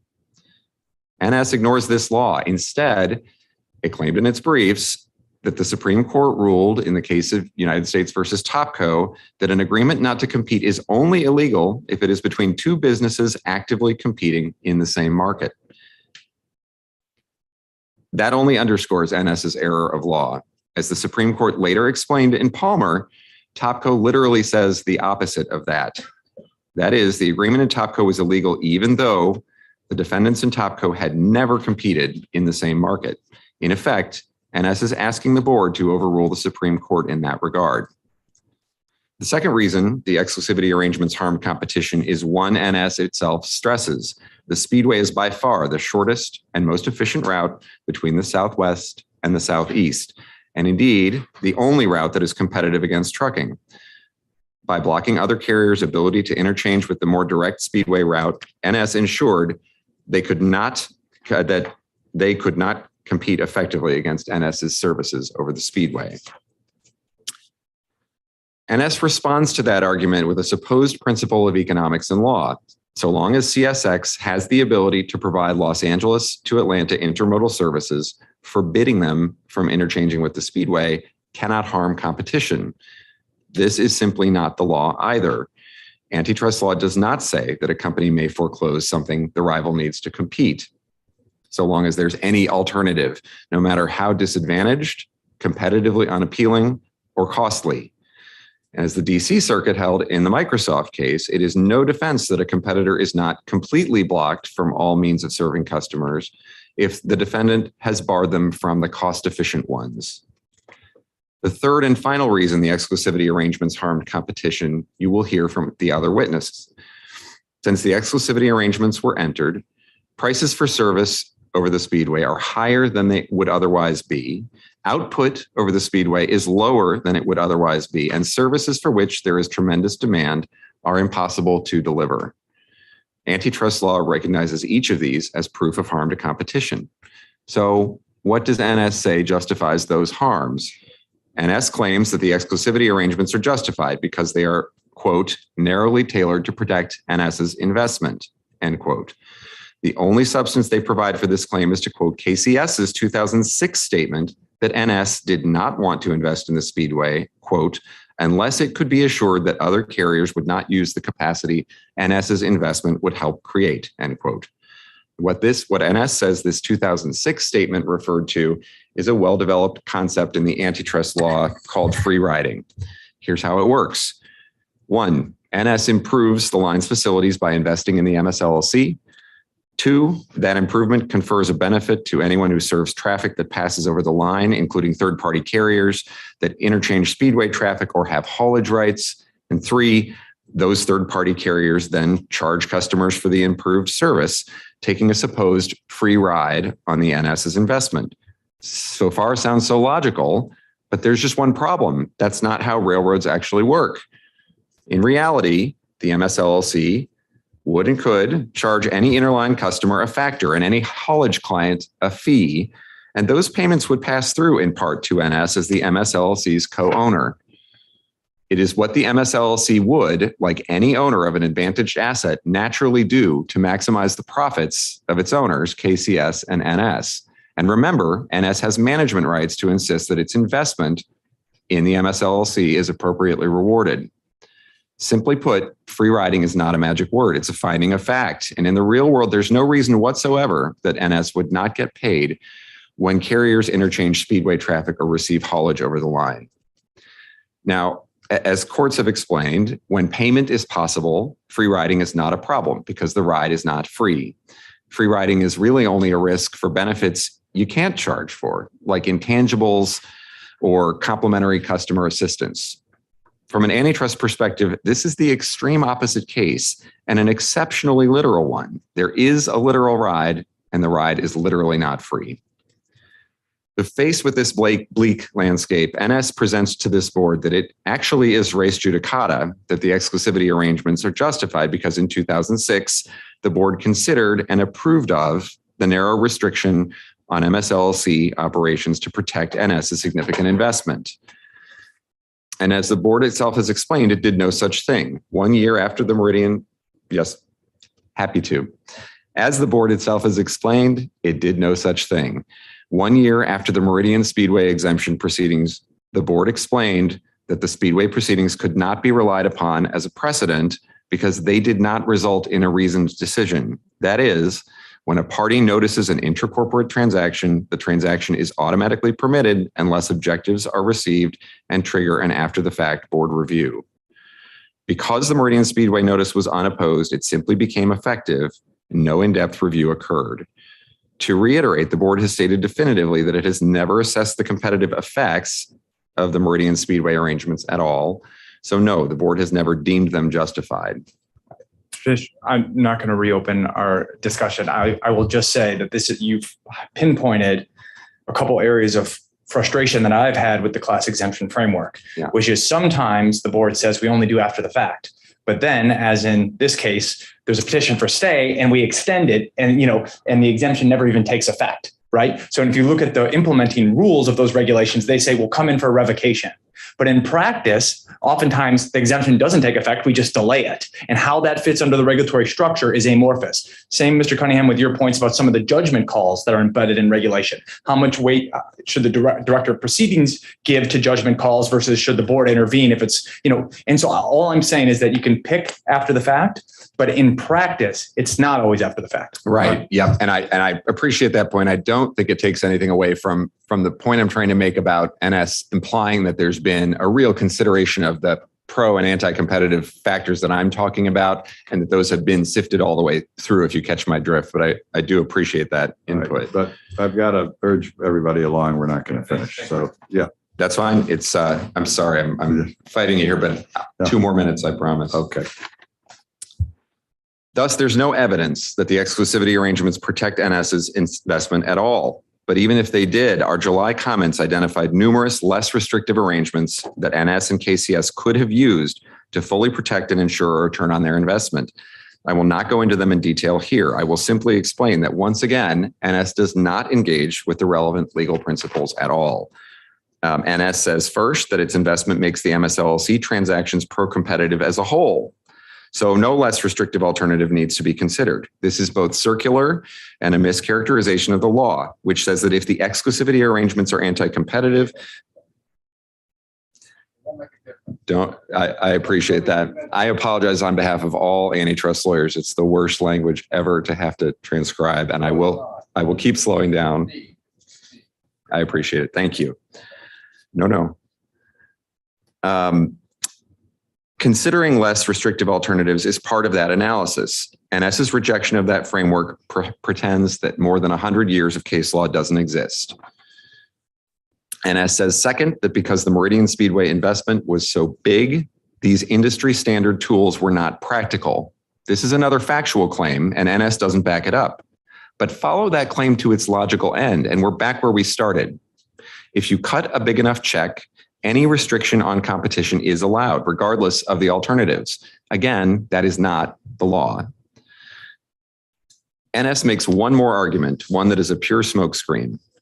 NS argues many carriers use some form of exclusivity to protect their investments, so CSX has nothing to complain about. Here's what NS is referring to. Let's remember what a haulage agreement is. It's a host railroad agreeing to carry another railroad's traffic using the host railroad's crews over the host line and traveling in the second railroad's account. That means when a new haulage agreement is reached, its effect is typically to increase the number of carriers offering service over the relevant line, usually from 1 to 2. It is not unusual for that kind of agreement to say, thou shalt not increase this further from 2 to 3. In that situation, competition is still increased, which is the opposite of what happened on the Meridian Speedway.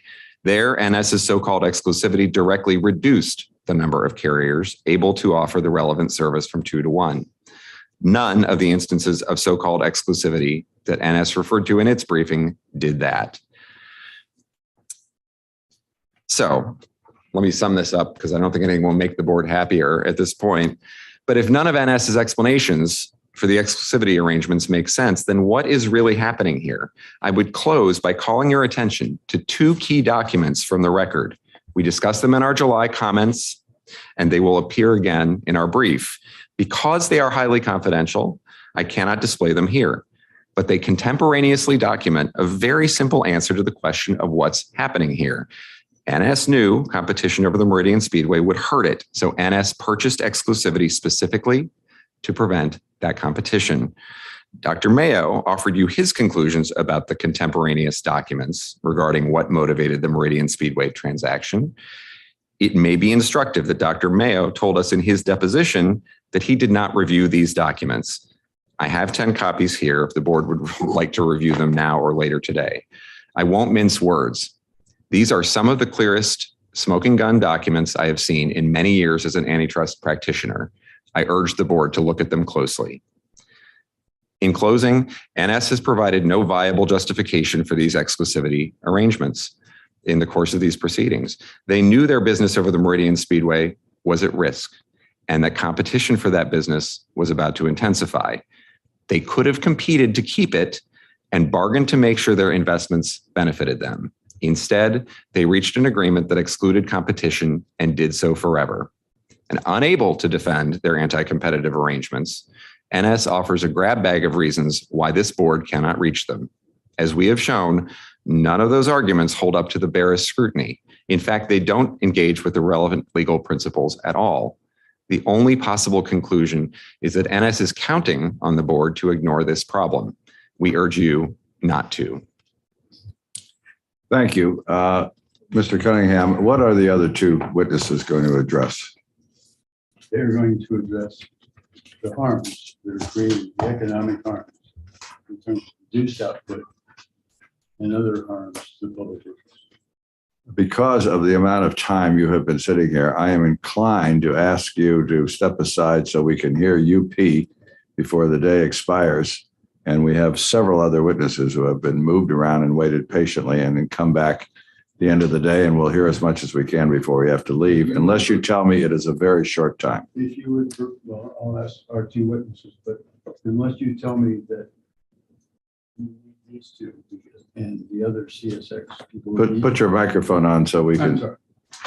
That's entirely acceptable to us lawyers, and I believe to the economists, but our folks from Jacksonville have a great need to take the planes they have and get them back to the middle of the hurricane, or what's left after the hurricane. So who are those people? Those would be the Jacksonville. The people have already testified. Right.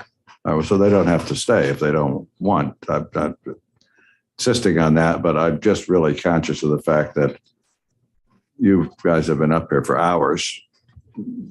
We've asked a lot of questions, so I'm not saying you're delaying, but we really have a lot of people to hear from. How long are your presentations?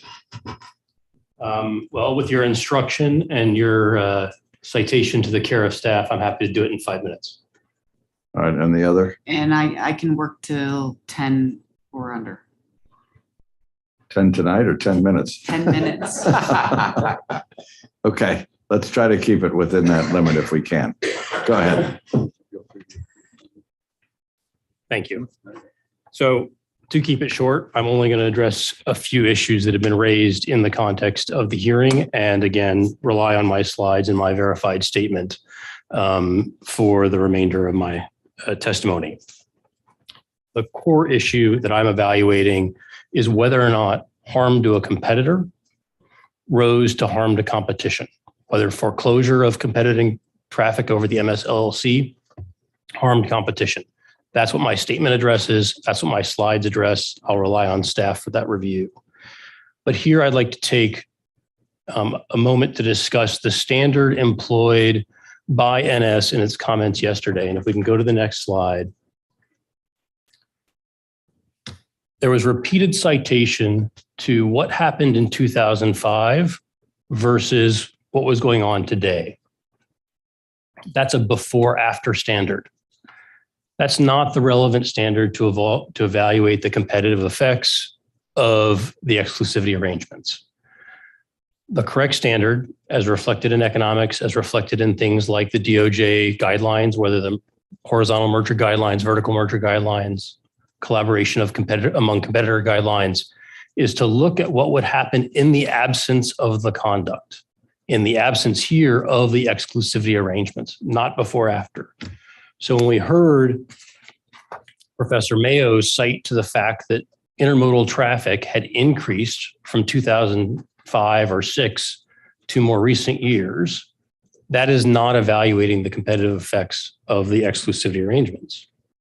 Likewise, when we heard citation to the lack or scale of CSX activity in 2005, that's not the right economic standard. What matters, and what Mr. Gerardo described in detail, is the fact that that competition was imminent and that those plans related to significant competition. And as Mr. Tisch described, that there was anticipation of the effect of that competition on NS. When one applies that correct standard, that but-for standard, so when I say but-for, I mean the competition in the absence of the exclusivity arrangements, what a proper economic analysis demonstrates is that output was reduced relative to what it would have been with competition. Harm to a competitor, exclusion of a competitor, rose to harm to competition. That's my principal conclusion, and Professor Mayo's analysis hasn't changed that. In fact, even adopting Professor Mayo's proposal that the entire Southeast should be treated as one geography, even adopting that, the method properly applied demonstrates that there's been a reduction in competition. I'd like to go to the exacerbation slide, please, if we could. So another point that I wanted to raise is how does this, from an economic perspective only, I'm addressing this, how does this relate to the transaction before you, the CPKCS transaction? NS has already stated that it anticipates the CPKCS transaction will significantly increase congestion. Now, that's its own anticipation. What does that mean? Well, that anticipation, and it's the anticipation alone, increases the likelihood that it will exercise its option for the Dallas Intermodal Terminal, the Wiley Terminal. Likewise, it increases the likelihood, and likelihood is what matters here because transaction reviews and competition reviews are necessarily predictive. Increases the likelihood that it will exercise its contingent trackage rights, whether those be the contingent trackage rights that it has on the MSLC line or the requested contingent trackage rights if you grant those as part of its requested remedy. But all of those, the exercise of the option, the exercise of those contingent trackage rights, cement the anti-competitive effect of the exclusivity arrangements. And that's the anticipation as NS has described it itself. And the cement, changing that right of first refusal into ownership, exercising those trackage rights would cement that exclusion of competition that arises under the exclusivity arrangements. Again, with that, I will throw myself at the mercy of staff and their review of the slides. I just have one question. Sure. All day long, I've heard that the 2006 deal was in perpetuity. How can you cement something that's already perpetual? That's a great question. So two things. One, in the context of the Dallas Intermodal Terminal, ownership will provide different rights in terms of the ability to expand that, for example, and choose not to expand it than would the right of first refusal that they currently have. Likewise, they do not have today the trackage rights that they're seeking on the Wiley to Shreveport section. And if those were granted, those would create new rights if they were exercised. And at least as my understanding of the NS proposal is that those trackage rights would also be contingent on the exercise of the terminal option. If we reject this merger, CSX is still not getting on this line unless we throw out the entire transaction, the exempt transaction, is it? On the DIT terminal, they could have access under the right of first refusal result and the traffic that is covered by that DIT terminal, for example. Who could have it? If under the right of first refusal, NS didn't exercise it, then KCS could provide that service to CSX or to BNSF shipping over the line. But CSX has no right to get it. That's correct. That's all I'm saying. If I implied that they had a right, this would be KCS providing that service in competition. I apologize if I. So in terms of worsening CSX's access to any of this, whether this transaction goes through or not, is not going to change the current legal restrictions that you're all complaining about unless we find that the whole initial transaction was void. Or you find that they unlawfully divided traffic and didn't get approval under 11. Well, that's what I'm talking about. You're going to the initial transaction. So. Well, it's a current state. They're still dividing the traffic. I understand. All right. Thank you. Any questions? Right. Proceed. This is, say your name for us. Julie Carey. Oh, it's Julie Carey. I'm sorry. I was looking at the wrong person. Go ahead. Great. Good afternoon to all esteemed board members. I'm Julie Carey, an economist with Near Economic Consulting with substantial railroad economic experience and also an adjunct professor at Georgetown University. Next slide, please. My discussion will focus on the public interest ramifications of the CPKC transaction in the context of the uncommon perpetual exclusivity arrangements in the MSLC JV that create harm to competition and for which substantial benefits are achievable by removing those barriers to competition. Next slide, please. Really just setting the stage, the CPKC transaction, as others have discussed before and will continue after us, has a unique ability to foreclose its competitors related to traffic in Mexico. You combine that challenge of harm to competition which needs commercially reasonable terms and rates, along with very few savings to shippers in the terms of lower rates. So 81% of the public benefits put forth by the applicants are private benefits, incremental profits in their pocket. That context, the additional public benefits analysis that I've done associated with the MSLC JV and removing the exclusivity arrangements and opening the relevant gateways on the Meridian corridor would add substantially to the public benefits of the transaction. Next slide, please. So turning to the uncommon and harm to competition of immediately shutting the door of substantial competition and denying southeastern rail customers competition aside from only NS on the advantage east-west route had a material impact. Just to clarify the record in a couple ways, here's a slide that shows contemporaneous 2005 CSXT merchandise carloads over the MSLC line interchanging at Meridian between KCS and CSX is evidence that CSXT was historically using the line, which is directly contradicted by NS. Next slide, please.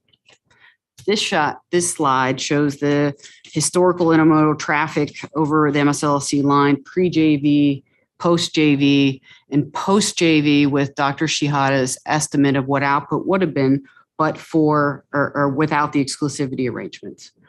And I'll also note that this slide shows growth, but much less growth than the over 300% that NS represented yesterday, more along the lines of 30% growth from 2006 to 2019. Next slide, please.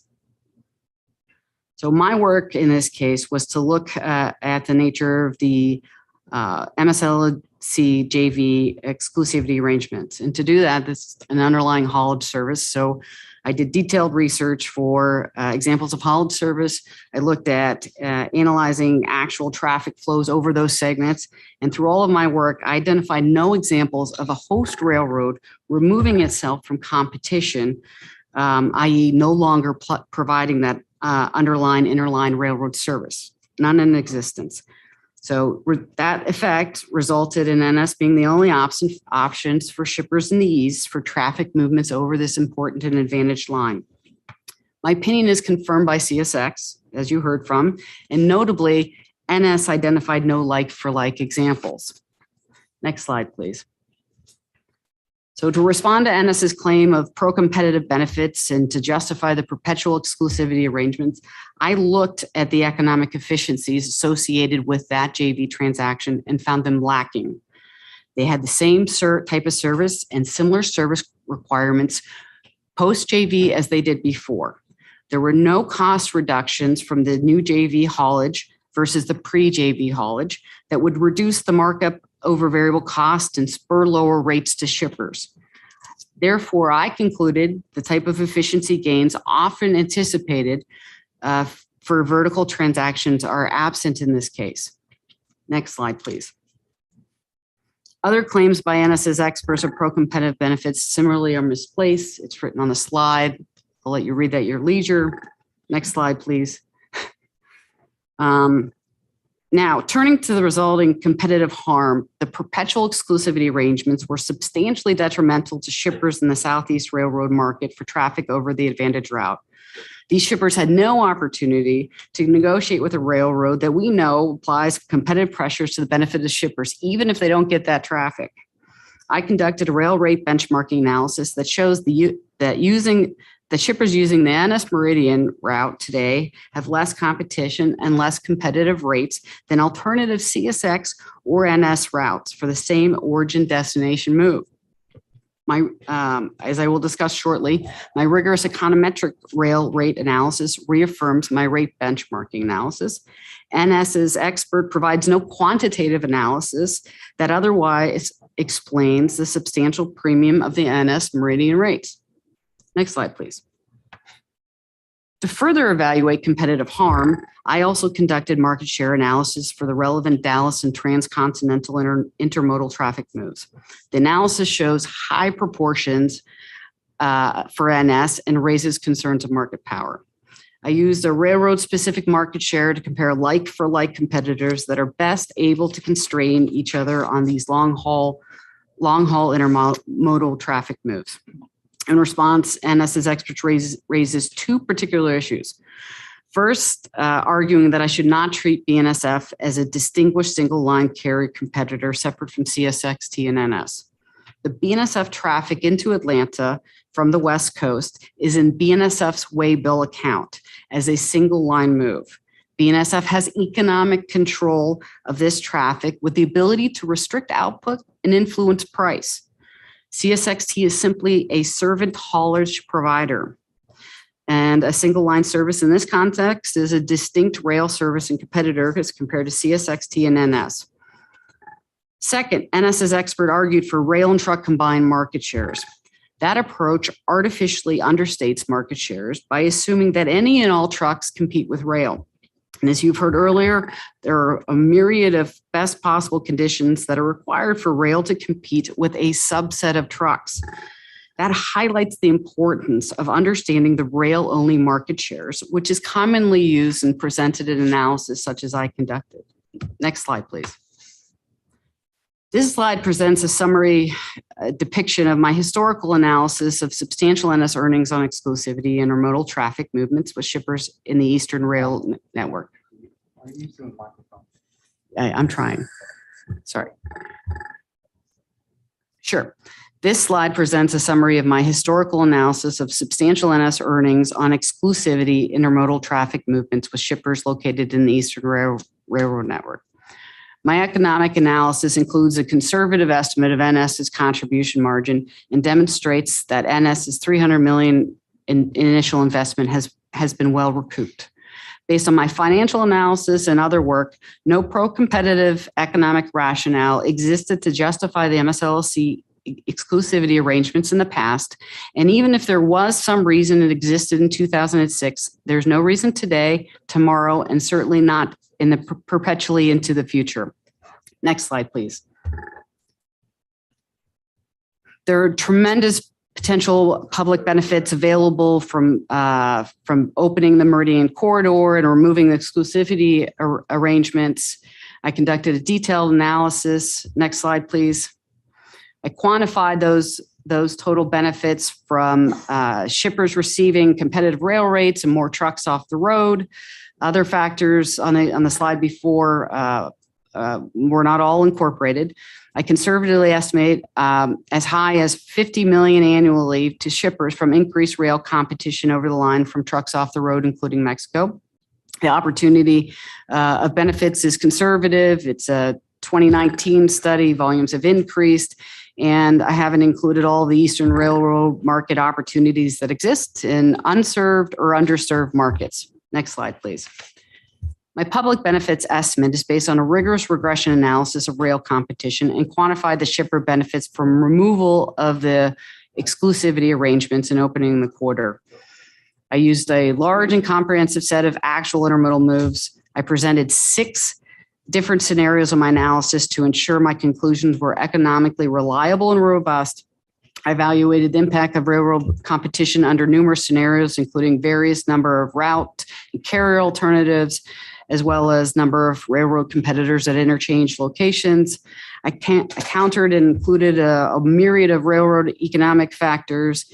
And under all scenarios studied, the consistent and reliable conclusion emerged that Meridian shippers would benefit from more rail competition in routes and interchanges. To be clear, I'm not advocating competitive access or open access to the last mile solution. I'm focusing my work on removing the barriers of unlawful closed advantaged east-west corridor and the reduction in competition that raises alarming economic concerns. Next slide, please. In response to my analysis, NS's expert appears to misunderstand or misconstrue it as a single scenario, which it's not. I did 6 scenarios. Also, since my regression analysis takes into account additional route options, i.e. any and all pathways between an origin and destination, NS's experts claim that Memphis is good enough and no public benefits will be foregone by continuing with the exclusivity arrangements is flatly contradicted by my detailed analysis.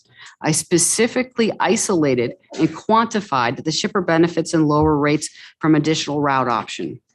And with that, I'll conclude my remarks and turn it back over for a summary to Paul or answer any questions that arise. I take it that if I listen to your praise for the benefits to shippers from more competition, it's fair to say that NS is comfortable with foreclosing competition that currently is deemed lawful. You just don't like this foreclosure competition. Not a fair summary of it. I'm not a lawyer. CSX's position. Well, I'm not a lawyer. I'm not speaking to the. No, I understand, but you talked about unlawful foreclosure. There's lack of competition throughout the entire country, including places where CSX has the opportunity to open its gateways. And, they came forward in the Pan Am transaction, but only there because they were asking for our approval. So it was a rhetorical question. Mr. Cunningham, I can't conceive that you have anything more to add, but we'd like to conclude. I have a request, if I might. Make it, please. The request is that all parties who have signed the protective order be entitled to see any highly confidential materials that have been submitted by other parties. Well, I don't think we could respond to that off the top of our head, so we'll take it under advisement. Very much. All right, thank you. And I particularly want to note that the CSX employees of Jacksonville braved the elements to get here, and we really appreciate the fact that you did and were able to get here and to hear from you. And I didn't mean to rush everybody, but as you can see, we're having trouble getting through this proceeding, so we really need to hear everybody else. But thank you much for all of you for being here and for your presentations. And if you'll allow my concluding remark, thank you very much for giving us the time to make this case. You're welcome, sir. All right, do we need it? Brett, can we get right on with it? Oh, you need a break. Yeah. Put the mic on. Sorry, I thought it was. Rather than burdening the record with written correspondence, I thought, just in response to what Mr. Cunningham said a moment ago about opening up the entire highly confidential record to anyone who signed the protective order implies that every internal railroad person who signed the protective order would see all of applicants' highly confidential material, and we strenuously object. Protective order protects that material, and there's a procedure within the protective order for declassifying if that were required. Protective order says, but we will have Well, paper on it if you want. Make a more formal request, Mr. Cunningham. I shall. All right, how long do you need, Mr. Reporter? 10-minute break, and we'll ask UP to be ready to go. We're going to be out here, and so we're not going to get done. Thank you. Indiana.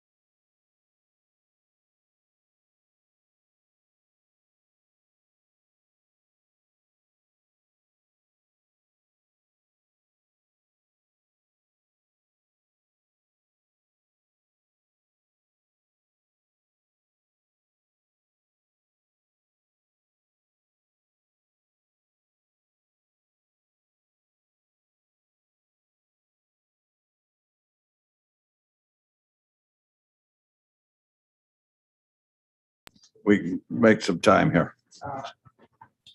Good afternoon, Chairman Overman, Chairman Shaw. My name is Michael Rosenthal.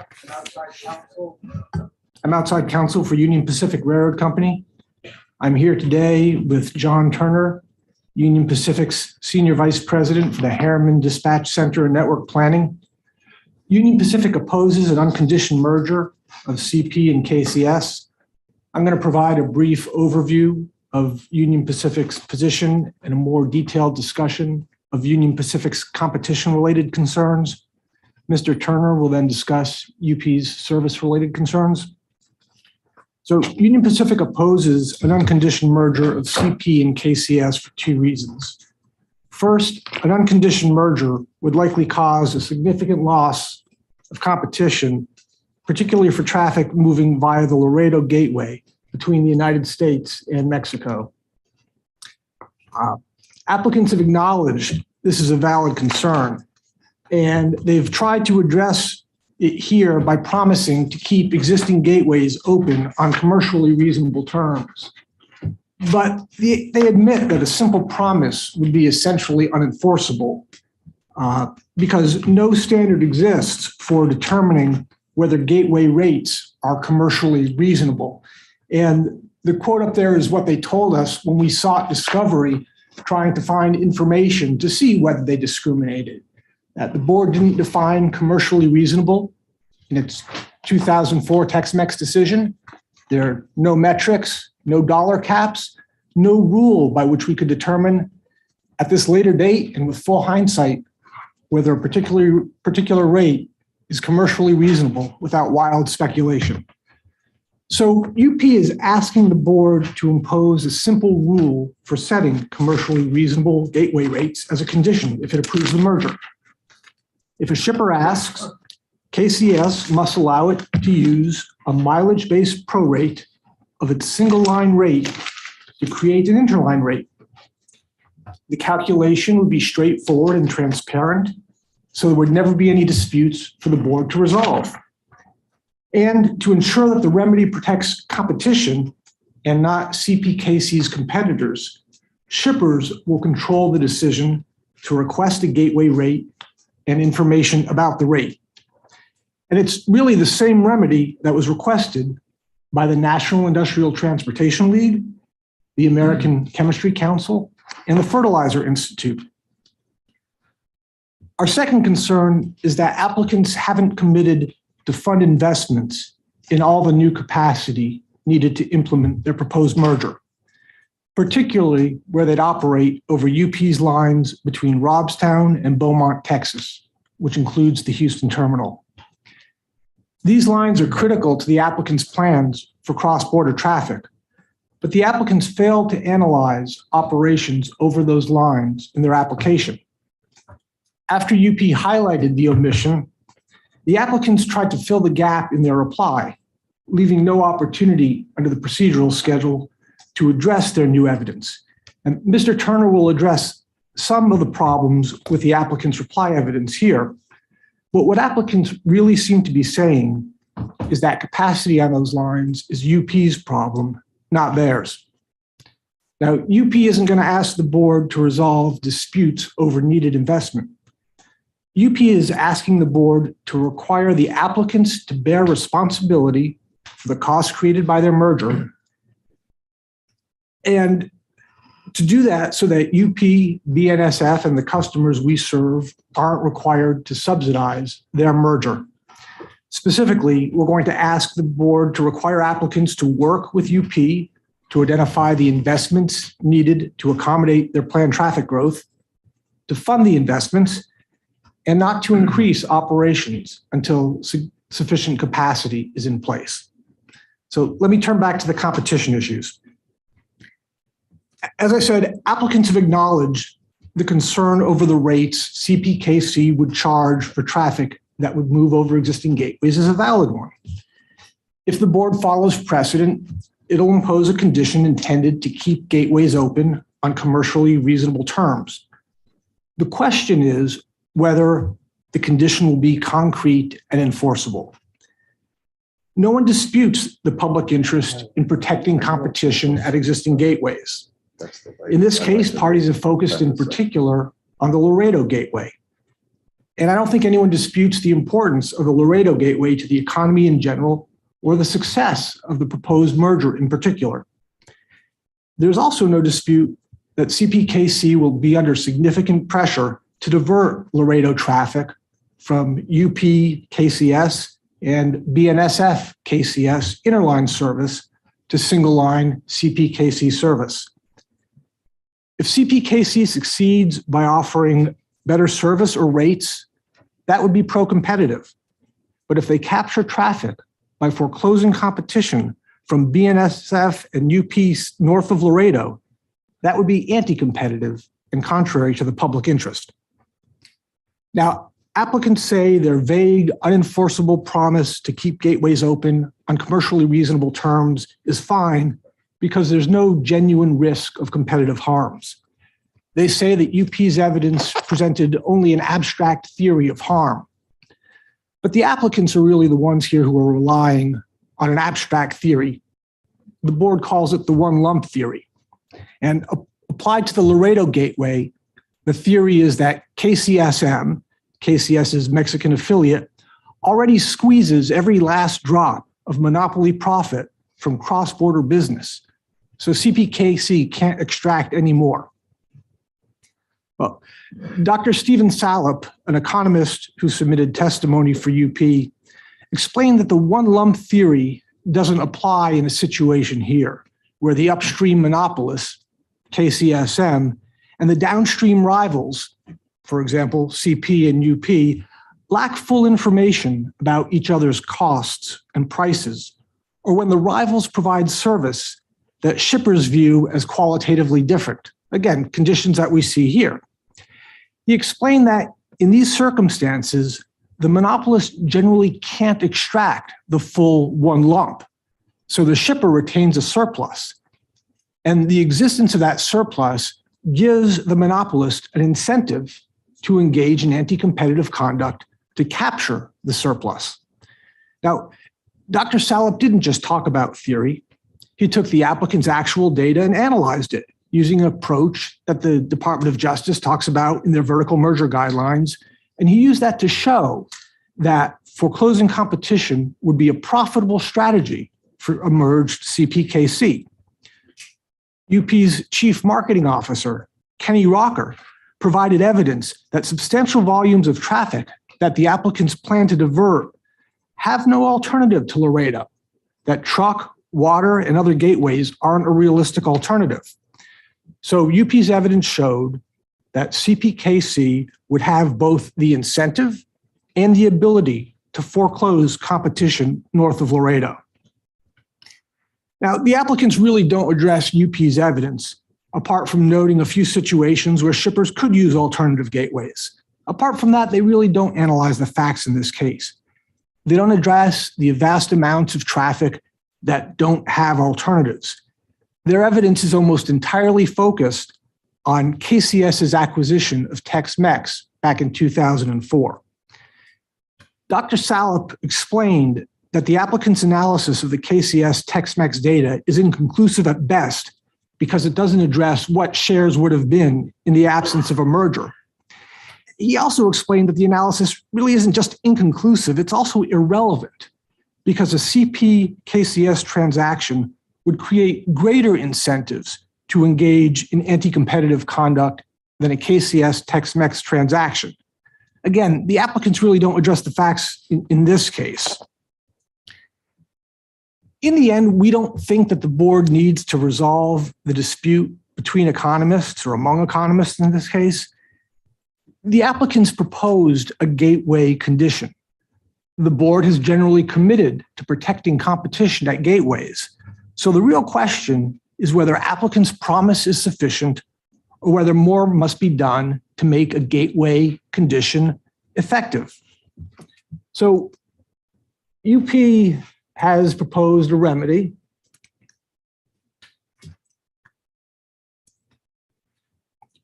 It's a simple rule really for making applicants promise to charge commercially reasonable rates, concrete and effective.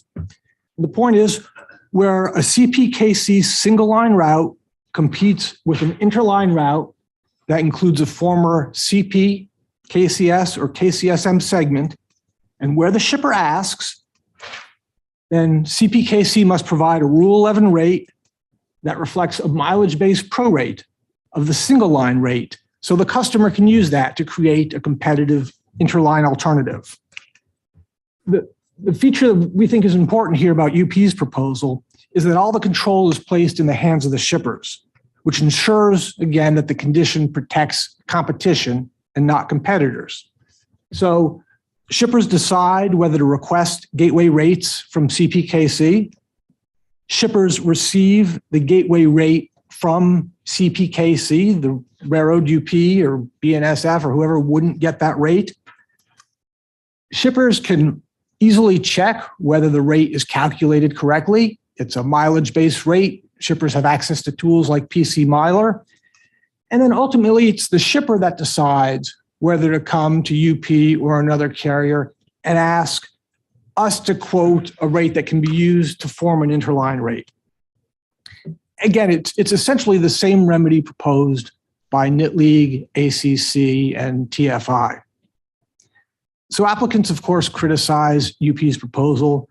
They say it would benefit UP and hurt shippers. But I don't think NIT League, ACC, and TFI would be pressing for a condition that they thought would hurt their members. The applicant's main criticism seems to be that divisions in the marketplace aren't strictly mileage-based. And there are three problems with that criticism. I mean, first, Mr. Rocker's verified statement and other evidence in the record show that railroads do use mileage prorates in their commercial dealings. Not always, but they use them in agreements. And we've heard about the I-5 agreement, which is essentially a large mileage prorate system.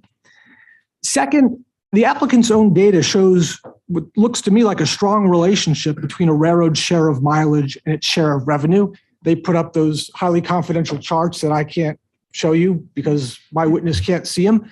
But if you look, there looks like a pretty good linear relationship to me. It's not perfect, right? But it comes to my third point, which is that applicants don't offer a better solution. They also claim that UP's proposal would transfer revenue to UP, where the current KCSM division is greater than the KCSM mileage share. And that criticism is misguided for several reasons. First, it's a distraction from the main issue. The main issue is that absent a remedy, CPKC will have the incentive to raise rates on the KCSM segment, which would allow it to divert traffic to CPKC single line routes and raise its single line rates. UP's remedy is designed to preclude this tactic and protect customers, allowing them to benefit from competition on the merits between UP, BNSF, and CPKC. Second, the applicant's claim ignores the nature of the remedy. They talk about taking money from KCS, KCSM, and putting it in applicants' pockets. But UP's remedy isn't affecting pre-merger rates and pre-merger arrangements. It's affecting new rate quotes. And then third, the applicant's claim relies on the faulty assumption that UP would know when the use of a mileage-based prorate would require KCSM to reduce the divisions it would otherwise charge. As Mr. Rocker testified, UP almost never knows KCSM's pre-merger divisions, their Rule 11 confidential rates. So UP isn't going to know when the application of the prorate might cause KCSM to reduce its division. So what's really going to happen in a post-merger world? In a post-merger world that includes this remedy, UP would expect CPKC to set low, competitive, single-line rates to try to divert traffic to new CPKC single line service. That competition is going to prevent UP from raising its division. Shippers will benefit from the competition. Rates will be lower.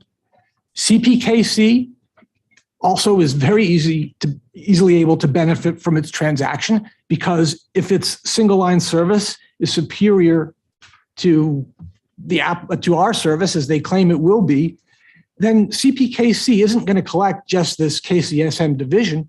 It's going to collect the whole rate. It's going to make more money at the end of the day. So, the applicant's economist also tries to attack UP's proposed remedy by claiming it would create an incentive for CPKC to raise rates to offset some potential reductions in KCSM's divisions. But that claim is inconsistent with the applicant's reliance on the idea that KCSM is already squeezing every last drop of profit out of the transaction. So if applicants are abandoning that position now, well, that's all the more reason to worry and to adopt a concrete gateway remedy. Ultimately, applicants' real concern with UP's proposed remedy appears to be that it would defeat their ability to exploit market power gained through this transaction to raise rates above pre-merger interline rates, or to divert traffic to their single line service, even if shippers would prefer an interline service. That would hurt customers, and that's what UP's proposal protects against. Before turning it over to Mr. Turner, I was going to say a few words about the Laredo Bridge, but if you want to. I'm wondering if, before we get into the Houston portion of the presentation, whether or not it makes sense to stop and ask about gateways. Okay, let me just, if I can go through the Laredo Bridge, because it's a gateway issue. The UP has a request for a condition affirming its right to use the new International Railroad Bridge that KCS has announced for Laredo. We think our right to use the new bridge on equal terms with CPKC flows from the applicant's commitment to abide by the conditions imposed on the KCS Tex-Mex merger. In improving that merger, the board required the applicants there to abide by a number of promises KCS made regarding KCSM and KCS's operation of the bridge, that it won't change the basic structure and operations of KCSM except through negotiations, that all carriers will be treated fairly at the bridge, and that it won't make unilateral changes in the way the bridge is dispatched and operated. And the board imposed all these promises as conditions to guarantee that traffic will continue to flow fairly and efficiently at the Laredo Bridge and through the gateway. So we think UP's access to the new bridge is essential to upholding the guarantee that traffic will continue to flow freely and fairly through the gateway.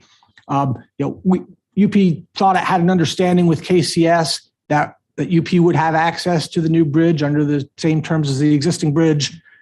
Applicants are now saying something different, and we think the board can help avoid future disputes by affirming here CPKC's obligations under the KCS Tex-Mex conditions, or simply ruling as a way to protect gateways that UP should have equal access to the bridge. Thank you. I'm wondering, particularly the UPSP, but in past mergers, does Union Pacific have newly created bottlenecks out of those mergers that were not conditioned? UPSP was generally a different type of merger. It was more of a horizontal merger. I think there were some bottleneck type issues raised with respect to some individual coal facilities where SP served the plant and UP served the mine, and it became UPSP. I don't think there was anything of the sort that we're looking at here, where there were two carriers were the only two carriers, or one carrier was the only carrier on one side of the gateway and merged with SP. I think there were alternatives in those situations. So I think the general answer is nothing like what we've seen here. It seemed to me, just in reviewing the record in past mergers, and I'll just use UPSP, but I think there are others in other mergers. I think International Paper in that merger suggested that there were a number of gateways, particularly actually on KCS that then connected to SP, and then Union Pacific had other routes that created vertical foreclosure. And it seemed to me that Union Pacific had a bit of the opposite position in that proceeding. And so the first question is factually whether or not that's accurate. And I know there are a lot of conditions flying around in that proceeding, so it could be that some of those gateways were addressed in other conditions. But based on my look at it, it did seem that there are a number of unconditioned, newly created bottlenecks across our mergers. And I guess I'm sort of wondering, because you raised the empirical question, whether or not UP foreclosed those gateways. So as I said, I'm trying to remember international paper. I remember having an issue with access maybe to short lines who were connecting to some roads or another. I don't remember all their issues, but as I said, the coal shippers do stand out. And I will say what Dr. Salop says, and I don't want our position to be taken wrong. One, we're not saying that there are always going to be problems with vertical transactions. What a lot of Dr. Salop's work was saying, look, you shouldn't have a presumption that just because you have a vertical merger, you're fine. There are no anti-competitive problems. And he did his analyses and a bunch of computer program model simulations, and so there's a range of results. And there's certain things that matter to the results. So one thing that he found important, if you look at the sort of pattern of results he set up, is a lot of times it matters what the share is of the railroad on the other side of the transaction, where you have low shares, low pre-merger market shares by one of the competing railroads. So like CP doesn't really do much in the Chicago auto area, the Chicago intermodal area. That's a cause for concern. Another very important thing is what sort of efficiencies is the merger creating that could offset the anti-competitive incentives to raise rates. And so you look at something like UPSP, where when you look at the benefits of and maybe you can argue, I don't want to get into a fight about UPSP, but there was consolidation, there was route consolidation, there were savings, there were operational efficiencies through shorter routes. There were a lot of, I think, undisputable public benefits, or at least what the board would count as a public benefit. And those sorts of merger-specific benefits, the existence of those, make the foreclosure pressures less because they help you lower your costs and compete. So if you look at these sort of one-off shipper situations, it's not that there's one carrier with a lot of competition and then two on the other hand. It's a real one-to-one. And it's kind of 100%. So it's not a difference in market share. And like I said, there was a lot of efficiencies that went along with the UPSP merger. And we did rate studies for years afterwards showing the savings and what actually happened at 2-to-1 locations. This merger, on the other hand, has really very low efficiencies. And we've got a statement in there by Tom Haley who goes through that. And that's another reason to be concerned. So part of it is the market shares of the railroads. Another is the real, what we think are lack of merger-specific efficiencies that make us concerned about this transaction, where you might not be concerned about something like UPSP. No, I appreciate that. I am yet to hear, because I do see these vertical foreclosure issues being raised, merger after merger after merger, and then the same theory is being relied on. And I'm yet to see a railroad ever, in the empirical analysis, admit to foreclosing. So it could be that maybe the 5 or 6 gateways that were mentioned by international paper were never foreclosed. But, in terms of empirical analysis, it never seems to make its way to the people who benefited from not having a prop rate mechanism not applied to them. So what I'm cognizant of CP's claims being like, well, we've got our own regulatory regime just for us, right? And now that's in the context of rates overall, but it's also that, it just for their particular gateways. Not to say that undermines the merits. It's just to say that how UP performed when they had the opportunity to vertically foreclose something might be indicative of how CP might. But you're right, individual gateways are different depending on the circumstances. And again, I think Professor Salop was careful to say he's not saying all vertical transactions are one way or another way. It does depend on the evidence. It does depend on the facts. And as I said, I don't remember. I feel bad. I was probably there. I probably responded to their concerns. No, it's okay. But I don't think we had any, and John may know the network better, I don't think we had anything like this sort of situation where, again, there's places where a shipper may have had SP and UP combined, but not in the same way that.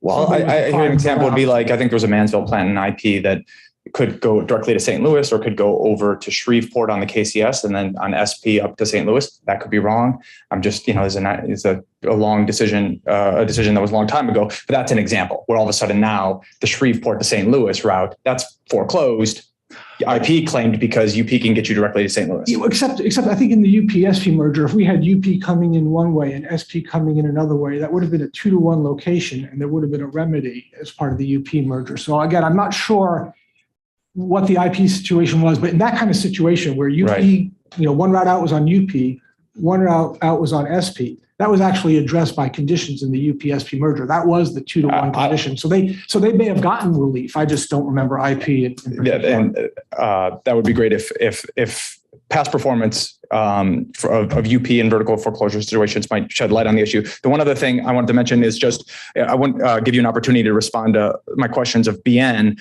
about whether or not the prop rate mechanism is really appropriate for traffic that is higher on the competitive spectrum, let's say. If CPKC is constrained by the marketplace and their top line interline rate, whether or not it's really appropriate for the board then to break out that on a mileage basis for revenue divisions. So I mean, I think it's difficult to really sit and parse traffic, right? I mean, their promise was a broad-based gateway protection promise, and what we tried to do was come up with a broad-based solution. I think even when a rate is constrained by the market, assuming it's constrained by the market, as I think their expert, Dr. Reich, has said, it's not like you go $1 higher and something goes to truck. Right? There's a range of motion. So I'm not sure that, $1 higher, it goes to truck, so you don't need to worry about rail. I think it would be even if that existed, even if there were rates that rail rate goes up $1, goes to truck, so you don't need to worry about UP. KCS's rates are being constrained by truck, by water, by something else. It'd be really hard to identify those and try to carve those out of the solution. So the question is, what's the harm of the question though is then what's the harm of our remedy? And I don't think there is a harm, and I don't think Knit League and ACC and TFI would be in here if they thought there was a harm. What may happen is, again, maybe KCSM's division goes down, but that money's going to go to a shipper, right? And if they're making I don't think so, because if there's the market rate and that's the top line interline rate, I think it's what strikes me that there could be situations where the rate would go down if there were vertical foreclosure, but you don't have that opportunity if you're not a monopolist, if the interline rate is constrained by a lot of competition in the marketplace. So all that would happen is you all would be subsidized by CPKC. I'm not saying that it can't go the other way, but without getting into highly confidential information, you raised the point that the correlation isn't perfect. So there will be situations where a mileage-based rate does not reflect a market-based reality of revenue divisions.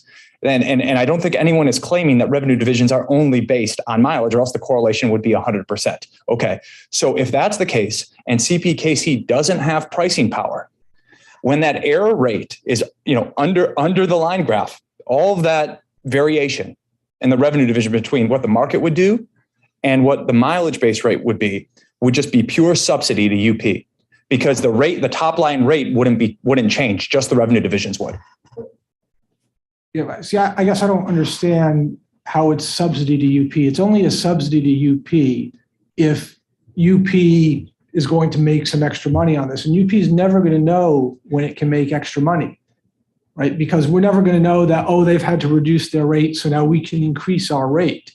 If this mechanism gives UP a higher revenue division than UP could otherwise bargain with CPKC on a competitive move, then that is giving money to UP, isn't it? So the mechanism is never going to give UP a higher revenue division.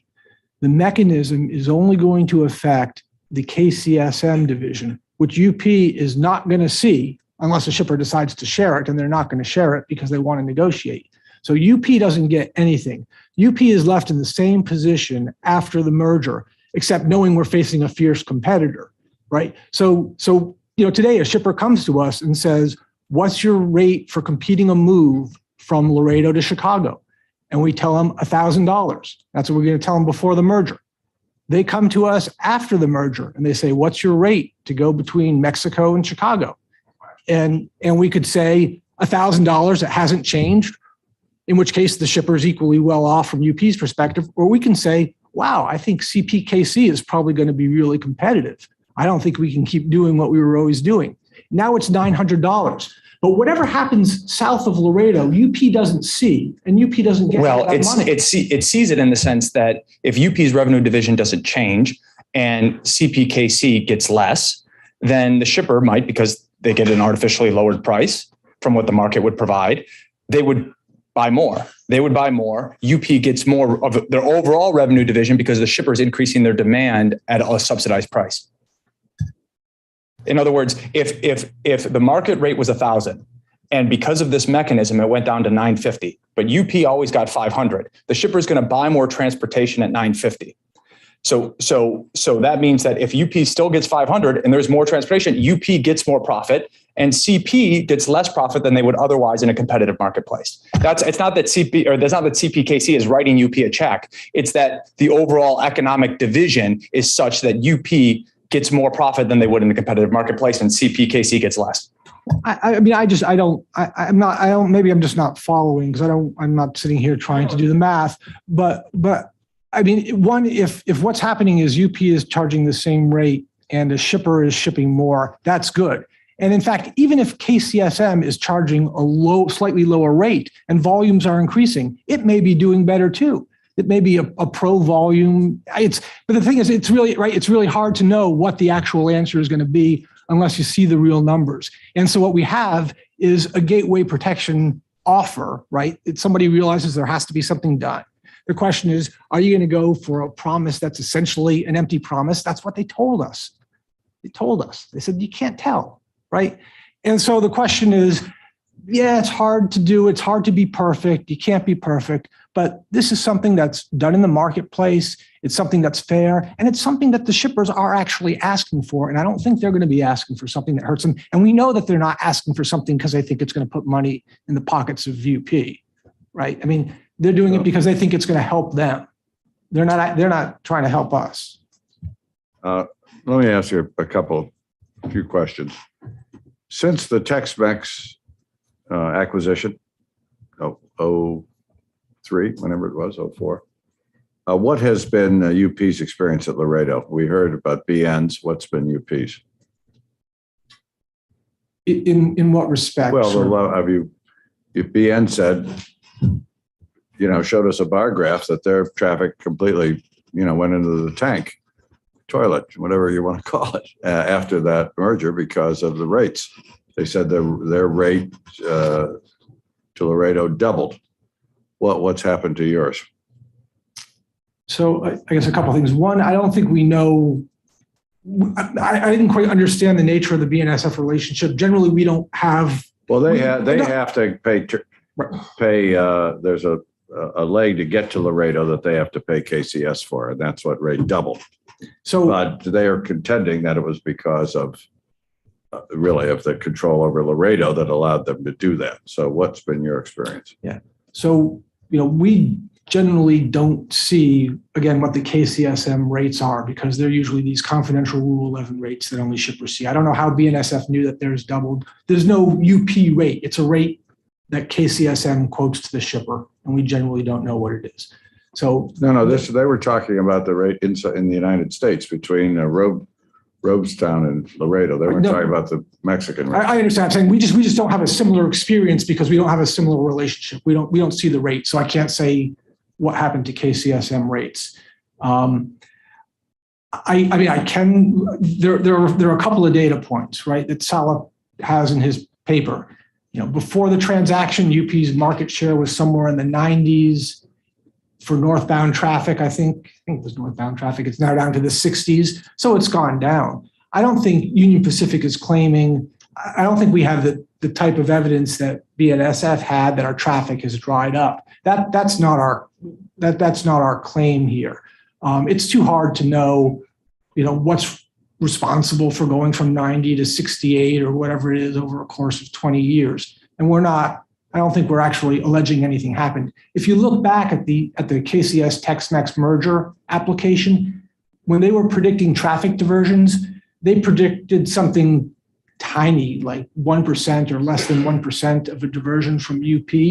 So they actually didn't think that there was all that much competition, all that much opportunity to take traffic. It's very different from the application we see here, where you've got CPKCS saying they're going to take large chunks of intermodal, of autos, of auto parts. So I'm not sure we've seen any evidence of that. I think we were very concerned at the time, but I don't know whether we've seen it. And again, even if it's happened, it's commercial one-offs of many situations. And we tried to go back and look. As I said, in discovery, we asked them questions. We wanted to get data. And they said, we don't want to give you data. It's a lot of data, and it's not going to do you any good anyway, because you could never prove that we charged a commercially unreasonable rate because there's no standard to define it. So go away. Well, but it seems to have worked without foreclosing you at Laredo. Why wouldn't that same condition, phrased the same way, work in this transaction?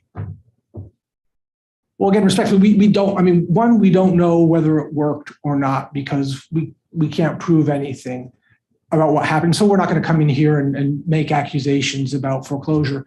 Two, as Dr. Salop said, this is a different transaction. Again, KCS Tex-Mex said we're going to divert 1% of UP traffic. There's not much of an incentive to do anything if you think there's very little traffic you could capture. I don't mean at the time. I'm talking about your experience since the transaction. Doesn't seem to have foreclosed you.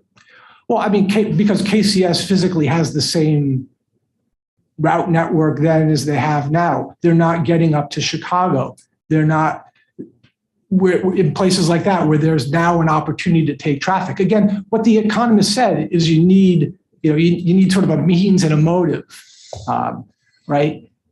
They had the means, they didn't really have the motive. Now they've got the motive. And that's what concerns us about this transaction, that there's a lot more traffic that CP can go after that makes it worthwhile for them to engage in this behavior. Previously, there wasn't much KCS could do. As they said, they were dependent on UP to help bring them revenue. Well, aren't there many places in the country where there are the limitation is commercially reasonable rates, other than Laredo? No, I thought that condition had been imposed by the board. Oh, the condition. Other places. I think the condition's been imposed. I thought you were asking a different question. I thought you were, I mean, I'm wondering why that condition isn't working. It wouldn't work here. It's worked at other places. We don't know. I mean, I have no idea whether it's worked in other places. It's not a term that really has any meaning, and that's the problem. So we don't know whether it's worked or not. Well, it seemed to have been accepted by a lot of railroads over time. Let me ask this question. Do you agree with BN's response to my question that the one chart they put up there that showed what they feared, and that was on the $1,000 rate that had been $400, and then in Mexico, and then after the merger, KCSM changed the Mexican portion to $700. Remember that chart? And they agreed that those facts would not be commercially reasonable if they were proven. Do you agree with that? So if the question were, if we, the board, instead of imposing your condition, said we're going to freeze the pre-merger KCSN division so that they can't raise it, if that's your question, would it be commercially unreasonable to raise the division? We'd take that deal. But is it? But I can't. But I mean, I don't know what commercially reasonable means. Could somebody come in and say yes, it's reasonable for KCSM to raise their division by a certain amount? I'm sure. The only question I asked was the exact hypothetical they had up there, that they had raised the Mexican rate from 400 to 700. And under those facts, when I asked if those facts were proven, would they have established that that was commercially unreasonable? And BN said yes. Yeah. They could prove it, they would win that case. You agree? I can't agree because I really don't know what commercially unreasonable means. So I can't agree with that. All right. Because what I'm wondering is if there was some way, if you thought you were being foreclosed, you had reason to think that, and you brought a case and you could get through disclosure of what they were doing with their Mexican rates, wouldn't that enable you to prove an commercially unreasonable situation? I don't I don't know because I could imagine. I mean, I could imagine. As a lawyer, making arguments about why it was commercially reasonable for me to change a division, just because I think commercially reasonable isn't a real term that has any actual established meaning in the railroad industry. Again, if you wanted to define it to say it means that you can't raise your division, okay, that would be. That would be something, but it doesn't tell me. So and also, as you said, you're asking me about that one specific scenario, which was a pretty narrow scenario of a change in a division where the whole total rate remains the same. Okay, well, what if the rate goes up $5? What if the total rate goes down $5? When is it adjusting rates and divisions? And when is it actually engaging in some sort of manipulation? And I think that's very hard to tell. And that's why I think it has to be defined in some more objective, commercial, easily enforceable factor, something that's not going to require the shippers to come into the board and ask for a lot of discovery, something that they can actually implement themselves, something that's not going to require the railroads to come in and ask for discovery of our competitors' rates and rate making practices. Make it simple, put it in the hands of the shippers, and let it apply to the broad scope of cases that arise. Well, Michael, I have to say I am impressed with the irony of the railroads coming in here one after another, asking us to help shippers be able to get low rates without having to go through a litigation process. And I wonder, we'll see that attitude at further proceedings would be helpful. I appreciate that, but it can be ironic, it can be not, but I think, at least according to their papers, right, Knit League is going to come in and say the same thing. And ACC is going to come in and say the same thing, and TFI is going to come in and say the same thing, because that seems to be the right thing to do on this record. Well, so every case is different, every record is different, but it's not just the railroads who are asking for this. It may be that they're asking for a simplistic result here because they know how hard it is to bring up rate cases under previous procedures, and how ineffective those earlier procedures have been. We may be dealing with that in the near future.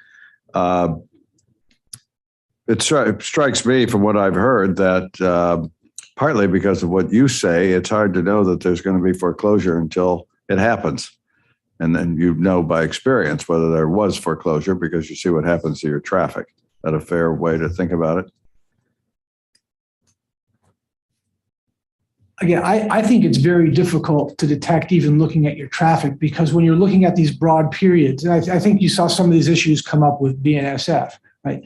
I mean, traffic comes and goes, it moves gateway to gateway, economic conditions change. That's all part of what makes this very hard to prove. And that's why we're trying to come up with a simple, easily enforceable, concrete solution that doesn't require board intervention, because it really is hard to prove why something is happening. And it's hard to see a change in the marketplace versus a change in behavior. And, as you point out, these proceedings, if you have to come to the board, one at a time, a shipper at a time, it can be costly. And somebody's got to weigh those consequences and the cost. And that's why I think that's why ACC is proposing this. But I think in this situation, when you're talking about a merger that's going to have a major impact on gateways, and particularly the Laredo gateway, which is so important, this is the right way to address the problem that you've been wrestling with. I mean, you asked in Pan Am, I was listening to the hearing, saying we want a standard, we want something that we can enforce. And we were listening, and that's what we tried to do. One answer we got in Pan Am from Mr. Foote was that he would close no gateways neither physically nor financially. And so that seems to me that's consistent with the concept that we were talking about with BN this morning, that, if in a case you could get visibility into what had happened at the Mexican rates, that would help you prove that they had closed it financially. It sounds to me, Michael, like if I asked you in your closing brief to provide us with a way to measure commercially reasonableness, you would punt. Is that a fair statement? In other words, you say it can't be defined. I mean, I don't think it's a term that has a meaning. I think what you could say. Well, I mean, to be clear, I think you could say. I'm sorry. Well, the reason I asked is that I don't disagree with you right now. It's not clear what the meaning is, but that's why the members of the bar exist, to help us figure it out. Absolutely. And so what I'm saying here is that you should be defining commercially reasonable by imposing what we're saying is that you'll charge the mileage prorate. And BNSF has this, I think their answer is sort of the same. It's the mechanism is a little bit different. You could define commercially reasonable as you suggested in your hypothetical by saying you can't increase the division, but you need a definition. Well, are there any other, or are you willing to take the challenge of coming up with other definitions other than the prorated one? I mean, that was our best shot at coming up with something that was easily enforceable, that where you could put the control in the hands of the shipper. And we thought that was very important to a solution because, the applicants kind of try to merge BNSF and UP's proposal together, but we don't have a matrix, right? We're not going to see the rate south of the border. That's all shippers. And we're not going to be able to go out and tell shippers, we're going to sell you this service and get a rate. A shipper has to go to them and say, we want your single line rate. And oh, by the way, so we've tried to structure this in a way that we thought was the most pro-competitive, shipper controlled, defined, a way that people aren't going to be coming back to the board to resolve disputes. All I'm suggesting is that if you have one that wasn't your first choice, if you have other alternatives, we'd like to be educated because we have to decide something about what we're going to do in this area. I understand. And I don't want you to use that slide we saw earlier of all those broken eggs in one basket, because I'm not sure where you're, how we're going to resolve this. Patrick? No, I was just going to remark, Marty, I think what you're alluding to is that over and over again in our rate review, rate reform proceedings, the rail industry has sort of admonished the board, or at least pleaded to the board. There are so many cost differences on different routes. There's a lot of cost on this end for some routes. There's a lot of cost on that end for some routes. And, while some of that could be picked up on the interline, not all of it's going to be picked up on the overall interline rate when you're breaking it down on a pro rata mileage. And so I think what we're all struggling with is the type of simplification you all are describing is completely contrary to every simplification idea that has been put forward and rebutted by the railroads over the years. And I don't think it's enough to say, well, the shippers are for it, because the shippers have been fairly consistent in more simplification is better. It's the rail industry, I think, that's particularly newly in this proceeding, talking about how this simplification, I understand the I-5 agreement, but that this simplification and the irrelevance of cost considerations, among others, is okay. So let me just 2 words on that. One, so take a win, right? Second, I think KCS would not consider, CPKC might not consider it a win. Second, on the costing, I did want to Michael, we always win. I did want to get back to just on the cost issue, because you raised it yesterday with BNSF, and I don't know whether you were interested. You would I think applicants had said something about, the railroads had objected to mileage-based prorates in other cases. Just to be clear, 2 things. Those were rate cases where there was a question about how to divide hypothetical revenues. And if you go back and you look at the board's proceeding in Ex parte 657, when they switched from a mileage prorate to the more complicated ATC model, what the shipper said is, we don't like ATC because it's not market-based. And the board said, well, mileage prorate came into the legal literature in the Nevada Power case because it was market-based. These other things, ATC and all that, they're addressing a different issue. They're cost-based. But the market-based, mileage-based prorate is kind of why we came to this idea, because it is consistent with the board's precedent, with what the board has looked at as a market-based thing. I think it's used in the board's waybill sample when they're figuring out how to divide revenue among carriers. I know, but it's crude, but it's what is actually used. And that's why we came back to the mileage-based prorate as a reasonable look at what the marketplace does. I understand, and we'll move on, but I will say I had occasion to look at that 657 passage that you're referencing, and in a couple of the filings. I'll just say it's the term market-based and what it's referring to, whether or not it's purely mileage, which is what yours, I think is open to debate. But we can review that and take a look at the transcript and make sense of it.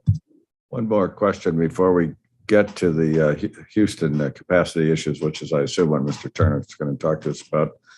I cannot let this presentation by UP, this pro-competitive presentation by UP go by without asking if you, and maybe it's not something you're not prepared on, but if you want to enlighten us on the pro-competitive nature of UP's decision to take CP out of the EMP program, which was announced last week. According to the Trains article, which is where all the information I have, Norfolk Southern, CN, KCS, Florida East Coast, and CP were all in the EMP program with UP. And last week, as a fairly direct reaction to the pending merger application, UP said, CP, you're no longer in the program. I mean, how is that pro-competitive? The only thing I would say on that item, Mr. Chairman, is that obviously with the specter of let me back up. The original intent of the box program, the MP box program, that's a joint program between the UP and the NS, was to drive business to the railroads and interline business. Obviously, with the specter of the merger and things like that, the competitive nature of those things have changed quite a bit.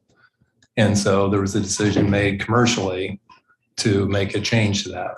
If for some reason the application isn't granted, then obviously we could go back and look at that at a future time.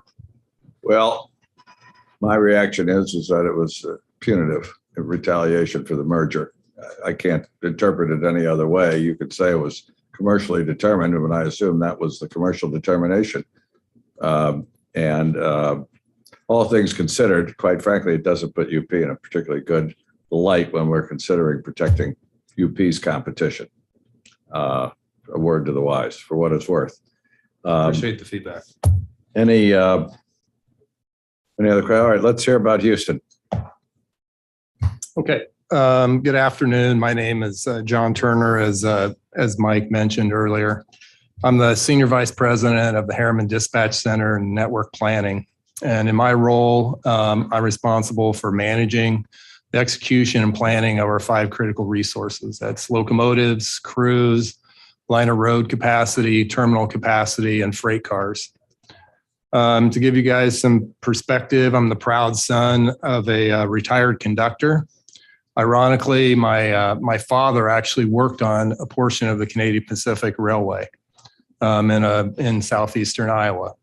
I have 2 brothers that are locomotive engineers for the Union Pacific, and my son works in marketing sales for the Union Pacific. So we're 3 generations of Turners in the railroad. In fact, irony of all irony, I have an uncle that's a retired signal maintainer for the BNSF. So we kind of spread our wings wide in the railroad industry.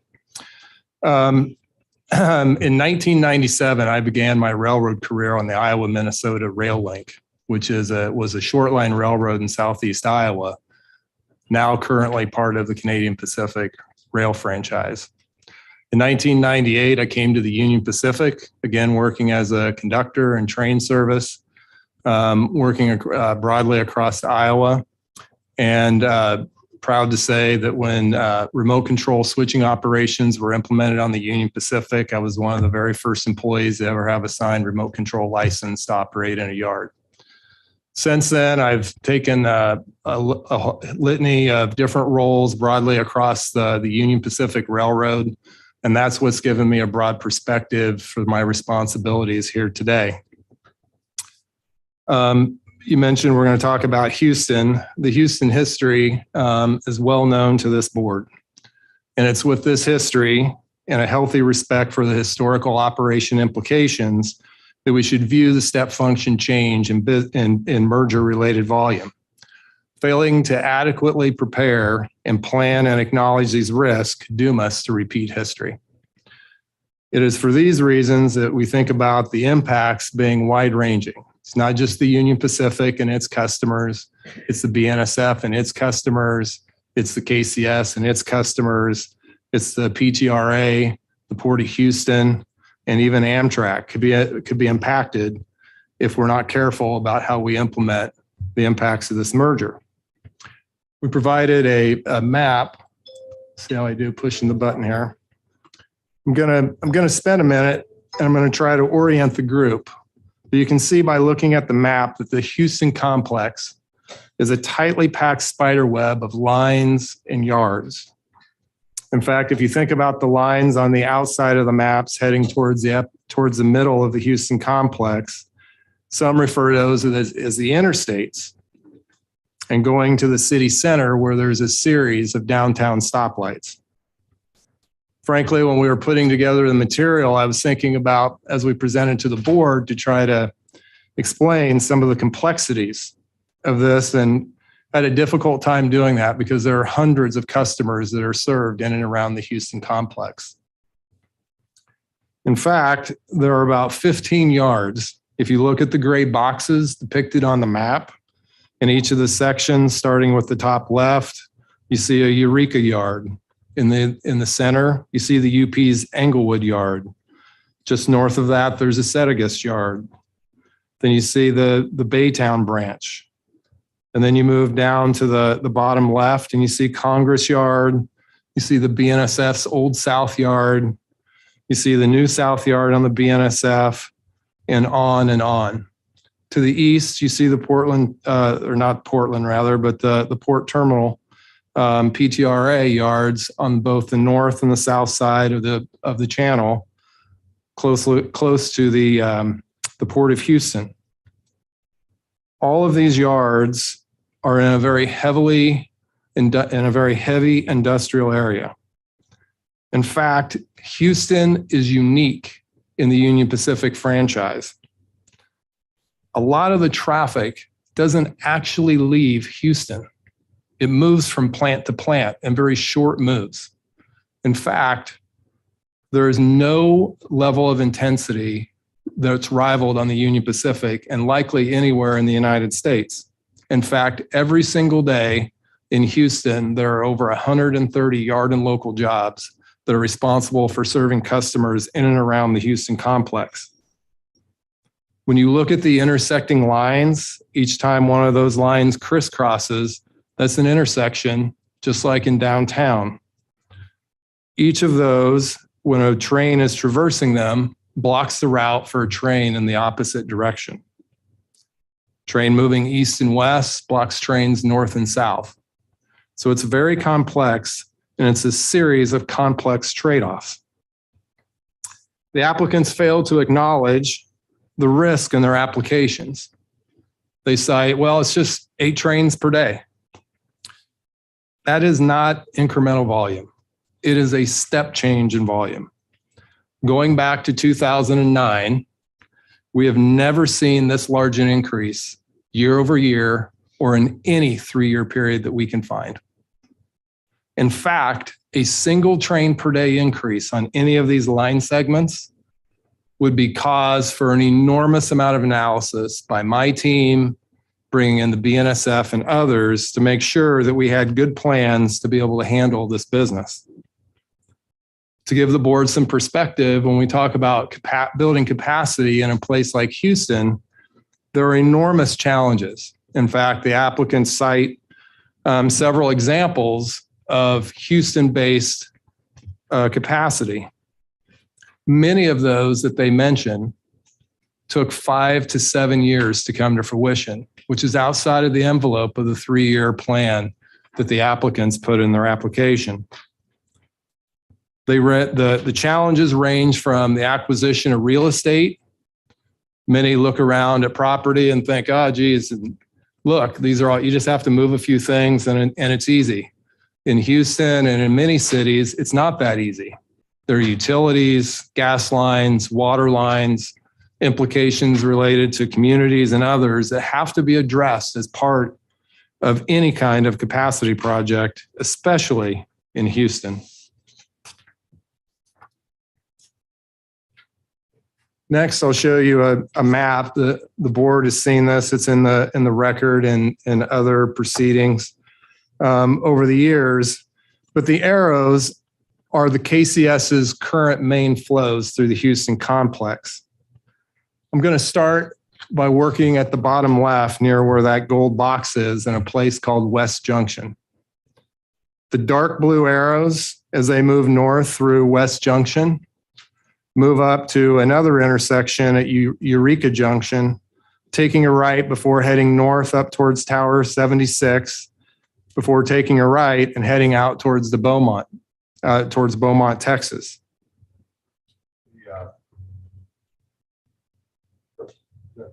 Yeah, it might be purple in your, yeah, it's purple. And it's dark blue right here, I swear.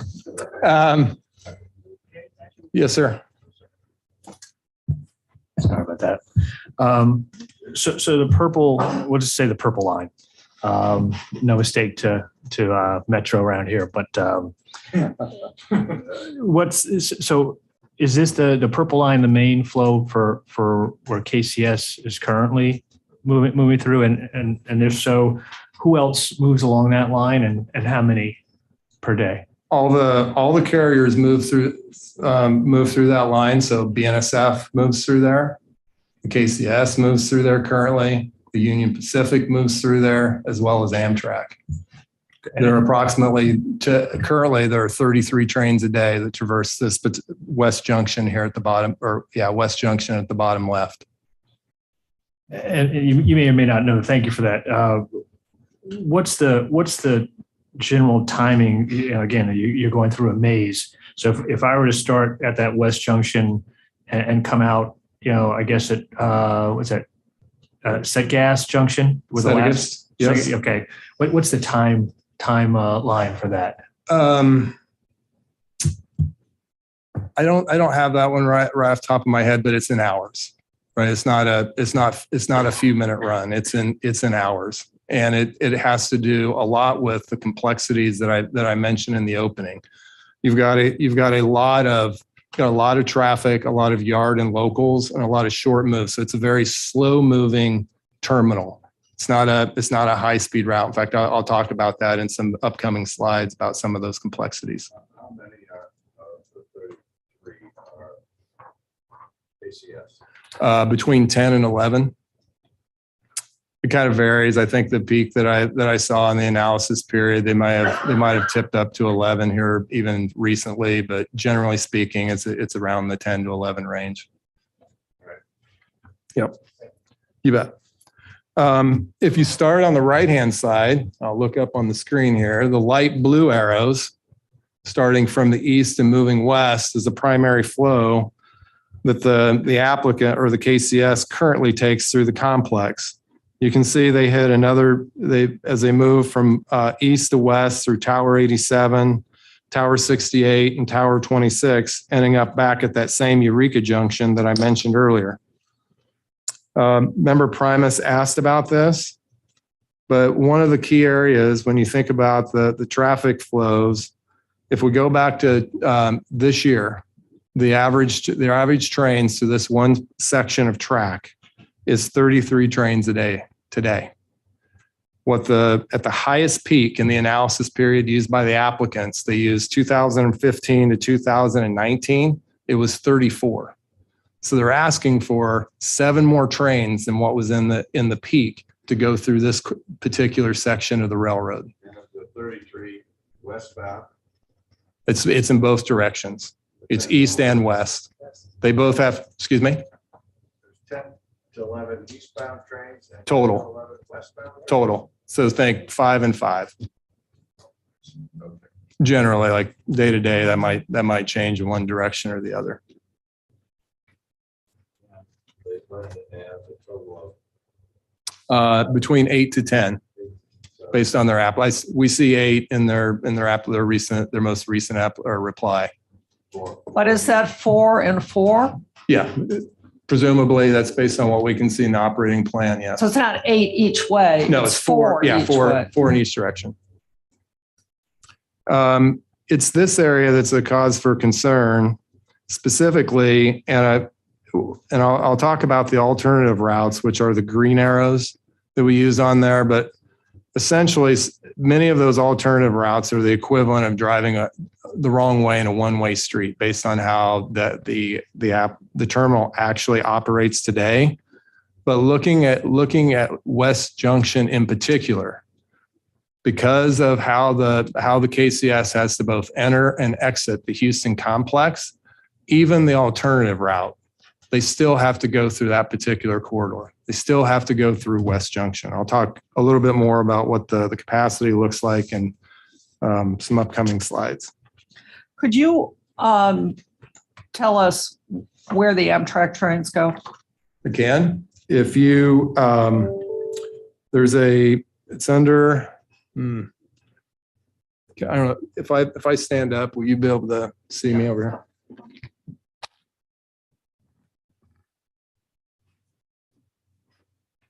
The Amtrak passenger depot is actually right here. Right, that's on the map.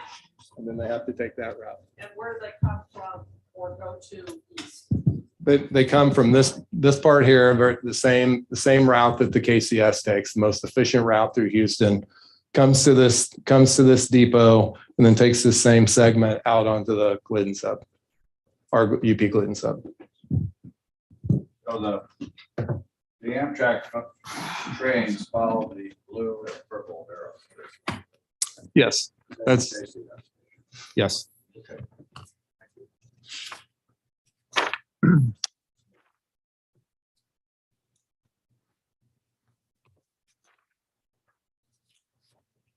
The applicant's original submission largely ignores the steadying of the trackage rights lines. And the subsequent replies have enormous flaws, which I'll point out. As the applicant has made mention and others, the key to unlocking the potential of this merger is the line from Laredo going through Houston.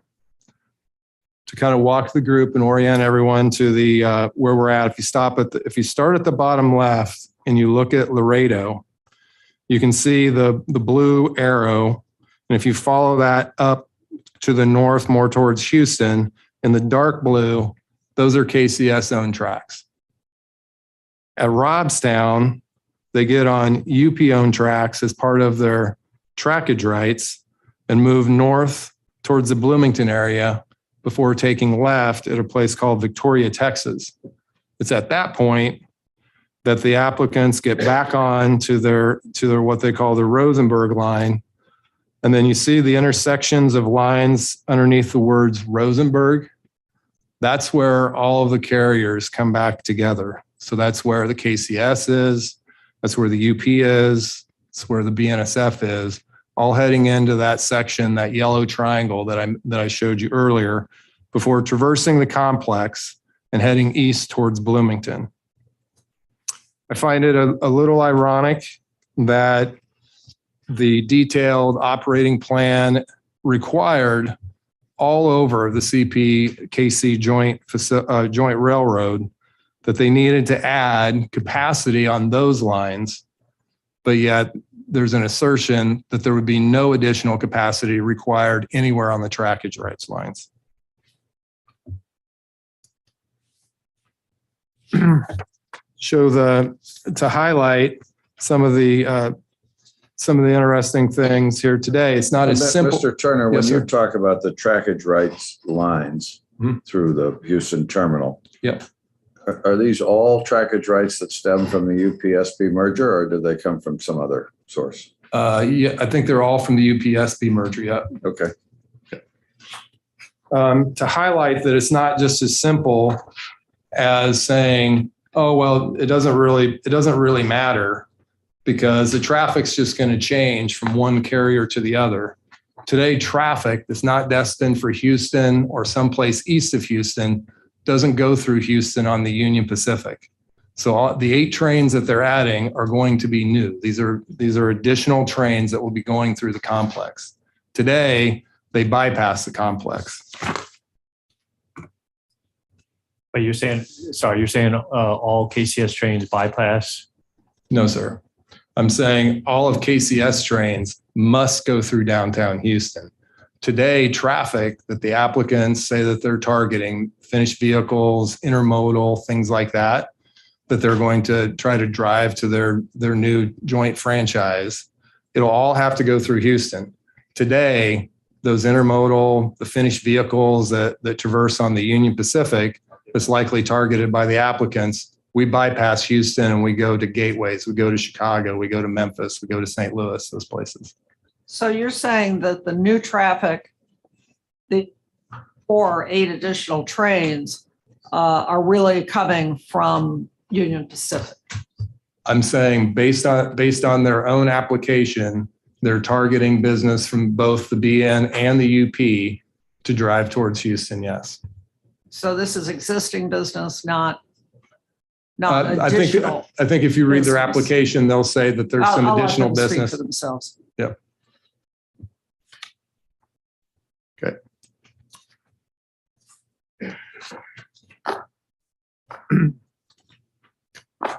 The applicants in their reply tried to correct the record by essentially saying that don't worry, Houston has handled this much traffic before. In fact, I think on Wednesday, Mr. Orr showed the board a graph that showed the peak in 2016 and that we're well under that. When you layer on the KCS's proposed traffic, that it won't be a problem.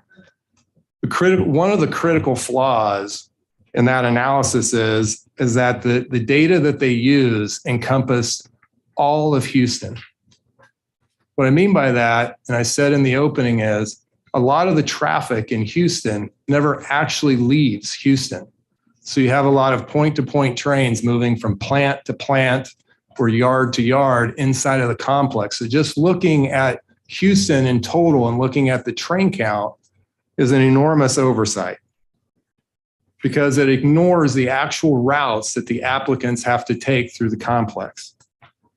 Below is the table, and mine looks like blue and blue. Up there, it should be purple and blue. And so on the eastbound flow, we took and layered in each of those segments that I walked you through on the map with the arrows, and then layered on the business that would traverse those. So you see some directional routes where only 4 trains a day would go through there. You see the 8 trains a day from West Junction to Rosenberg and from West Junction to 26 that we talked about. And if you take a look at the peak from 2015 to 2019, you see increases in traffic above the peak that range from about almost 6%, 5.7% to over 31.5% over key routes inside of the Houston complex. It's similar on the westbound move. We layered on their westbound directional traffic, layered on the segments where the 8 trains will be currently, and you see similar results. The next slide shows what it actually looks like on the route. We'll see if we can get the map to show up here. This is the exact same map that, this is the exact same map that we started with, only this time we layered on the peak of 2015 to 19, and then layered on the 8 trains. We're setting new frontiers across this particular segment of the route. Hey, John, let me ask you a quick question. So what's the total number of trains that actually pass through the terminal? So like a KCS would do, you're saying most of them will come with destinations within the terminal, and around. So how many current trains actually act in the same manner that a KCS would in terms of coming through the terminal? And that's frankly what's unique about the KCS and the Houston terminal. Almost all the traffic that the UP and the BNSF runs in doesn't run through in this similar fashion. It doesn't run the entire length of the complex. It literally only runs portions of the complex to get to the certain yards because you're building trains from outside on those interstates that I described earlier to come into land into certain yards inside of the Houston complex versus the KCS having to come from Laredo up through Robstown and Victoria through Houston. They've got to traverse the entirety of the complex. So are they the only freight carriers to do that? I know Amtrak, of course, traverses through, but they'll stop at the station. But are there other? I would have, I would have to double check that for you. I'm not sure if the BNSF has a train or two. The Union Pacific does not. The second flaw in the applicant's revision is they cite the clear route provision, saying, don't worry about it. If it's a problem, we'll just use one of the alternative routes.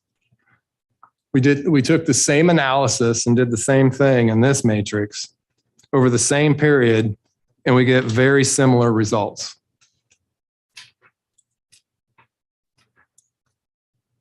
Mike, you might have the magic here. Okay. If you go to the map, I think it's important to note that the clear route condition is for exceptions of extraordinary circumstances. It isn't a license for everyday use. If you take a look at the route starting at the bottom left, there was a condition imposed by the STB that said that if for some reason the KCS or any carrier for that matter couldn't get through on their primary routes, that the dispatching office had the clear authority under the joint director to move those trains on a route that could actually get them through the complex. So you have your trackage rights, your primary routes that you run the trains on today. And if for some reason you couldn't get through there, you could pick an alternative route to keep the complex moving. That's from the merger. Yes, that's a condition from the merger, yes. When you start at the bottom left near Rosenberg at the 22.9% on the map, and you head through West Junction, moving kind of east or from left to right, you see all the similar things. There is one section that's 3.2% better, where the applicant's traffic actually would fit. However, you have to be able to get in there and out of there, which they would not be able to do under the current capacity constraints. The other thing the applicants ignore is train length over time. Train counts are important in capacity planning, but so is train length, especially in a place like Houston. I talked about all the intersecting lines. We call those interlockings in the rail business. Each one of those, even though the map looks like they might be a fair distance apart, some of these junctions are literally 1,000 feet, 2,000 feet, 4,000 feet. They look like they may be a long ways away, but under current train sizes, it's possible you could block multiple routes moving through the complex with a single train. In fact, if you compare the KCS's peak train counts and you layer on their average train length actually 10% longer. This means that they're going to actually consume more capacity than they have in the past. In fact, based on the applicant's own operating plan, they anticipate running trains up to 10,000 feet. This is several thousand feet longer than they currently run on average through the complex. So the notion that they're taking up less capacity because they're just running directly through the complex is not entirely accurate. The applicants are not entitled to an easy pass. There are no Houston express lanes because doing so means impairing servicing hundreds of customers throughout the complex. I mentioned before that the KCS trains consume more capacity because they run the entirety of the complex. And if you'll take a look at the map, I mentioned earlier with Mr. Member Primus's question, but if you look at the map, many of the trains that the Union Pacific operates head towards Settegast Yard and Englewood Yard, only traversing a small segment of the Houston complex. The same with many of the BNSF trains, where they might be running to the old yard or their new South Yard on the west side of the Houston complex, only traversing a small segment versus traversing the entirety of the complex, as KCS does. Is there a short line or a belt line in the Houston area? There is the PTRA. I mentioned them before. They primarily serve, if you on the map in purple, they have lines where they service customers on both sides of what we would call the ship channel at the Port of Houston. Lower right part. Yes, sir. They don't go through the whole terminal. No, they're a switching operation that normally just serves local customers. So all the rest of the spaghetti bowl, it's BNUP and KCS. Correct. and Amtrak. Yep. Next slide. I showed you a portion of this route earlier, but this is another area where the applicants failed to analyze the route. And it's not the only area of, this isn't the only area of concern. Houston isn't the only area of concern. We have concerns on other locations, which I'll highlight in the upcoming slides. This is the route that I highlighted earlier, where they start at Laredo and they come up to Robstown across the trackage rights lines. There's a bracket and towards the middle of the slide that says Inari to Bloomington. I'll use this to illustrate some of our concerns.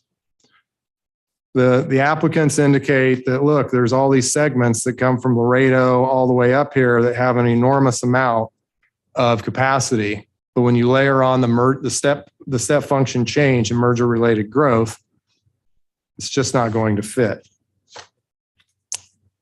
UP does similar calculations that the applicants did, and we refer to them often as bottleneck analysis. Generally, these are very straightforward calculations, but based on what we were able to see from their application, we haven't seen all of them. And I'm sure that they have reasons that they consider to be proprietary, as we do, in terms of how we calculate capacity. But based on what we were able to see, we were able to put together enough of those and reverse calculate and get similar results to what we see on the left-hand side. The key to these calculations are in the assumptions. When you're doing this type of analysis, you usually have some actual data, usually some train speeds, track availability in terms of how much time's available during the day, how much you take out for maintenance, those sorts of things. But many of these assumptions, including train spacing, how much surge capability, how much of variability you factor into your capacity analysis. These things are often rules of thumb. On the Union Pacific, we do studies to make sure that we understand what those look like. Specifically, if we're getting ready to make an investment, we would do a study on a specific line segment to make sure that we've got the calculations right and that we're making good, solid business decisions. Based on what I can see in the application and in the responses, their assumptions are extremely aggressive. Sometimes twice as aggressive as what we would use on the Union Pacific. What do I mean by that? In the matrix, you can see on the left-hand side, they calculated what we would consider to be a theoretical capacity. In other words, this is how many trains you could fit through there if everything were perfect, the spacing were exactly like the assumptions, and you would say, I could get 41.1 trains through this particular segment, Inari to Bloomington. Based on their application, they calculate what they consider to be a sustainable capacity of 65%. Again, an extremely aggressive assumption based on Union Pacific calculations and how we plan for capacity. This yields them a 26.7 trains per day through this particular segment. When you take those, when you look at the sustainable capacity and you match that up to the 2022 data, that leaves them 1.7 trains per day worth of additional capacity above what they put in their model. I can tell you from experience that even that little bit of headroom would be cause for additional analysis inside of the Union Pacific. What their analysis doesn't include is any growth for the BNSF, who uses this exact same line. It doesn't include any growth for the UP, who owns the line and operates the line. I mentioned that these assumptions are an important part of the calculation, and even a small change in one of the assumptions can change the outcome on how you may feel about capacity planning. In this case, we simply just change the train spacing from 5 minutes on the left-hand side to just 10 minutes on the right-hand side. It changes the theoretical capacity by a little over 5 trains, changes their sustainable capacity at 65% to 23.4 trains. And when we match that up against 2022 volume, it goes red, just like the routes I showed you on the Houston map.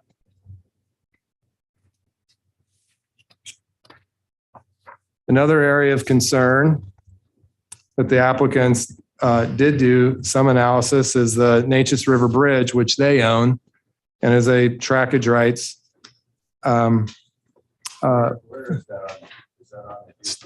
It's east of Houston. I'm going to show you a map here, right there.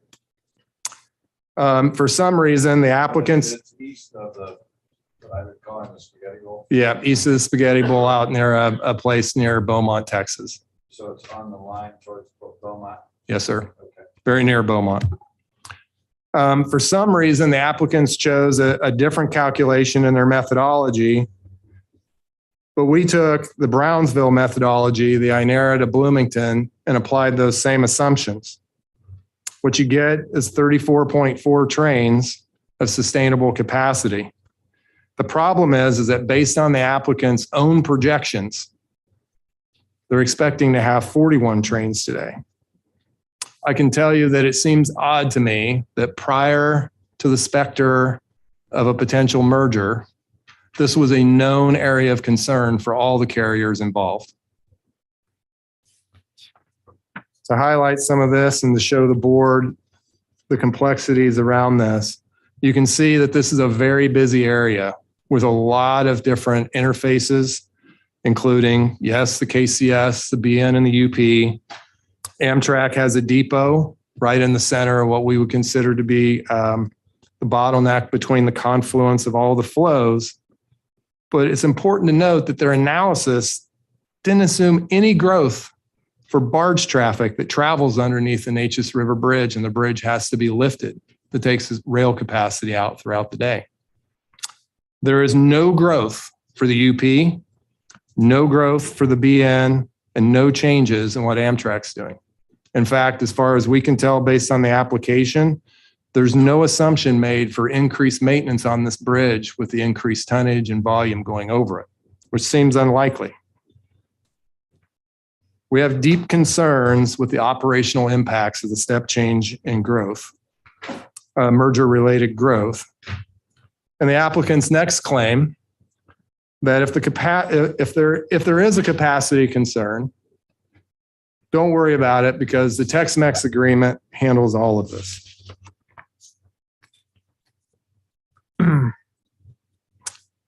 The Tex-Mex agreement was not designed to handle a step change in merger-related growth.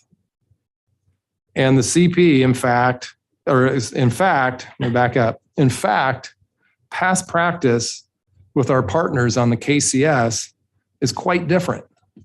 The KCS has always paid for incremental capacity. If it's true that this merger is in the public interest, then the Union Pacific, the BNSF, and our customers should not be required to subsidize the applicant's desires. The second concern in the Tex-Mex agreement is that the timing of the applicant's projects that need to be done puts the operation in jeopardy without having the capacity in place to be able to handle it in the time frame that they've asked. I mentioned they've got a 3-year growth plan. I mentioned that many of these projects inside of these city centers can take years to come to fruition. Then the other concern the Tex-Mex agreement doesn't handle is that the answers for the capacity projects might not come on lines covered by the Tex-Mex agreement. That could require for capacity projects to be constructed on another portion of Houston or some other portion of the railroad. And it wouldn't be covered under the existing trackage rights agreements. So what is the Union Pacific asking for? You heard Mike talk about a direct, straightforward, mileage-based, prorated gateway rate. We would ask for a condition that the applicants, the CPKC, cooperates with the UP and other stakeholders in developing a plan that actually addresses the needed capacity for the trackage rights, accommodating the merger-related growth. We'd ask that any increase in train traffic only be allowed after the capacity is added and paid for by the CPKC. And lastly, as Mike mentioned, the new bridge is being constructed at the Laredo Gateway. We would expect to be on the same terms and conditions as the existing bridge. And with that, I'll be quiet. Let you guys answer I some have questions. a few questions. Yes, sir. Who's paying for that Laredo Bridge? Currently, that would be the KCS. If you volunteering to pay part of it if you want access to it. We would love to have a conversation about that.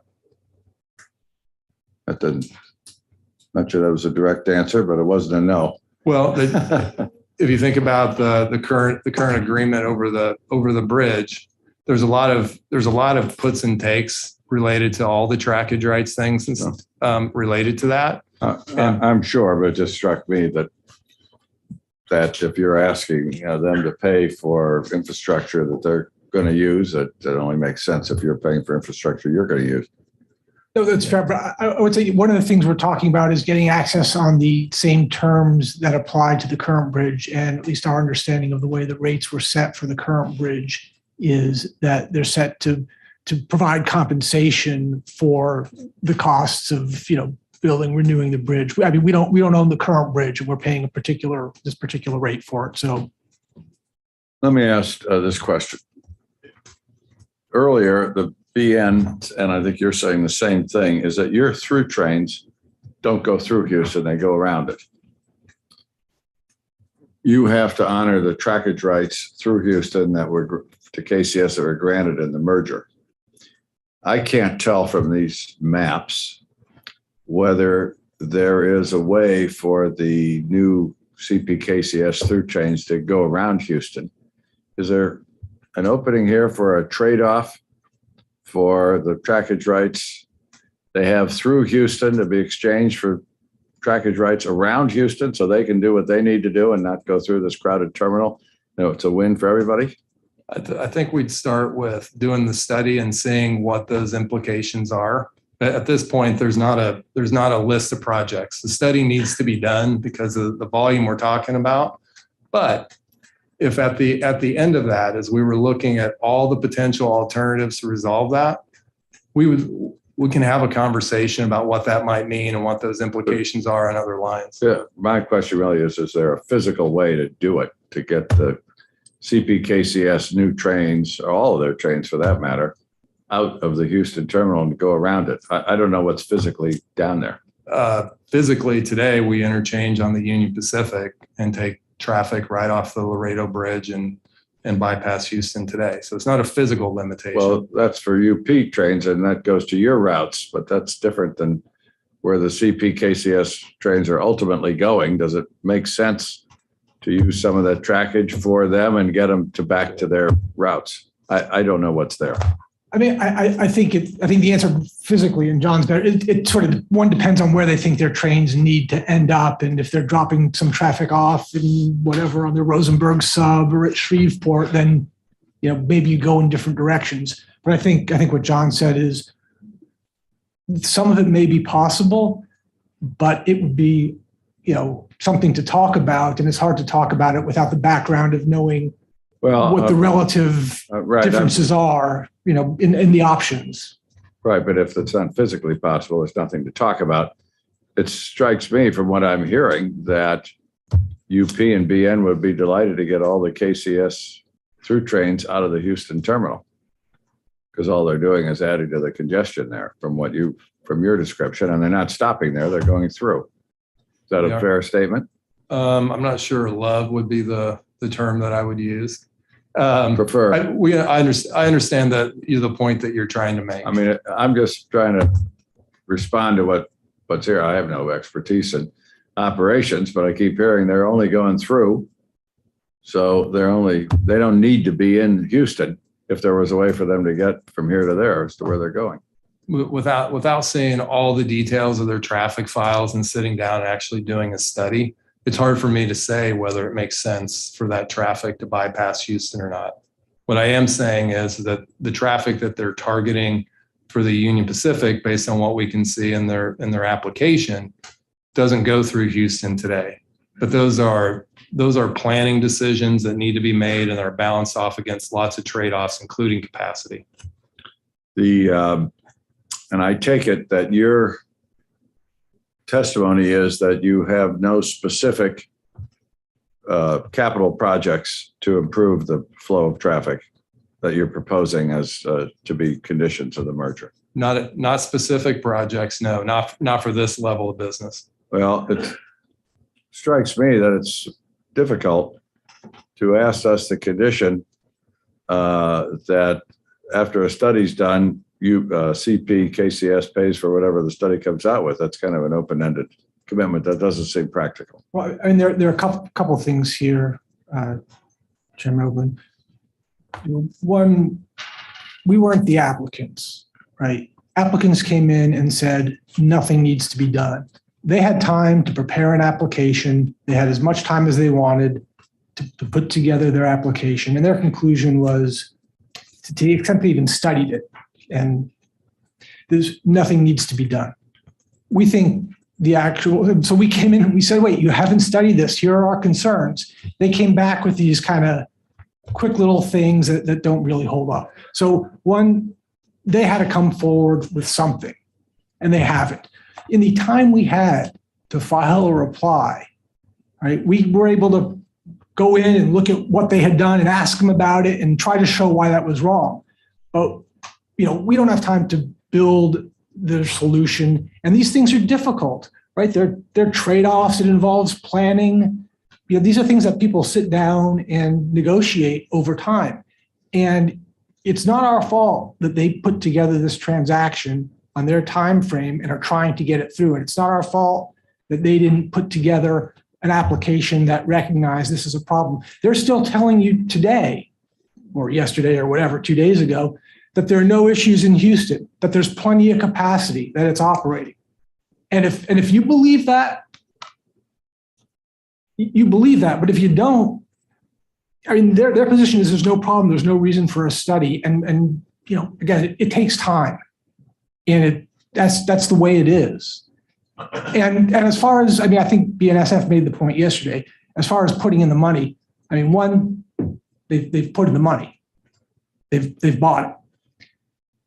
They can wait. And I remember, Headland, you raised the question about, procedurally, what do you do? Do you approve or do you not approve? I'm not sure it matters. You could have a condition on it, and they can decide whether to accept the condition or not accept the condition, whether the condition is a study, or they can decide not to. But if they haven't planned, my concern was they have no basis on whether to accept the condition or not because they have no idea what it's going to cost them. But what I'm saying is there's very little.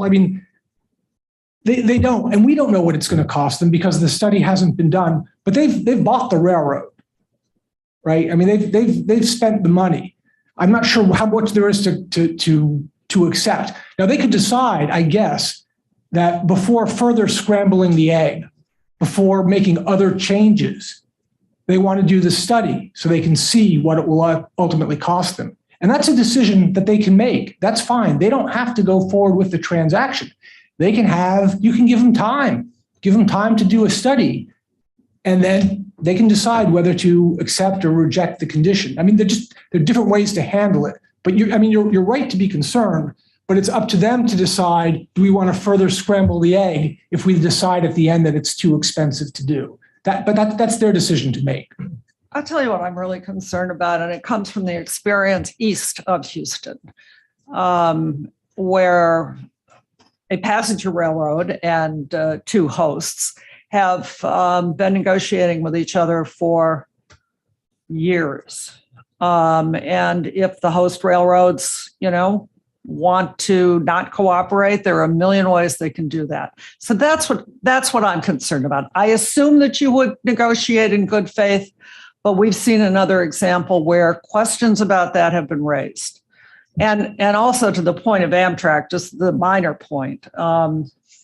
Amtrak has 2 trains through there a day, or at least they did before COVID. I don't know what the current schedule is, but I would note that that route, the Sunset Limited, has just about the lowest on-time performance of any long-distance route in the country. So they ought to be very concerned about what's going on in Houston, but they have not expressed any concern about that, and indeed have given put a letter in the record that they support the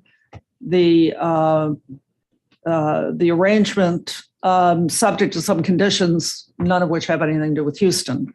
So that puzzles me a little bit. And then the third thing is also going to the experience on this other question. You mentioned that they haven't taken into account future growth by BNSF or UP on this line. Are you saying that they should pay not only for the additional capacity required to carry their trains, but also the capacity to accommodate future growth of your trains and BNSF? No, what we're saying is that if you're going to do an analysis that says that you've got all this excess capacity, which was what they actually put in their reply, you have to consider all of the factors. And those factors are, I assume the BNSF, there are some larger customers, unit train facilities in and around this bridge that traverse this bridge to get to the facilities, to go to Port Arthur and Beaumont and other facilities in and around there. And we're saying you have to account for that in your planning, and it's not. It's simply not in their analysis. But the implication of that, I think, is that you're saying that if they have to account for it, then maybe they have to pay for it. This is what I do not understand. No, I mean, I think what they're saying is as part. So you asked three questions. Yeah. Right. The first one, to deal with the first one is how do you deal with the level of maybe distrust about negotiation? And I think one of the possible solutions was brought up yesterday. Let's bring in some expert. All these railroads have companies they use to help analyze this. Let's see. I know there are ways, but hopefully it would be shorter. Hopefully people would cooperate. But there is some experience out there with host railroads who are opposed fundamentally to a transaction, dragging their feet and dragging things out literally for years. I understand the concern, and I think there has to be maybe some time frame for getting experts to getting an expert together or getting the experts started and running on their time frames. I think we're committed to working with that sort of process. I think there's an easy solution, but I don't think there's an easy solution to Houston where they're talking about putting in 8 trains. And again, if you think the evidence is that there aren't going to be any problems, okay. And again, it's 8 trains, but it's 4 in one direction and 4 in another direction. It's 4 in one direction. Not 8 trains on necessarily all the same track. Not all the same track, but you can look at the route and you can see that there are portions where they're 8, and then there are portions where UP.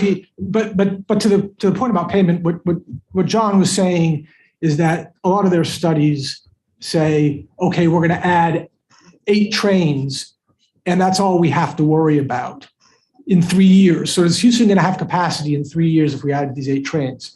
What John was saying is, if you really want to worry about what Houston's going to look like in 3 years, you have to look beyond the applicants' 8 trains and think, is Amtrak going to have another train going through? Is UP going to add more starts because Houston's a growing area? Is BNSF going to add? It doesn't mean they have to pay, but it means that in planning something, you can't say, oh, there's room for 8 trains, therefore we don't need to worry.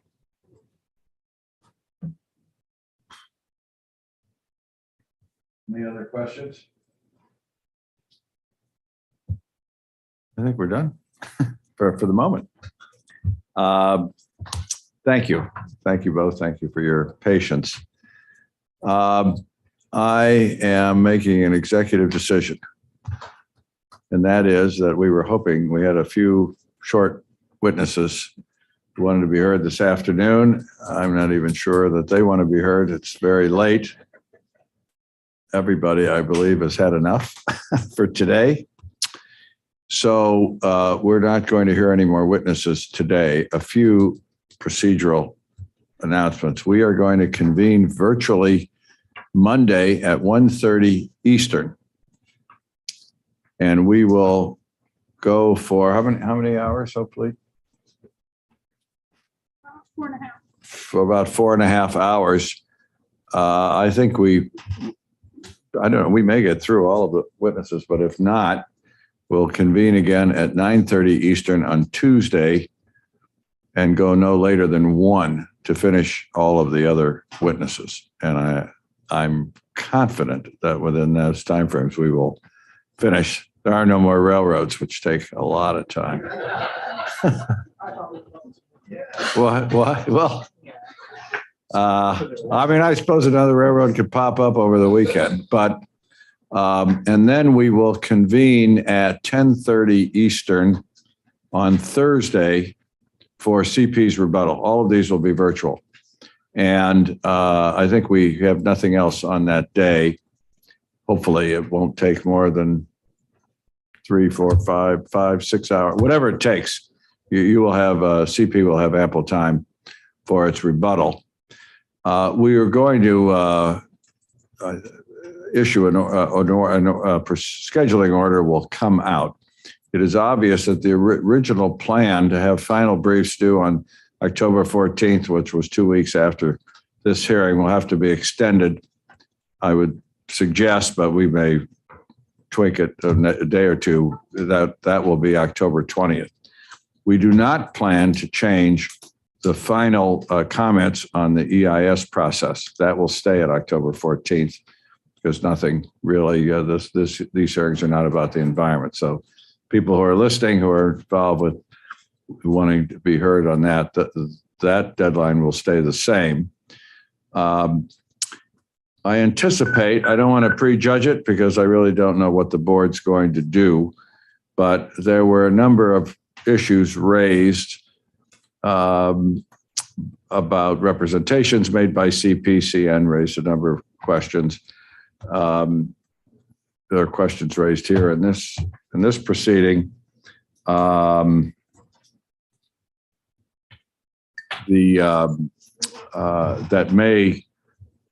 That I anticipate CP may want to deal with in their briefs because there may not be time to answer all of those by next Thursday.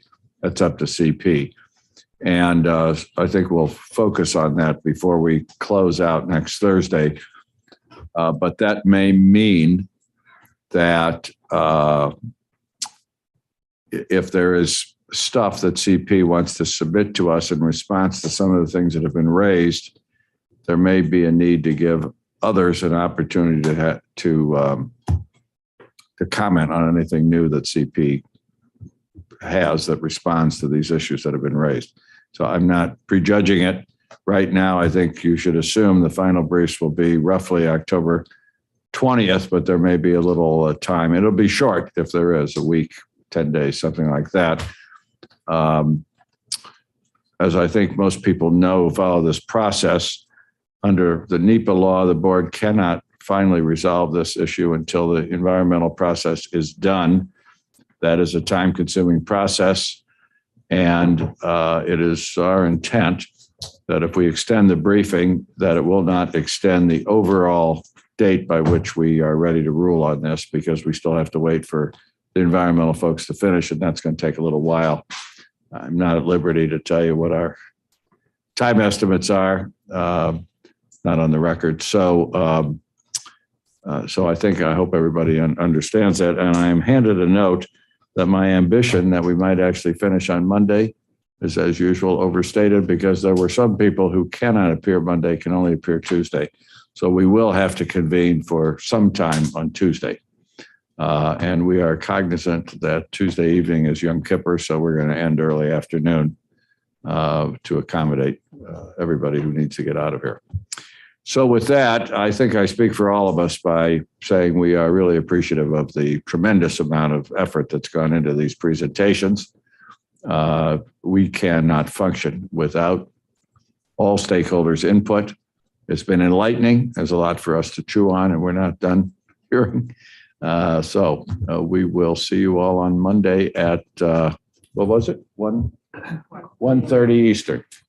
So thank you all. Have a safe, if those who are leaving, including me, safe flights, and we'll see you. Have a good weekend.